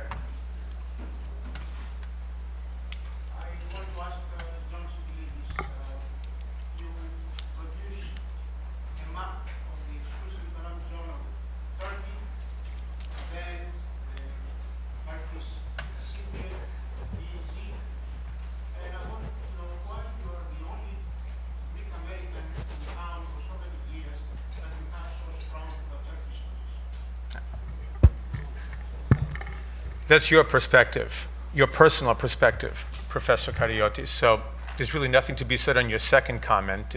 It's rather meaningless for the purpose of this discussion.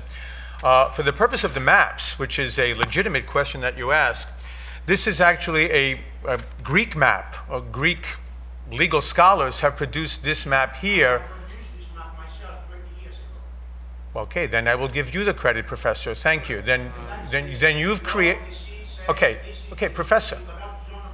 Okay, but Professor, this is what has been produced by Greek legal scholars, whether you or your colleagues, to demonstrate what they believe to be the Greek and Greek Cypriot, or Republic of Cyprus, EEZs, and what it would result in for Turkey. So this is a Greek-produced map. And yes, I stated that this is a Turkish perspective on the EEZ to try to explain why there are these very difficult issues right now between Turkey and the Republic of Cyprus. So does that clarify the matter? No. Okay, we'll take another question. Please, Admiral. First of all, I'd like to thank Dr. Bosis for taking us in a different direction, and one that I wanted to ask about today. I'm glad you brought it up. That's illegal migration, primarily from the south to the north. And anecdotally, the last time I was in the Mediterranean theater from 2009 to 2012, I was there both before and after Libya. Even before the Libya operation, there was a significant flow of migrants to the north. And at one point, the Sixth Fleet reached out for assistance, help, and we said, we want to help our host nation, we want to help Europe. How do you process these people? So we brought in some experts from Frontex, 2 guys. They were young guys, and they were really motivated. They reminded me of people that I'd met in NGOs. They were there for all the right reasons. But just a couple of guys, and their numbers were really low. So they talked about a week at Lampedusa Island, where migrants were flowing in, where they were processed, they were given some sort of an identity card, they were given food and shelter and clothing, and then they just kind of evaporated or disappeared, because the policies of the European Union are you essentially will have squatters' rights if you make it to land. So this is a significant issue for Europe. It's one that the United States Navy, with our presence in the Mediterranean, tries to help. You've seen the recent headlines, ships being rammed, men and women being mutilated. And that's just what we know about. So I'm wondering, what has changed between 2012 and today as far as the control of this migratory flow that you brought up? Yes. Well, it's not only Frontex, you're right. It is, first is a very big problem. The flows, they're usually from North Africa. Mostly they go to Italy and Spain. We get the flows that come from Turkey. They come to us through the sea because we have done a very good job from the 12th until now to our northern borders. So it's very difficult to get through the borders. Smaller numbers do. But the big numbers come from the sea. So, well, not much has changed when it comes to this stopping the flow. First of all, we don't stop the flow. Second is, what do you do with all these thousands of people coming to our islands? Allow me now, because you do give me something to think about and say it loud. Greece was never a country that accepted immigration.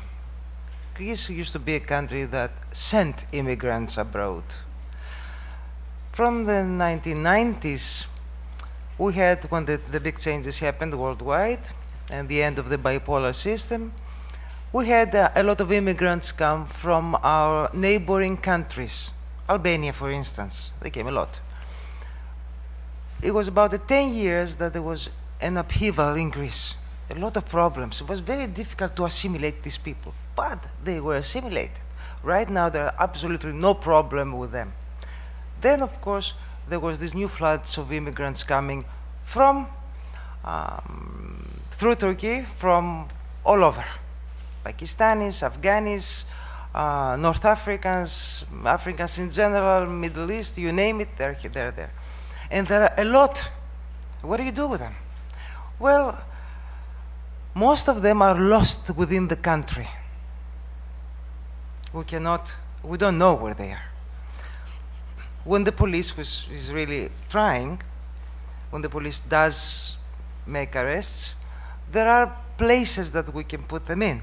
There are the European money, where the European fund, because you know the story about Fortress Europe, you're not allowed to send them to Europe. They don't want to stay in Greece. They want to go to Germany. They want to go to Sweden. They want to go anywhere else but stay in Greece. But then the European law does not allow us to send them, so we keep them there. The ones we arrest, a lot of them stay in the camps. There are camps, not that many, few camps. They're there, and their standard of life is not bad compared to many other countries I have heard of. But the bulk, the great number, is not found. It's lost. So this is one of the, let's say, national security problems. But then, about a month ago, we arrested 3 jihadists. 3 jihadists. 1 on our borders, 2 in Brussels. Now that's international jihadi problem. That's international security problem. So this is one of the very big issues. And I also remind you that Turkey did not sign the re-entering back into Turkey agreement, which she said she would, but 2 years ago. Still, organized crime between, from Turkey to Greece is working very well, and every day, Frontex, NATO is helping out now, Eurolex, you name it, it's there, trying to stop this flood, without very many big successes. For the record, if I was given the choice to stay in Greece or go to Sweden, I'd stay in Greece. Please. Tanas Angoulakis, American University of Iraq. You, Professor Enver, said that there were no cooperative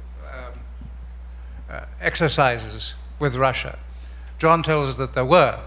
Whether there were or not, the question of Russia, and I know that Russia is in the doghouse in this city, but nevertheless, if John is right that the United States is unlikely to do much to control Turkish appetites, then what is the likelihood of the temptation of other countries to flirt with the Russians, and what would be the consequences?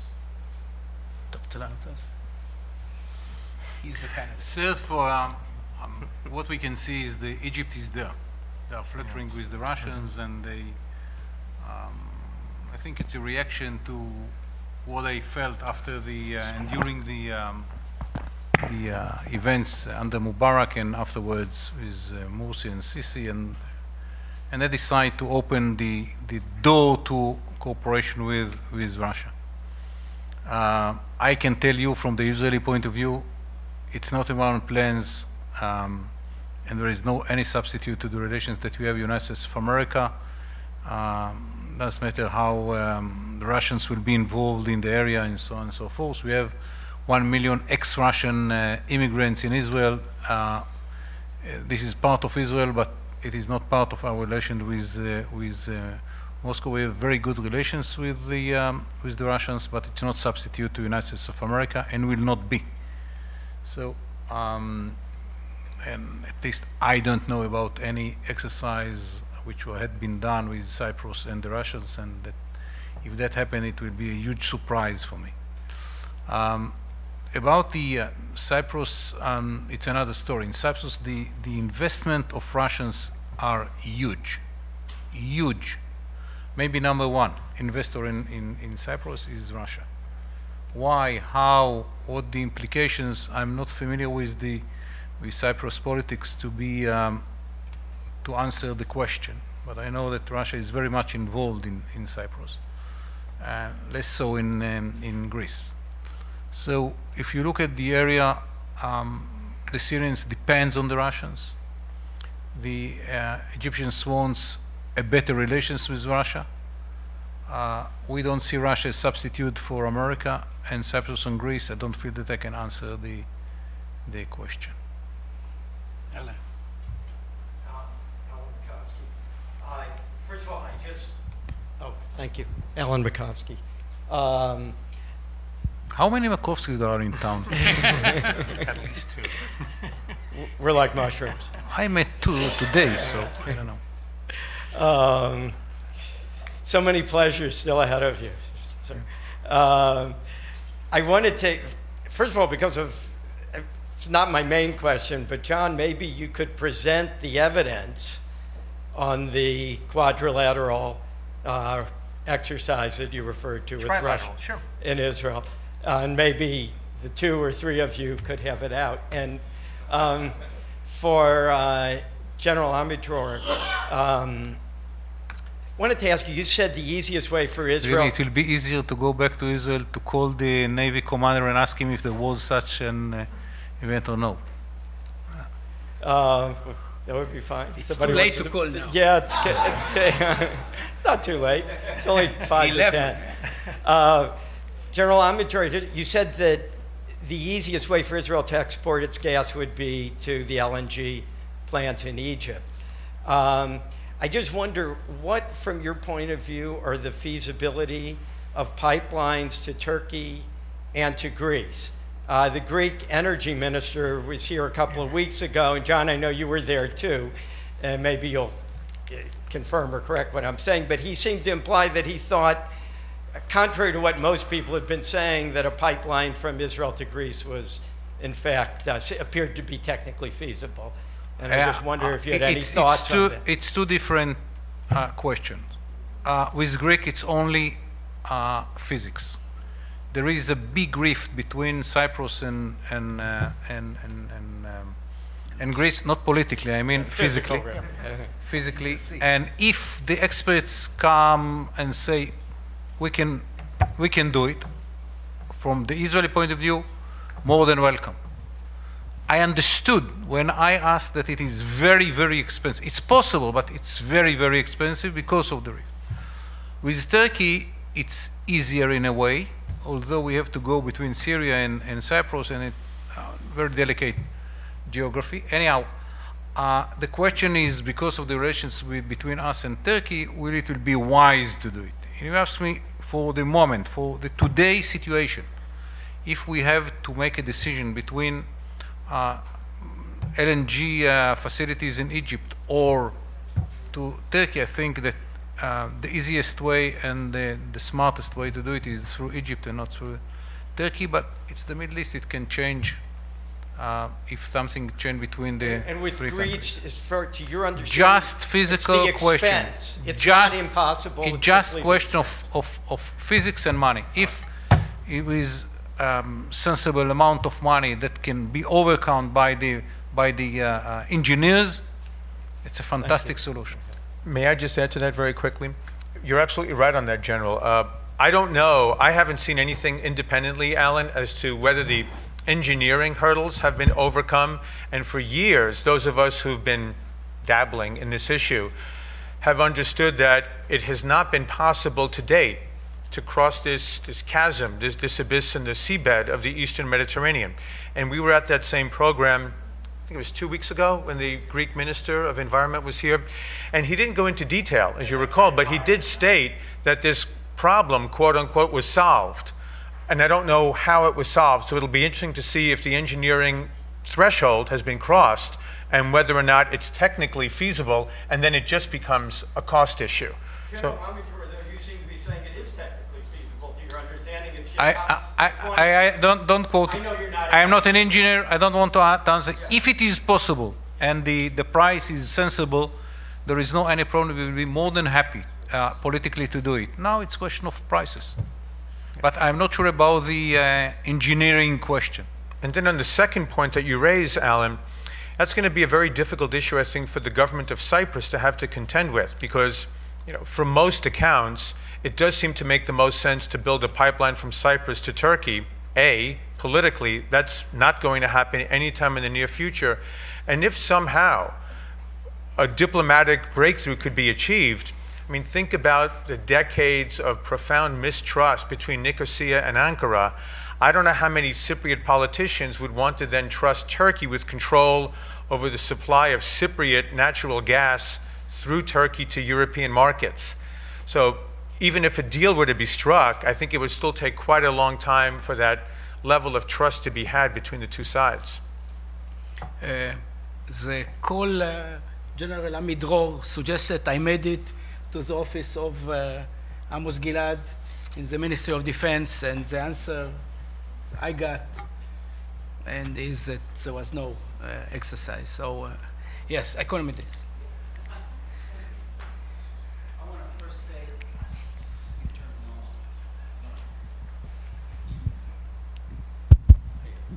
I want to first say that every presentation was very well done.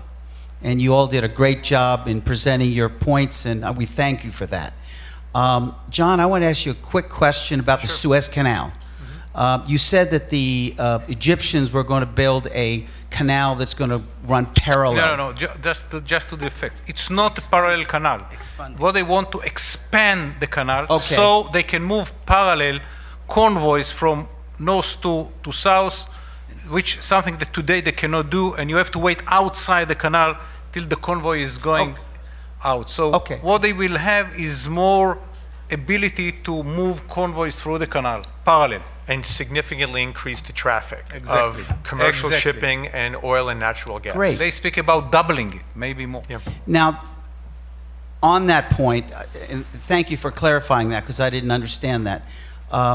I understand that there's another canal being built that's going to go through Guatemala, possibly. Guatemala? Guatemala. Yeah, they're going to go through Guatemala. They're going to Nicaragua. Is it Nicaragua? Thank you for clarifying it. Big of Panama. And there's going to be a canal that supposedly the large ships of today can't handle the Suez Canal, the new ones, the larger ones.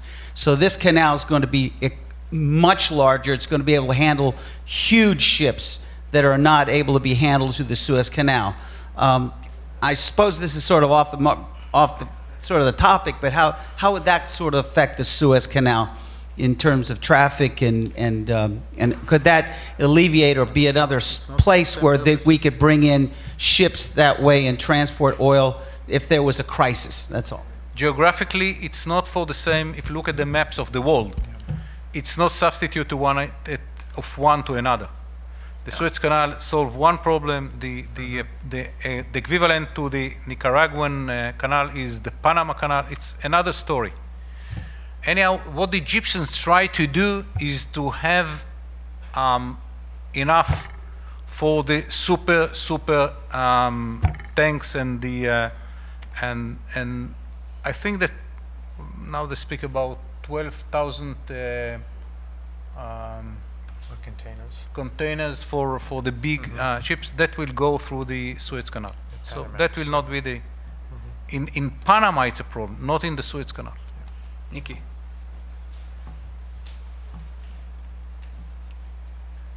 Thank you. Notwithstanding all the flashpoints around the region that you've talked about in terms of all the countries. You can just see the closeness of the Israelis to the Greeks. I know most of them from before. Let me also identify myself, Nick Larigakis with the American Hellenic Institute. Notwithstanding all the comments from illegal immigration to all the hot spots from Libya, obviously Syria and so forth, as problematic as all these things are, in my opinion, still one of the most egregious violators of international law and who impacts so negatively on the region is still Turkey. And because they are part of the West, they are part of NATO. And you have today a NATO ally occupying a member of the European Union called Cyprus, which on the face is just ridiculous, despicable, and we don't speak enough about it in terms of those terms. Be it as it may, Turkey acts on the region by violating international law. Under the law of the sea, I think everyone would agree that Cyprus has every legal right in terms of its EEZ and its sovereign territory to explore its natural resources within the context of that. Turkey obviously is not a signatory to the law of the sea, but of course they exercise those rights in the Black Sea where it suits their needs. And it's also, you have Turkey, when it has a lot of domestic issues, it likes to create external issues to deflect attention, from its domestic problems, which it has a tremendous amount right now. Be it as it may, John, in your comments, a lot of it was somewhat speculative in terms of what would happen in the future if the situation were to be ratcheted up by Turkey, and what the reaction would be of the West, if I may just finish. And in a couple of weeks, the Vice President on the 20th of November will be visiting with Prime Minister Erdogan, and apparently on his agenda, as was explained to me by people in the White House, Cyprus will be on that agenda. You have a lot of people that you know in the State Department. You deal with a lot of people in the public policy arena in Washington. Let's speculate. What would you tell them, John, Okay, if you were running policy right now regarding Turkey to diffuse tensions from getting to that point in the region? There's a couple of points here, Nick. First of all, I agree that the Turkish position regarding the Cyprus CEZ issue is an untenable one. My opinion is irrelevant in all of this. We're talking here about what governments are doing. And we can talk about relatively small Cyprus, and we can talk about relatively more significant Ukraine. Now, you see a country like Ukraine has been largely abandoned by the European Union. The US is not really putting much muscle behind any type of a policy to help Ukraine deal with what is an open and visceral dismemberment of its eastern borders by Russia, with the largest strategic threat to the cohesiveness of the NATO alliance. And we see a larger failure of policy on Ukraine.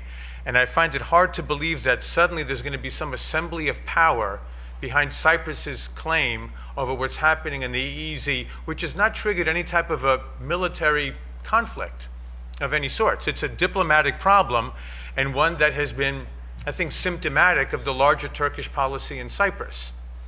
But realistically, I don't see any great shift in US policy towards Turkey, again, for the points that I raised before, Nick, that Turkey does figure very prominently in many US and global security issues. And there's only so much capital that the US has available, and it's not just Turkey and Cyprus. This happens in other parts of the world. We won't even get into, say, what's happening with China and the South China Sea, which affects stakes much greater than anything happening around Cyprus, with all the choke point issues and other flashpoint issues that we talked about. So it's a very difficult issue, and I know how frustrating it is, and you and I know how frustrating it is together. I'm just trying to lay out as realistic and as practical a perspective as to what the near-term future looks like. And I don't think it's a very bright one. And I don't think that Cyprus has many allies that can play a militarily significant role in defending Cyprus's EEZ position. And I say so. So that's really what it comes down to. But my personal opinion, what does it really matter here? This is really more of a larger assessment as to what people who have decision-making powers will and will not do. And as I've stated, I don't think that much is going to be done on Cyprus. We always do. Yes, the red, in red.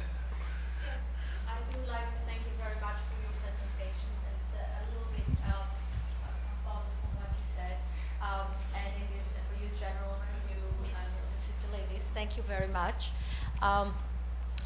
Given the influence of the Russians in the area, and given the news we hear of quite a bit lately about the Turkish ships, their presence in the Mediterranean, in Greece, I have always been curious what would happen if the provocation was such and there was an incident. In your opinion, again, candid opinion, whatever you want to call it, do you think the Russians would come to the aid of the Greeks? Jenna, why don't you go first? The Russians? Yes. I know it's difficult. I don't see myself expert to either to Cyprus or Greek, but knowing the Russians, I don't see them coming to help someone to fight Turkey in the middle. This is something I think behind the what they have in mind. To go to a war in the Mediterranean against Turkey to save Cyprus. Well, would they act as a buffer or make the Turks think twice before implementing their brand of international law?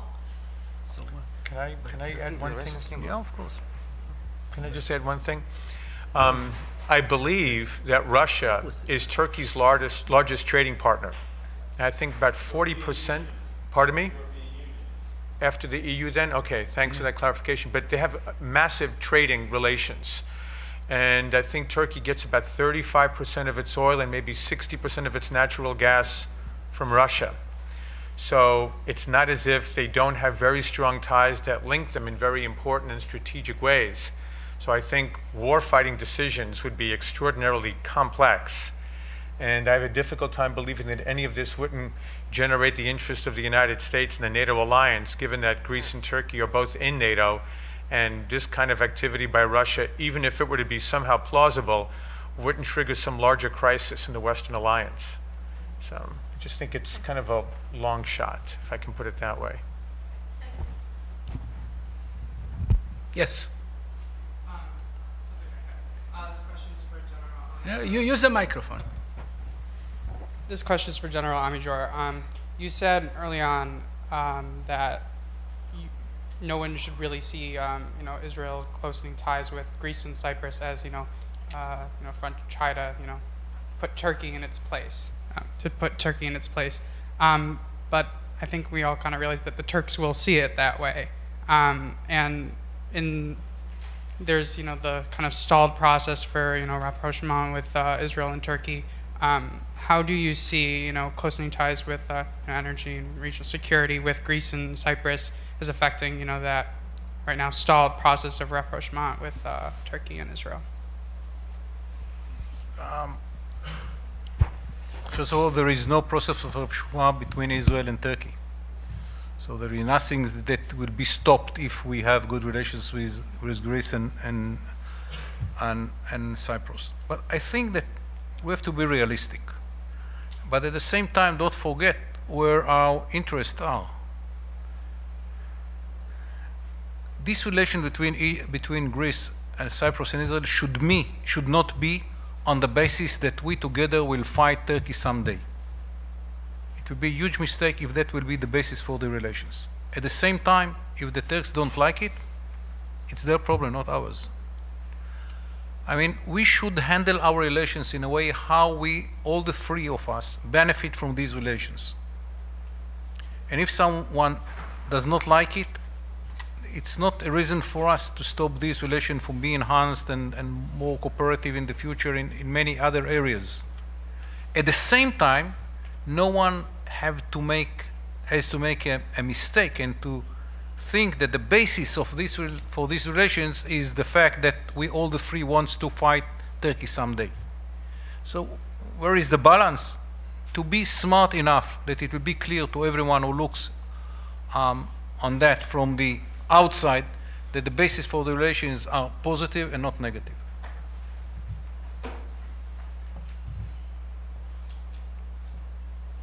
Okay, we convinced everybody. Okay. You want another one? No, he hadn't been. I actually did. I'm just curious if the panel could quickly address whether the current crisis that has a Turkish ship in the Cypriot EEZ is likely to develop into something military, or is it? How serious a crisis is it, or maybe it's not a crisis? It's not a military ship. I'll take one quick stab at it. And predictions are a dangerous business these days. I mean, last year, I don't think any serious analyst predicted that Russia would be in Ukraine or that we would see the dissolution of Syrian and Iraqi sovereignty by a radical Islamist pseudo-state. So dangerous stuff to predict. I don't see a military crisis coming out of this situation. I think this is really Turkey making very clear to Cyprus and anyone who is working with the Cypriots that it is going to be a major player in energy and in naval power projection in the Eastern Mediterranean. It is not going to be contained. When Turkey finds the time is right, it'll withdraw and just move on to more pressing matters. But I think that this could be the first of several such actions over the next several years if they continue to feel that they're being constrained by what they feel are lesser powers. Okay, now, Alan, we'll do it in the break. Well, that's more than half a decade away, Alan. Okay, we thank you to our panelists, and we'll reconvene in 15 minutes. Yes. In fact, why don't we take a shorter break, 10 minutes? Okay. Have drinks at the back. We'll have a round table with many of these members who were talking in 10 minutes. Thank you. Okay. Back for the final set of discussions. This session will be somewhat different. That is, this is what we'll describe as a round table. You can see it's not round, but in theory it is a round table. It's stable. Yeah. And basically what we'll do is that, what I want to do is, we've invited back the moderators from this morning's panel. Also, General Amador and a new member for the panel, Sir Michael Lee, who I will introduce just briefly. You've got his biography, but I want to just recognize, of all things, he started as a teacher at Johns Hopkins University and at the University of Sussex. He is now a consultant and senior advisor to the German Marshall Fund, and has been involved with EU organizations for a number of years. And just very particularly right now, he runs a program at the German Marshall Fund on the implications of gas discoveries in the Eastern Mediterranean. Very important based on our last two panels, for instance. So with that as introduction, what I'd like to do is to call on each of the members of the roundtable to speak, talk about what has been already said today, either in their panels or other panels, and we'll then engage in discussion among them and with you. I've asked each speaker to take no more than 5 minutes just to get the conversation rolling, and then it'll be a roundtable from there. I'd like to call on, first of all, the moderators from this morning, Professor Edelman, and then Aristotle, and then we'll go to the other side of the table. Aaron? Thanks, Tom. Let me just make 4 points, and what I'll do, rather than trying to summarize the incredibly rich discussion that we've had starting at 8:30 this morning, just make 4 points that are sort of takeaways that I'm kind of walking away from today's conversation with. First point, and I'm sorry that Admiral Fago has left, but was the discussion panel in the morning hit very hard on the point of U.S. retrenchment from the region, creating political vacuums, which I absolutely agree with. But I think it was useful, there's the Admiral now, I think it's useful that Admiral Fago pointed out that the United States actually still retains military assets in the region. So the point I want to make is that the perception of retrenchment, which I understand and sympathize with on the part of the countries of the region, and it's certainly true. I mean, the United States has been less engaged over the last 6 years in this region than it has been previously. Like nature, the international system abhors a vacuum, and what happens when a vacuum is created is it gets filled, in my experience, with some very unhealthy elements. That's certainly going on now. But the point is that one has to bear in mind this could well be, a temporary phenomenon for the next 2 years. Steve Sestanovich, in his book Maximalist, points out that there have been several times when people thought the United States was retrenching after Vietnam, at the end of the Cold War, and it actually didn't happen. I mean, it always led to a kind of reassertion of U.S. leadership, and I think that's important to bear in mind. Second, there clearly is a kind of power transition that is going on in the region, and a set of realignments politically. There's a kind of kaleidoscopic quality to this, and it involves both state and non-state actors. And one has to be a little bit careful. John made the point in the previous panel that prediction is very dangerous, particularly in this kind of a volatile environment. If I'd been discussing this a couple of years ago, I would have said one can see an emerging Greek, Cypriot, Israeli axis on one side and a Turkish, Egyptian axis on the other when President Morsi was in power. We still could go back to that kind of set of conflicting alignments, but we haven't. That being said, I think in the future, as we were discussing, some of us were discussing at lunch, if President al-Sisi is successful in stabilizing Egypt, I think you will see Turkey and Egypt emerging as rivals, along with some of the other rivalries that we've discussed. And again, the non-state actor element, particularly Hezbollah, I think is an important factor here. Third, on energy, I know that Greeks, Cypriots, and Israelis are transfixed by all of the energy finds, as well they should be for their own reasons. But I think, as Simon Henderson pointed out this morning, it's very important to remember that in the global scale of things, these are actually relatively smaller finds. My sense is that I would say, first, I agree with John Sidolidis that it's not wise for people to expect that somehow this is going to help ameliorate conflicts. I don't think it's going to solve conflicts. I think you could make a case, for instance, that everyone would be better off if we could resolve the Cyprus conflict, because then all Cypriots could benefit from this, whether they were Turks or Greeks, which would be a good thing for everybody, and it would also help get all this stuff out of the ground and on the market, which would also be good for everybody. But I don't think it's going to solve the conflict itself, and I think trying to use it to solve the conflict would probably, as John suggested, may make matters worse rather than better. I also don't think it's going to be the spark that ignites conflict either, per se. It could certainly contribute to increasing some of the antagonisms and rivalries that are developing. But I do think these things, that is to say the gas and oil platforms out there, are going to become very, very tempting targets should conflicts actually erupt, and very, very tempting targets for a non-state actor like Hezbollah.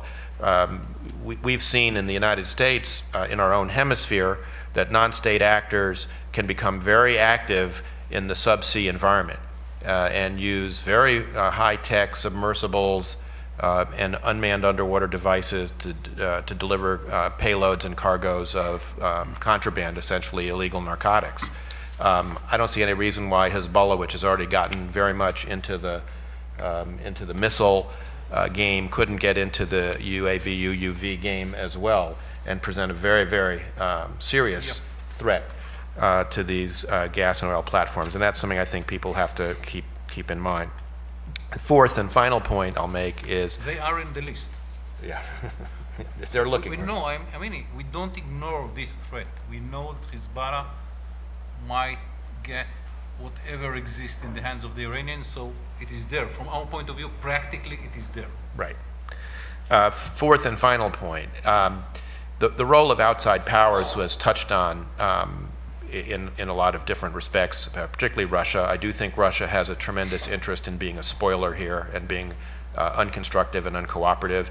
In fact, it really is part of the larger Russian pattern of trying to be unconstructive and uncooperative around the world. So it actually fits very nicely into Putin's playbook. People were talking about the enormous Russian investments in Cyprus. That's a polite term for money laundering, because that's what all of this is. There's just an enormous amount of illicit money going offshore into Cyprus, and it does buy lots of political influence for Russia. Let's not kid ourselves. So that's I think important. The other important thing to bear in mind here is the other outside power that was discussed as a potential influencer here, and a very negative and unconstructive one, is Iran. And we face the prospect now, I think, when one thinks about it, that we could have a multiplicity of nuclear powers outside of the region, but with ties and interests in the region, the United States, Russia, and Iran, backing different actors, or in the case of the United States, having friendly relations with lots of actors in the region who are going to be potentially at cross purposes, in part over energy, but over other existing conflicts as well. And we've tended to ignore the nuclear dimension of these kinds of geopolitical crises in the past, but with Iran, if Iran were to enter the list as a nuclear weapons power, I think it would be harder to do that. Okay. Thank you, Eric. Aristotle? First of all, let me just state the obvious, that I'm really flattered to be on a panel with such esteemed and senior, I wouldn't dare say colleagues, but persons. So that's the obvious point. And let me very briefly acknowledge the several members from the Greek embassy, including the DCM, who are present right now, and of the permanent Greek press members here, stationed here in DC. So thank you very much for making it. I'll begin this roundtable by making 4 basically points. I'm following your lead, 4 points. A theoretical point, because I'm an academic. A pessimistic point, because clearly that's a theme that has emerged from our proceedings. Point about Greece, because I am Greek. And an optimistic point, because, hey, we're in the United States. This is a country where optimism reigns supreme. So, and I'll try to do it in 5 or 6 minutes, and then maybe we'll do some more conversation. Theoretical point. Regions are becoming more important, more consequential. So the concept of a region is becoming a more useful concept and tool of analysis in the international politics of the 21st century. In his latest book, Henry Kissinger, I'll quote him, it's just one sentence, he says, "The contemporary quest for world order will require a coherent strategy to establish a concept of order within the various regions and to relate these regional orders to one another." Recent article in the American Interest, there is no, quote, there is no single global order but diverse regional orders. So let's focus on regions. We're focusing today on the region of the Eastern Mediterranean, and that in itself is not a given. It's a distinct region. It's not the Middle East. It's not Southeastern Europe. It's linked to both, but I think one of the major, almost theoretical arguments of this conference today is that we ought to view the region of the Eastern Mediterranean as a distinct region, and that has both conceptual but also policy implications. Now, two things about this region. One, it has a certain characteristic, and I'll quote two authorities. First is Edward Gibbon in his famous, wonderful book. I actually read it during my military service. He says, he's talking about the Eastern Mediterranean. Yes, well, yeah, exactly, good point. Anyhow, the coast which had, this is what he, well, okay, you have it coming, Ephraim, okay. So, he talks about the Eastern Mediterranean. He says, describes it as the coast which had so long resounded with the world's debate, the debate between Christianity and Islam, which now resounds louder than ever. 18th century Edward Gibbon. Now, 2001, Ephraim Enbar, you're in good company, writing about the same region, and he says the Eastern Mediterranean is already the West's new outer limit. And there's something in this. You talked a little bit about it in your presentation. Eastern Mediterranean right now is where really East meets West, and this is not necessarily something new. Finally, and I'm don't have much time, but obviously it's becoming more significant because of terrorism, because of sectarian disputes, so on and so forth. This is also the pessimistic point now. I turn to that. This, everyone agrees, there's prospects for further instability, for further regional instability. And not just in the Eastern Mediterranean. I was reading, having spent a year at the Remarque Institute, Tony Judt, as he was dying in 2010, he writes this little book and he foresees the future and says, we're, quote unquote, we're entering a time of trouble. And he writes this in 2009, 2010.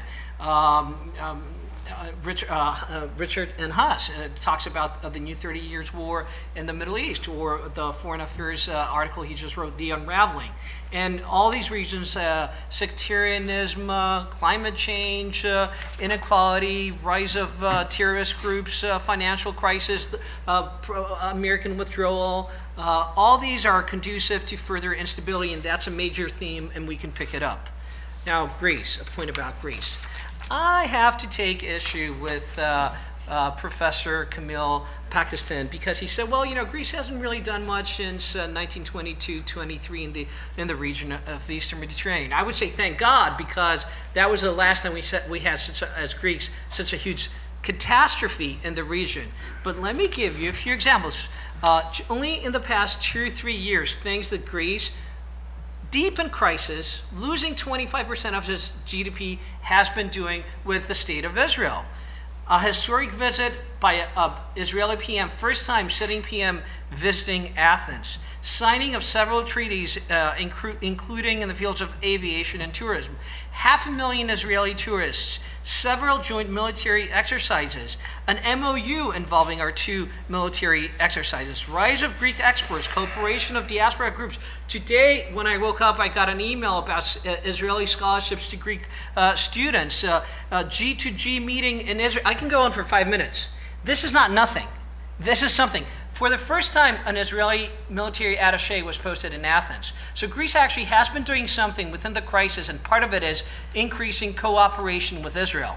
And now comes Egypt. So this is the hopeful part, because I agree with everything that was said, but this is important.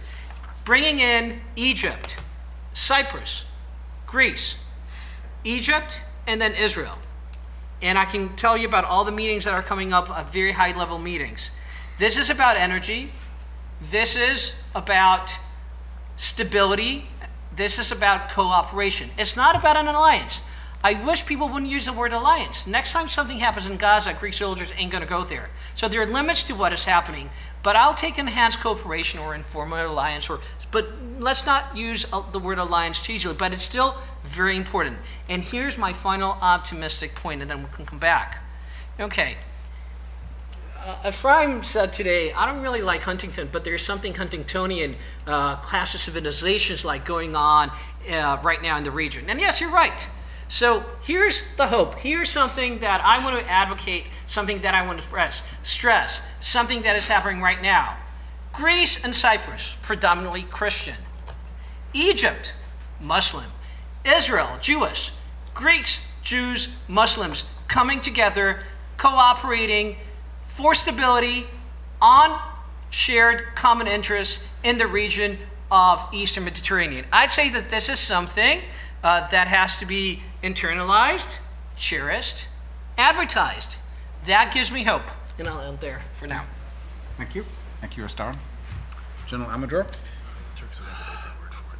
I'm more pessimistic about the area because I think that the changes in the Arab world, which surrounded the Mediterranean all around from the Gibraltar to Turkey, but one non-Muslim, non-Arab country, Israel, is in a transformation period that will take years. And this destabilization is not going to be stopped because of gas, whatever will be found, or because of good relations between Israel and Greek, whatever will be the relations. It is fundamental wave of change that it is even big on America. And even the Americans cannot change the direction of the wave. So we will have to deal in the next generation at least with situation in which destabilization forces will be there, and we will have to deal with those forces knowing that there is no easy solution. It's not a mistake which was done by someone which led to the Arab Spring and the changes in Egypt or the disintegration of Syria.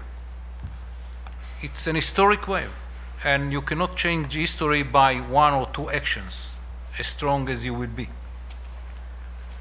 So we will have to adapt our policy to the changing world around us. Around us, I mean around the Mediterranean, and to cope with these radical forces which are there.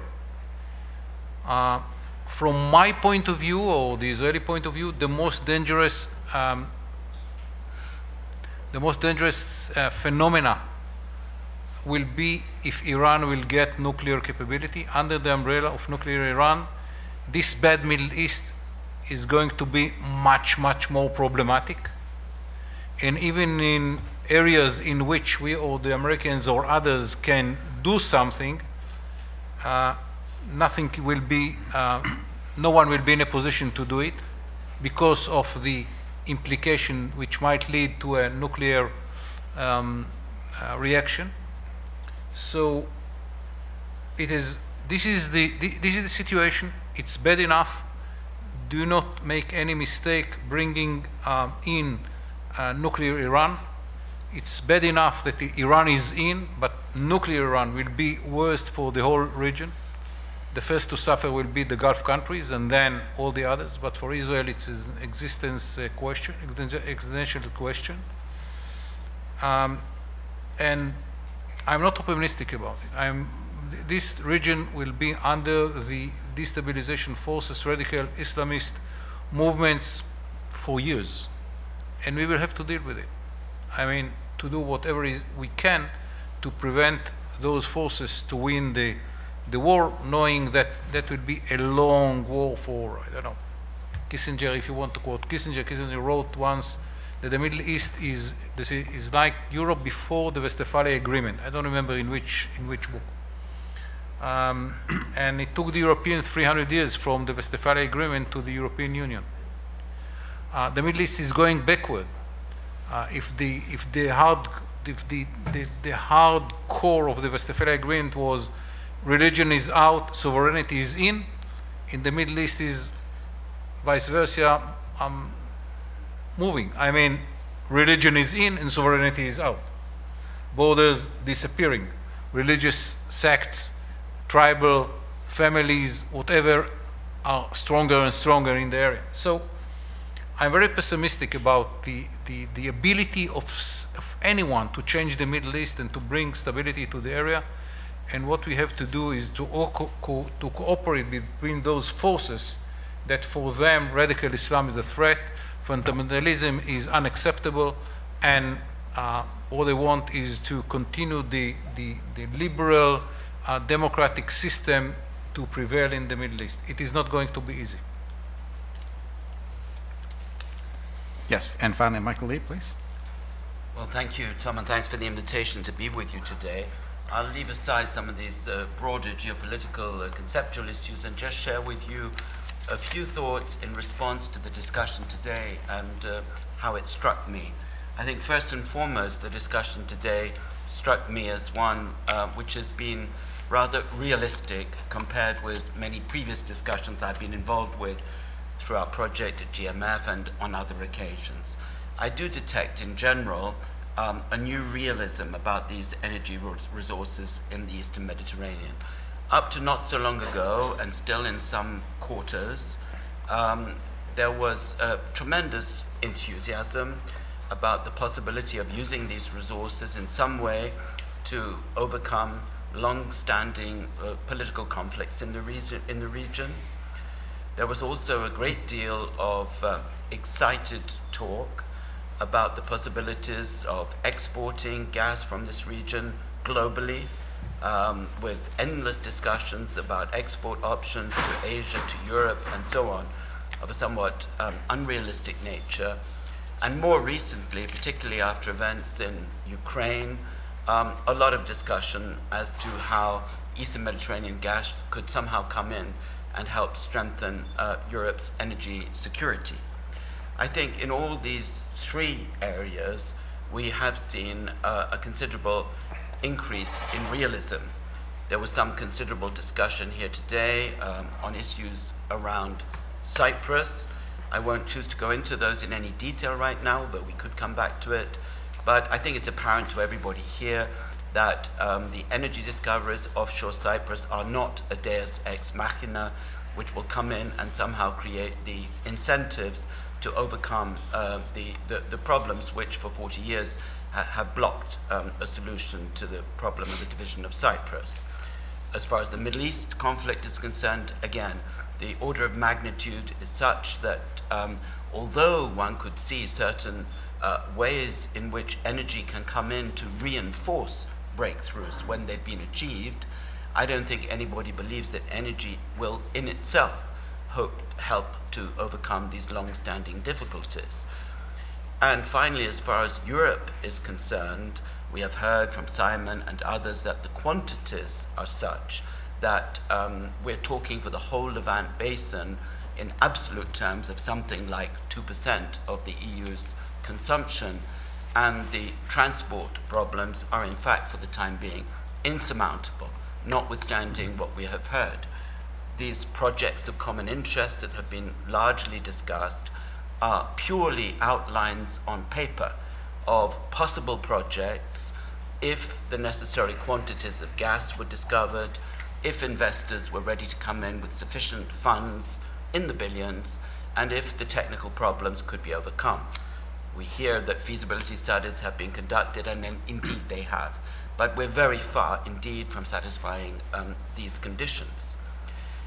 These reasons for feeling that the situation now is rather more sober than had been thought for a long time doesn't mean at all, of course, that these resources are without value. On the contrary, I think they're of inestimable value to Israel, Cyprus, and potentially to other countries in the region. Israel is already feeling very strongly the benefits.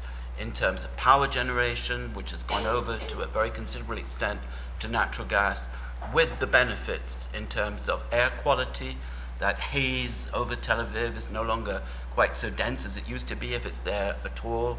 There's certainly benefits in terms of the protection of the environment, the progress that has been made with desalinization, which has virtually solved or is solving the water problem, which years ago people thought could be the main bone of contention in the Middle East in the future, also obviously owes a great deal to the natural gas.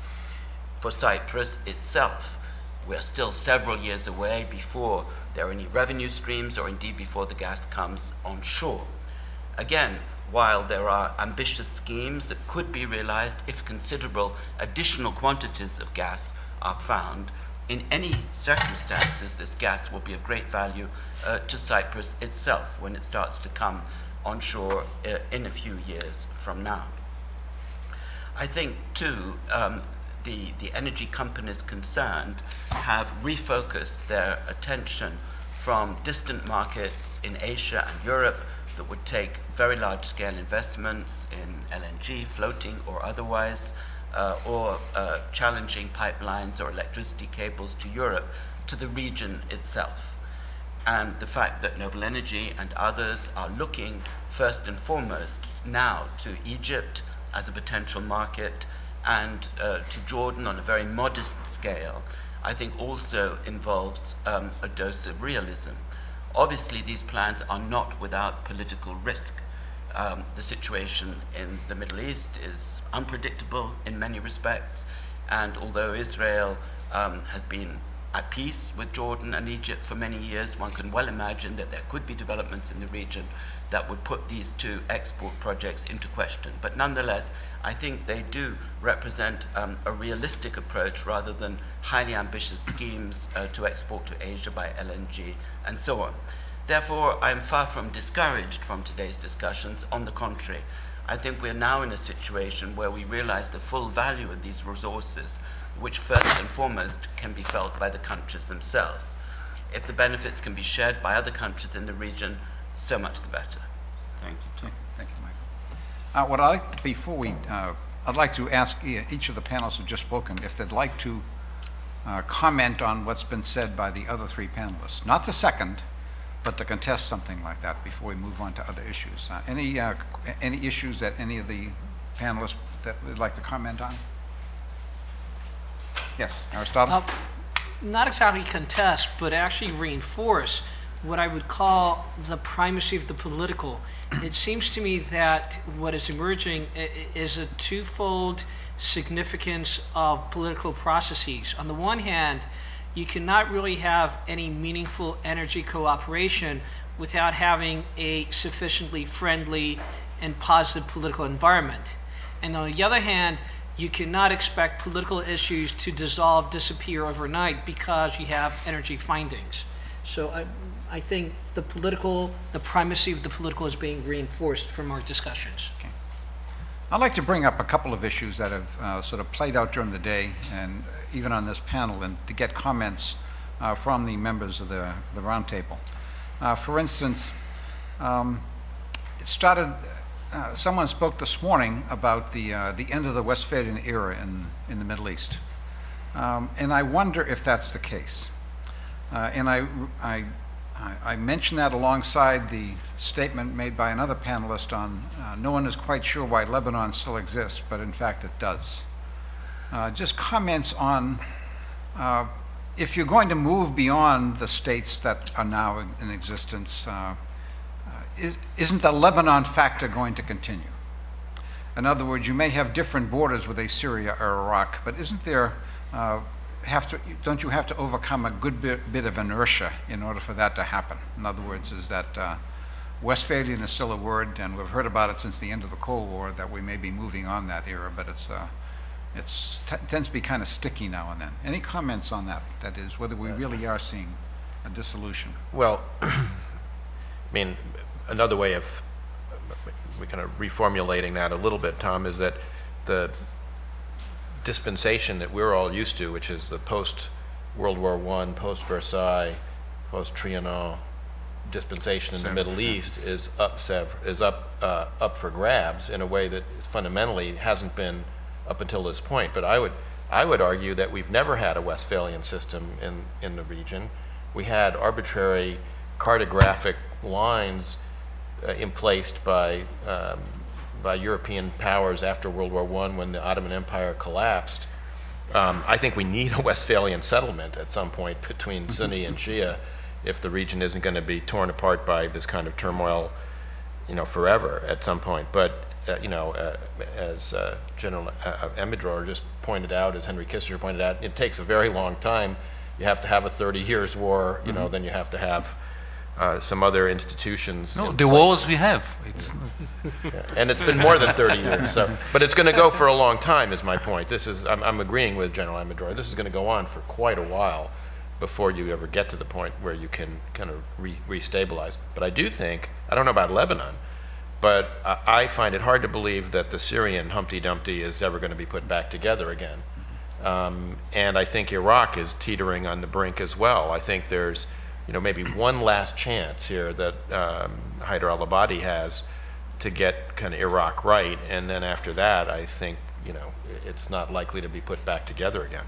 So the option is to have other states, not larger ungoverned territories. In other words, the good news, there may be some emergence of some sort. No, I wasn't. No, please don't confuse me with someone who wants to bring some good news to this conference. I think more likely you're going to get all sorts of ungoverned space and failing or fragmented statelets, not something that looks remotely like a Westphalian solution. Okay. I want to add one remark from. I remember when we used to meet with the Egyptians many years ago, and we spoke about the Middle East from their point of view. It was very interesting. They used to say that in the Middle East there are 4 real countries, states. Egypt, of course, Iran, Turkey, and Israel. So the next natural question was, you didn't mention any other Arab countries. And the answer of the Egyptians 20 years ago was, those are not states, those are families with flags. They understood the Middle East better than us. And what they said about the Middle East is more true today. And in many cases, those are not states. It's something artificial which was built by the colonial forces in the Middle East. The whole idea of a state in the Middle East is something new for the Middle East, for the Muslims in the Middle East. It's against all their tradition. And this is why ISIS is so strong, because the idea of no state by a big caliphate going from the Marrakesh to Bangladesh, this is the basis idea of the Muslim world. We, the Western, didn't want to understand it because it's against all our views and beliefs. But this is the main strong force now in the Middle East, if we like it or not. And the notion of the Egyptians 20 years ago, when they spoke about the Arab world, was a very profound one. Those states are not real states. It's easy to understand and to see in Iraq what is the connection between the Shiites in the south, the Sunnis in the center, and the Kurds in the north. It's ask the Syrians about what will happen in Syria. I remember myself asking a Sunni lady many years ago, what will happen if one day you will win? The answer was, we will walk on blood to our knees. I mean, they understand that it either we or them. So this is why there is no easy solution to the conflict in Syria, because it's understood by both sides. The one who lose everything. And again, look at the Middle East. You know, a week ago, The Economist wrote the revolution is over about Iran. The same day, someone in Iran said it's the first time that we, the Iranians, control 4 Arab capitals. Sana'a, Baghdad, Damascus, and Beirut. So, who is right? The economists, the revolution is over, or the fact that the Iranians, Shiites, control now four capitals in the Arab world, first time in history of the Muslim world? Where is the truth? So, you know, people might think that this is the situation now is artificial one. The war between the sects, the tribes, the religious basis conflicts, and so on and so forth. No, this is the Middle East, at least for the next generation. What will happen after my son's life, I don't know. Michael? I think some of these very recent developments have shaken up ideas about the region in Brussels and in Europe.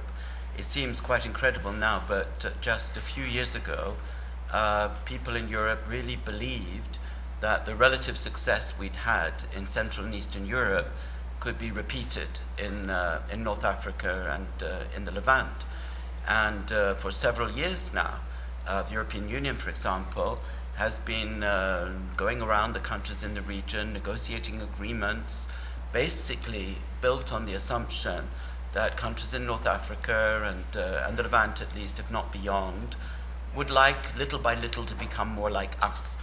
And we could export our model to them, and we could provide them with incentives for reforms, just as we did in Central and Eastern Europe. When the Arab uprisings began after December 2010, the Europeans sort of felt we've been here before. They almost felt the Berlin Wall has fallen a second time, and these countries are now in a path of transition towards something resembling much more closely our type of society. And in a way, Obama's Cairo speech fostered this kind of expectation in a different way here too. But I think what we have seen is something entirely different. And even without going into the complexities of what has been happening with Syria and Iraq, even if we look only at North Africa, the pattern that we are actually seeing is one of, at best, dysfunctional democracy, the risks of state failure, particularly in Libya, a return to authoritarian government in Egypt, which is in fact rather welcomed by many on the grounds of stability. It's never left Algeria, and the kind of democracy we see in Morocco, if it is a democracy, is a heavily qualified form of democracy. So I think we are changing gear now. And one of the tasks of the new foreign policy chief in Brussels, who's just taken office, and of the European countries themselves, is really to reflect how we relate to this region, not on the assumption that they are in transition to basically democratic systems, but rather that we have to deal with them as they are. And we have to try and establish relations based on interests, and where any country does demonstrate a real desire to move ahead, as perhaps some forces do in Tunisia, then we have to be ready to come in and support them. But we really should not have the illusion that from outside we can somehow walk in and impose our vision of democracy. A second issue that has come up again on this panel also was that if we talk about the Greek Cypriot Israel triangle, based at least on part on the energy discoveries,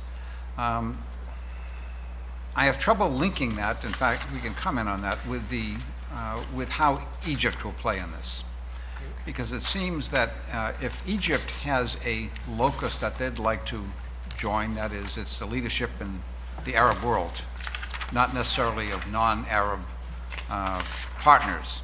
Not that one would prejudice the other. It's just that Egypt would be much more interested in how other Arab states or Arabs would see this alignment. So how realistic is it to see Egypt as a major player in this triangle? Any comments? Sure. Since you started that. Yeah, well, a bunch of comments. First of all, since you're basically talking about potential of Arab reaction, let me tell you that during the years when Greece and Israel decided after 60 years to enhance their cooperation, there were two examples of Arab states showing displeasure. The one example was in September 2010, when Syria recognized the former Yugoslav Republic of Macedonia with its constitutional name, and my research suggests that that was direct payback for Netanyahu's historic visit. I think the Syrian regime has more important things to deal with right now. The only other instance that I have is of Morsi showing displeasure to a high Greek official during a meeting that they had. Again, I think Morsi has bigger problems right now on his plate. And Hamas, of course, to the extent that Hamas is an actor, hated everything. But that's it. That's it. So when Greece and Israel actually were coming together, the reactions from the Arab world were very limited. So that suggests that you can do things, but this doesn't just happen. It has to be sold in a very specific way. You can talk to the Arab states and say that you now have a friend who can be closer to Israel, and so on and so forth. So it's doable. It's doable, and we should not just be afraid, oh, there's going to be this immense Arab reaction, and hence we should not try it. It requires diplomacy, and there are a lot of able diplomats around, and we have a clear precedent. Now, how does Egypt fit in terms of energy? I'd say there are two other things. One is, it's been said many times today, Greece and Cyprus are two states, members of the European Union. I think that one of the things that they're telling right now Al-Sisi is that you'll have someone who's going to promote your interests on a variety of levels in the European Union. I'm not sure whether it's going to happen, but this is, I'm pretty sure, I know this is what is being talked about right now. And then finally, you have the potential, again, I don't know if it's going to happen, but it is, if we talk, if we forgo the huge global ambition and we talk about the region, there are some realities. There's natural gas in Cyprus, not as much as we thought there would be. There's natural gas in Israel, and there are idle LNG facilities already built in Egypt. So it makes sense at the level of planning to see if we can link all these things based on mutual interests. I think that this is actually doable. I've actually seen 3 different plans on how you can do this. Maybe won't be done, but this is, I think, how you can fit Greece, Israel, Cyprus, Israel, and Egypt. Obviously, if Egypt, and then maybe one day somehow Jordan. Obviously, this is not something that Egypt will have to advertise and say, oh no, indirectly now we're coming closer to Israel, but it's something that can very much be done. Let me share 2 more things with you. Someone whom I know a few days ago actually had a meeting with Erdogan. I don't think it was at his new palace, but he told me that Erdogan was livid about Egypt. He just went off talking about Egypt and Al-Sisi. So there's an indication there's something going on there, and it's something to keep in mind. And my last point is that we are about to find out a few more things about what can happen, because on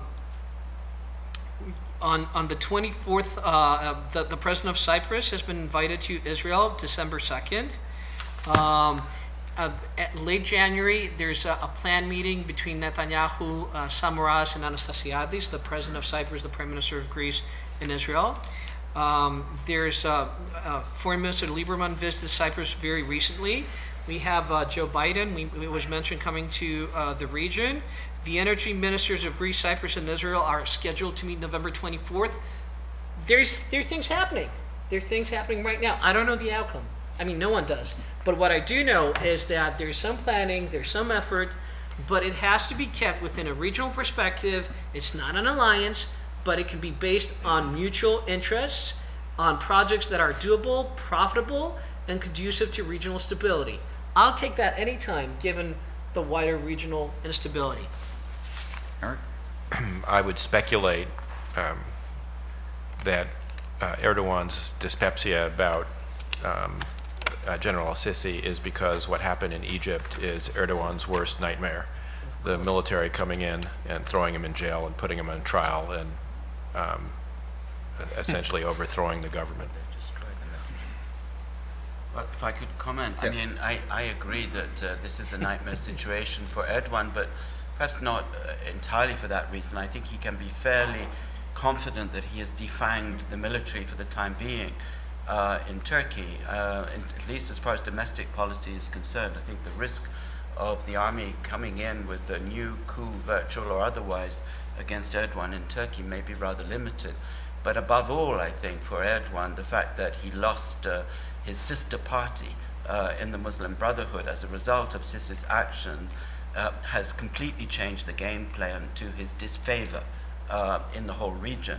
I mean, the flirtation that was taking place previously with Morsi, his desire to visit Gaza, his support for Hamas, all of this has been called seriously into question by what's taken place in Egypt, and I think that must be uppermost in his mind.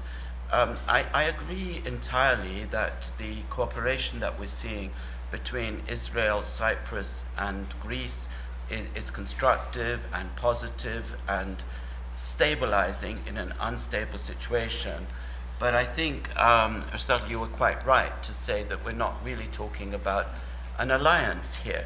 And, you know, we need to remember the standard adages of international relations from our early days in school and in university.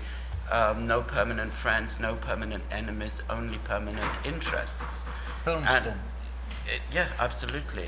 And therefore, you know, I don't think we should take the configuration at any given moment as being permanent. It certainly is a rational response to what has taken place.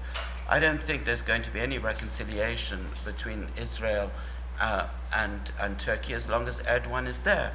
On the other hand, at the level of trade, relations have almost never been more intense than they are today. And we know there are interests at different levels. From a military perspective, I think the Israeli armed forces have been able to compensate themselves to some degree through cooperation with Cyprus and Greece for the lost cooperation that they had previously with Turkey. But I do think we should keep a watchful eye on this and not assume that the alignment of the moment is necessarily a permanent one. Issues from the floor for the roundtable. Tom, could I just respond to some of what Sir Michael just said? I think it's true that the President Erdogan has circumscribed the role of the military considerably during his tenure, and I think, you know, overall that there's a lot of justice in that, because the role of the Turkish military was abnormal in terms of what we would consider normal civil military relations for a very long time. The methods by which he did it, however, I think left a lot to be desired. And therein, I think, lies a difficulty, and also therein, I think, lies one reason why he may be a bit more nervous than you suggest, which is that he is now trying to rally the military to his side in the internal struggle against the so-called parallel state, the Gulenists. But my expectation is there are a lot of long memories for those military officers who spent several years of their lives in Silivri prison as a result of the Balio's cage and other conspiracy cases, and may not be quite so happy to do that. And the coup that most worries historically Erdogan because of its precedent-setting nature is the one in 1960, which was the one that was carried out not by general officers who have been basically tamed, but rather by the junior officers below. He still has to worry about that. Fair enough. Again, items from the floor. Yes, and please wait for a microphone when you're here. I have a feeling that the most important thing for Greece today is an alliance among Greece, Israel, and Cyprus in all fields: political, military, economic, and maritime issues. I made a comment. Yes. Excluding Egypt? I said the most important thing is that this alliance, the alliance between Egypt, Greece, and Cyprus is basically a maritime one, and it's a critical one. And when the delimitation of the exclusive economic zone of Greece Cyprus and Egypt is taking place, then the Barbaros will leave that area and it will go to the corner of Greece, Cyprus, and Egypt maritime area. So in the comment, once again, the direction is that's what Greece's main purpose is, not necessarily Israel or Cyprus. Yes, I said Greece should do this. This is not even a Greek position. It's my position that this is very important for Greece, that alliance of Greece, Israel, and Cyprus. Okay. I think Aristotle, he would certainly agree with that. I'm not sure what the other implications would be. Can I just say something on that, Tom? Because Aristotle and I had a sidebar conversation here about this a moment ago.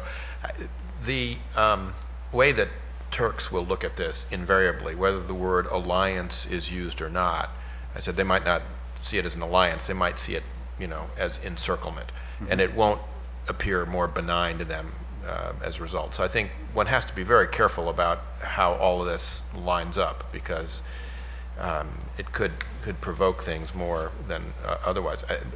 Let me tie it to the discussion that Sir Michael and I were just having. There are many reasons why the Turkish government is investing so much in naval capability right now. One is it's a form of military power that is least threatening to Erdogan's political position, because he does not anticipate that the Navy will carry out a coup against him. That only happens in Argentina. Odessa. Can I actually add something? One of the things, I think when we talk about Greece, Israel, and Cyprus, and possibly Egypt, well, I think there are two questions that commonsensically come to mind. One is it real? Is it for real? And I think there's enough evidence to suggest that it is. And then the second question is, can it last? Which is, again, we just heard it right now. And in reality, the wise people of the United States say that there are only two certainties in life, death and taxes. So is it a certainty? No. But I'll tell you what is interesting. What is interesting is that when you talk to the decision makers intimately involved with all these decisions, there's a sense of urgency. There's a sense that we ought to move faster rather than slower. Have a wider scope rather than a more restricted scope. Try to get as much happen as soon as possible, because I think the thinking behind it is that once you have things on the ground, real connections, real agreements, perhaps pipelines, who knows, then this cooperation, this strong, enhanced cooperation might even have its own raison d'etre, regardless of what happens with Turkey. And this is the feeling that I get. I think that the people involved with this have a sense of urgency, and this sense of urgency has been propelling developments throughout several years now and throughout several configurations of administrations in all the countries involved. I find that very interesting and actually consequential as well. But we don't really know the future. No one does. In the Middle East, even those who know the future don't know the future.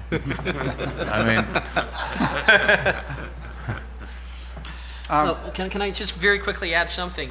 For example, and this last thing, in October 2014, and you can call General Gilaz and ask him, but 30 Israeli F-15 and F-16 fighter planes had a exercise over Cyprus space.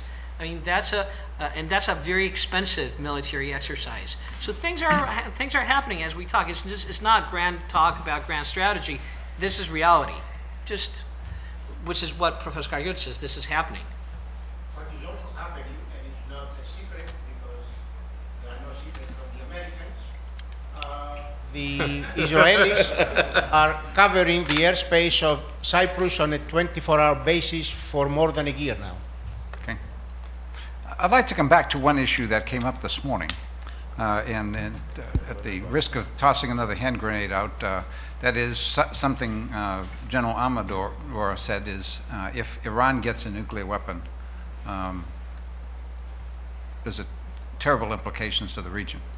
But it was mentioned this morning about how bad that will be. In other words, it'll certainly elicit a reaction, certainly, for instance, by Turkey, and perhaps by Israel. So can we just posit some of the possible outcomes that may react against or prevent this, some of the dire circumstances if Iran does get a nuclear weapon, about if there is going to be a rebalance of power in the region, excluding the outside, the great powers. What are some of the possible realignments that we could see? I don't know about realignments. What will happen, what I think is assessment, no one knows. It's not something that we have intelligence what will be the reaction afterwards. And if it will happen, I hope that the P5+1 will be smart enough not to let it happen, to allow the Iranians to build threshold situation in which they can break out within months. It will be a huge mistake, historical mistake, one of the biggest that can be done in the Middle East. But anyhow, if that will be the situation, assuming that worst come to worst and someone in the P5+1 made a huge mistake and it happened, what we will see immediately is the reaction in Saudi Arabia. Saudi Arabia will immediately will get nuclear bomb because there are more than rumors that they have an agreement with the Pakistanis about it, and they have the missiles that they can put the bombs in. The Egyptians said that it's a strong word, the hint that they might be immediately in line, and I will be very much surprised if in this situation of the Middle East, Turkey will not be there.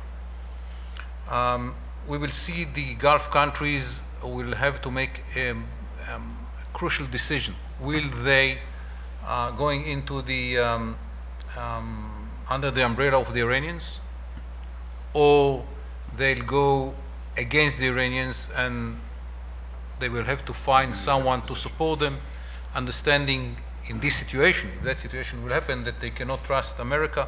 What will be the reaction in the Gulf countries? I really don't know.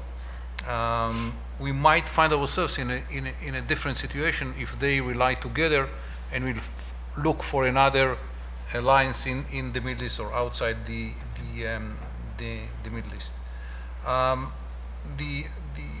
What we will see is NGOs like Hezbollah, Hamas, Islamic Jihad, and others will feel much stronger, and the reaction on the ground will be not immediately, but within a few months or years. That what we will see is them doing things that they were hesitated to do in the past. Under the umbrella, the Iranians will enhance their ability and strength to support or to even to lead terror attempts around the world. They did it in the past from Thailand to Bulgaria, and they will do it again, and in bigger numbers. The same is true about Hezbollah, which will be an independent effort of the Iranians to spread terrorism around the world against Israel. In the case of the Iranians, it's not just against Israel, it will be another against Gulf countries, including Saudi Arabia, and as they did in the past, they will not hesitate to do it in Washington. The question that I don't have an answer to, what will be the meaning for the Sunni extremists like ISIS and Al-Qaeda-like types. I believe that at the end of the day, they'll feel that under such an umbrella, they also have more freedom to maneuver and to act. But this is very far short. I'm not sure that it is true about the extremists of the Sunnis. It's for sure true about the extremists which are financed and supported by the Iranians, Hezbollah, Hamas, and Islamic Jihad. About Israel, I don't want to speak here about Israel. I can say one thing. A bad agreement will not tie the hands of Israel. It's clear for us, it's clear for the Americans, it's clear for everyone, any member of the P5+1. What does it mean? We will have to sit and to make decisions. It is not going to be easy. Okay. Any comments on this topic? Yeah, well, first of all, I agree with most, if not all, of what General Amador just said. let me put a few other points on it. I mean, there have been any number of bipartisan independent commissions that have looked at this question and talked about the dangers of it. One of them, in fact, was the Commission on Combating WMD that Wendy Sherman sat on, the Talent Graham Commission, which reported in 2008, and the Perry Schlesinger Strategic Posture Commission, and any number of other, one that was co-chaired in the Bipartisan Policy Center by Chuck Robb and Senator Dan Coates, all of which have made the same argument, essentially General Amador just did, which I agree with, which is a nuclear Iran is almost certain to set off a cascade of proliferation in the region. I don't think it will happen overnight, but it will happen surely and certainly. If you look at the Gulf countries, you'll get, I think, a split result. Some will try and make an accommodation with Iran, but I think, you know, the UAE is already developing nuclear power. I think they did it, you know, in the best spirit possible. They signed an agreement with the United States, a 123, so-called 123 agreement on nuclear power that was what we call the gold standard. They said, we want nuclear power, we don't want to reprocess, we don't want to enrich, we're not looking for any of that technology, we just want to be able to benefit from the power. It's going to be extremely hard sell for them to buy an agreement that says that Iran gets to keep 4,000 centrifuges or 6,000 or whatever the number ends up being. If they're allowed to have an enrichment capability, the UAE rightly will be asking, why is it that the United States, you know, holds its allies and friends to one standard, but not, you know, an adversary who spent the better part of a decade killing, you know, American men and women in uniform in Iraq, and continues to be the single largest state supporter of terrorism around the world, and only recently was planning to assassinate the Saudi ambassador in Washington. So I think it's going to be a very, very tough sell, and I think General Amador is right. I think you'll get an Egyptian program. I think you'll get a Turkish program. I think you'll have this Saudi situation. I don't think you can rule out that Jordan, which has made some noises about pursuing nuclear power, starts to go. I don't see Jordan doing it. Well, they may feel they benefit from another country's nuclear umbrella. I'm not sure. But the point is, Saudi Arabia, you mean? well, I was thinking of Israel, actually. So I think that I think there are a lot of unusual alignments, you know, going on here. I went to the lecture at the Emirati War College in June, and the first 5 questions I got were all some version of how can we cooperate more closely with Israel, because they have the same strategic predicament we do because of Iran. So the point is, though, if you start getting a number of these states with nuclear weapons, I think there are 2 consequences to that. One is that with very short flight times, with very small arsenals, with everybody having enormous incentives to preempt and go first if it ever gets to that point, you're going to have an inherently very unstable multipolar nuclear balance. We've never had to deal with anything like this before. I mean, we vaguely understood, and not that well, as we've learned after the Cold War, how to manage a bipolar balance of nuclear terror. The idea of being able to do this with 4 or 5 countries living cheek by jowl, 4 minutes flight time from one another, you know, I don't know how that is managed for more than a decade without somebody using one of these things in anger. That's point 1. Point 2 is, you know, some of these governments may be stable for the moment, but might not be stable in the long run. And we worry a lot about, in this country since 9/11, about nuclear terrorism. It's a, you know, very high impact, right now, thank God, low probability event. If you're looking for a path to get there, here it is. Admiral? Sir, if I might make a comment, I couldn't agree with you more. I think basically from deterrence theory, we all assume that those who control or have a nuclear weapon will maintain deterrence as long as the leadership are rational actors. So I could see a situation in Iran where if it were the supreme leader making that decision, probably would make rational decisions. But later on, if it's an Ahmadinejad, which Admiral Mullen used to call the gift that just keeps on giving, because every time he opened his mouth, we got more money in the military, then all bets are off. But I worry more about, less about the balance of power and irrational actors than I do about loose nukes. Because if these things proliferate throughout the number of countries you just talked about, then one of them getting into the hands of a terrorist element that General Amador brought up would be of great concern. And then what do you do about it? How do you find it, and when will they use it? I couldn't agree more. Ephraim? I just want to make one point, that nuclear Iran is the beginning of rollback of American influence in the Middle East. Those countries in the Gulf would not keep the Americans there because they are a provocation for Iran. And I'm not sure the Americans would like to be in a region that it's a strategic nightmare. So if in Washington they think seriously about the importance of parts of the Middle East, they should make every effort to prevent nuclear Iran. And a bad agreement with Iran is equal to the same thing, because this is a message that the locals, the natives, are getting. And don't kid yourselves that extended deterrence, American extended deterrence is credible after 6 years, of this administration. Nobody believes that they are going to do something.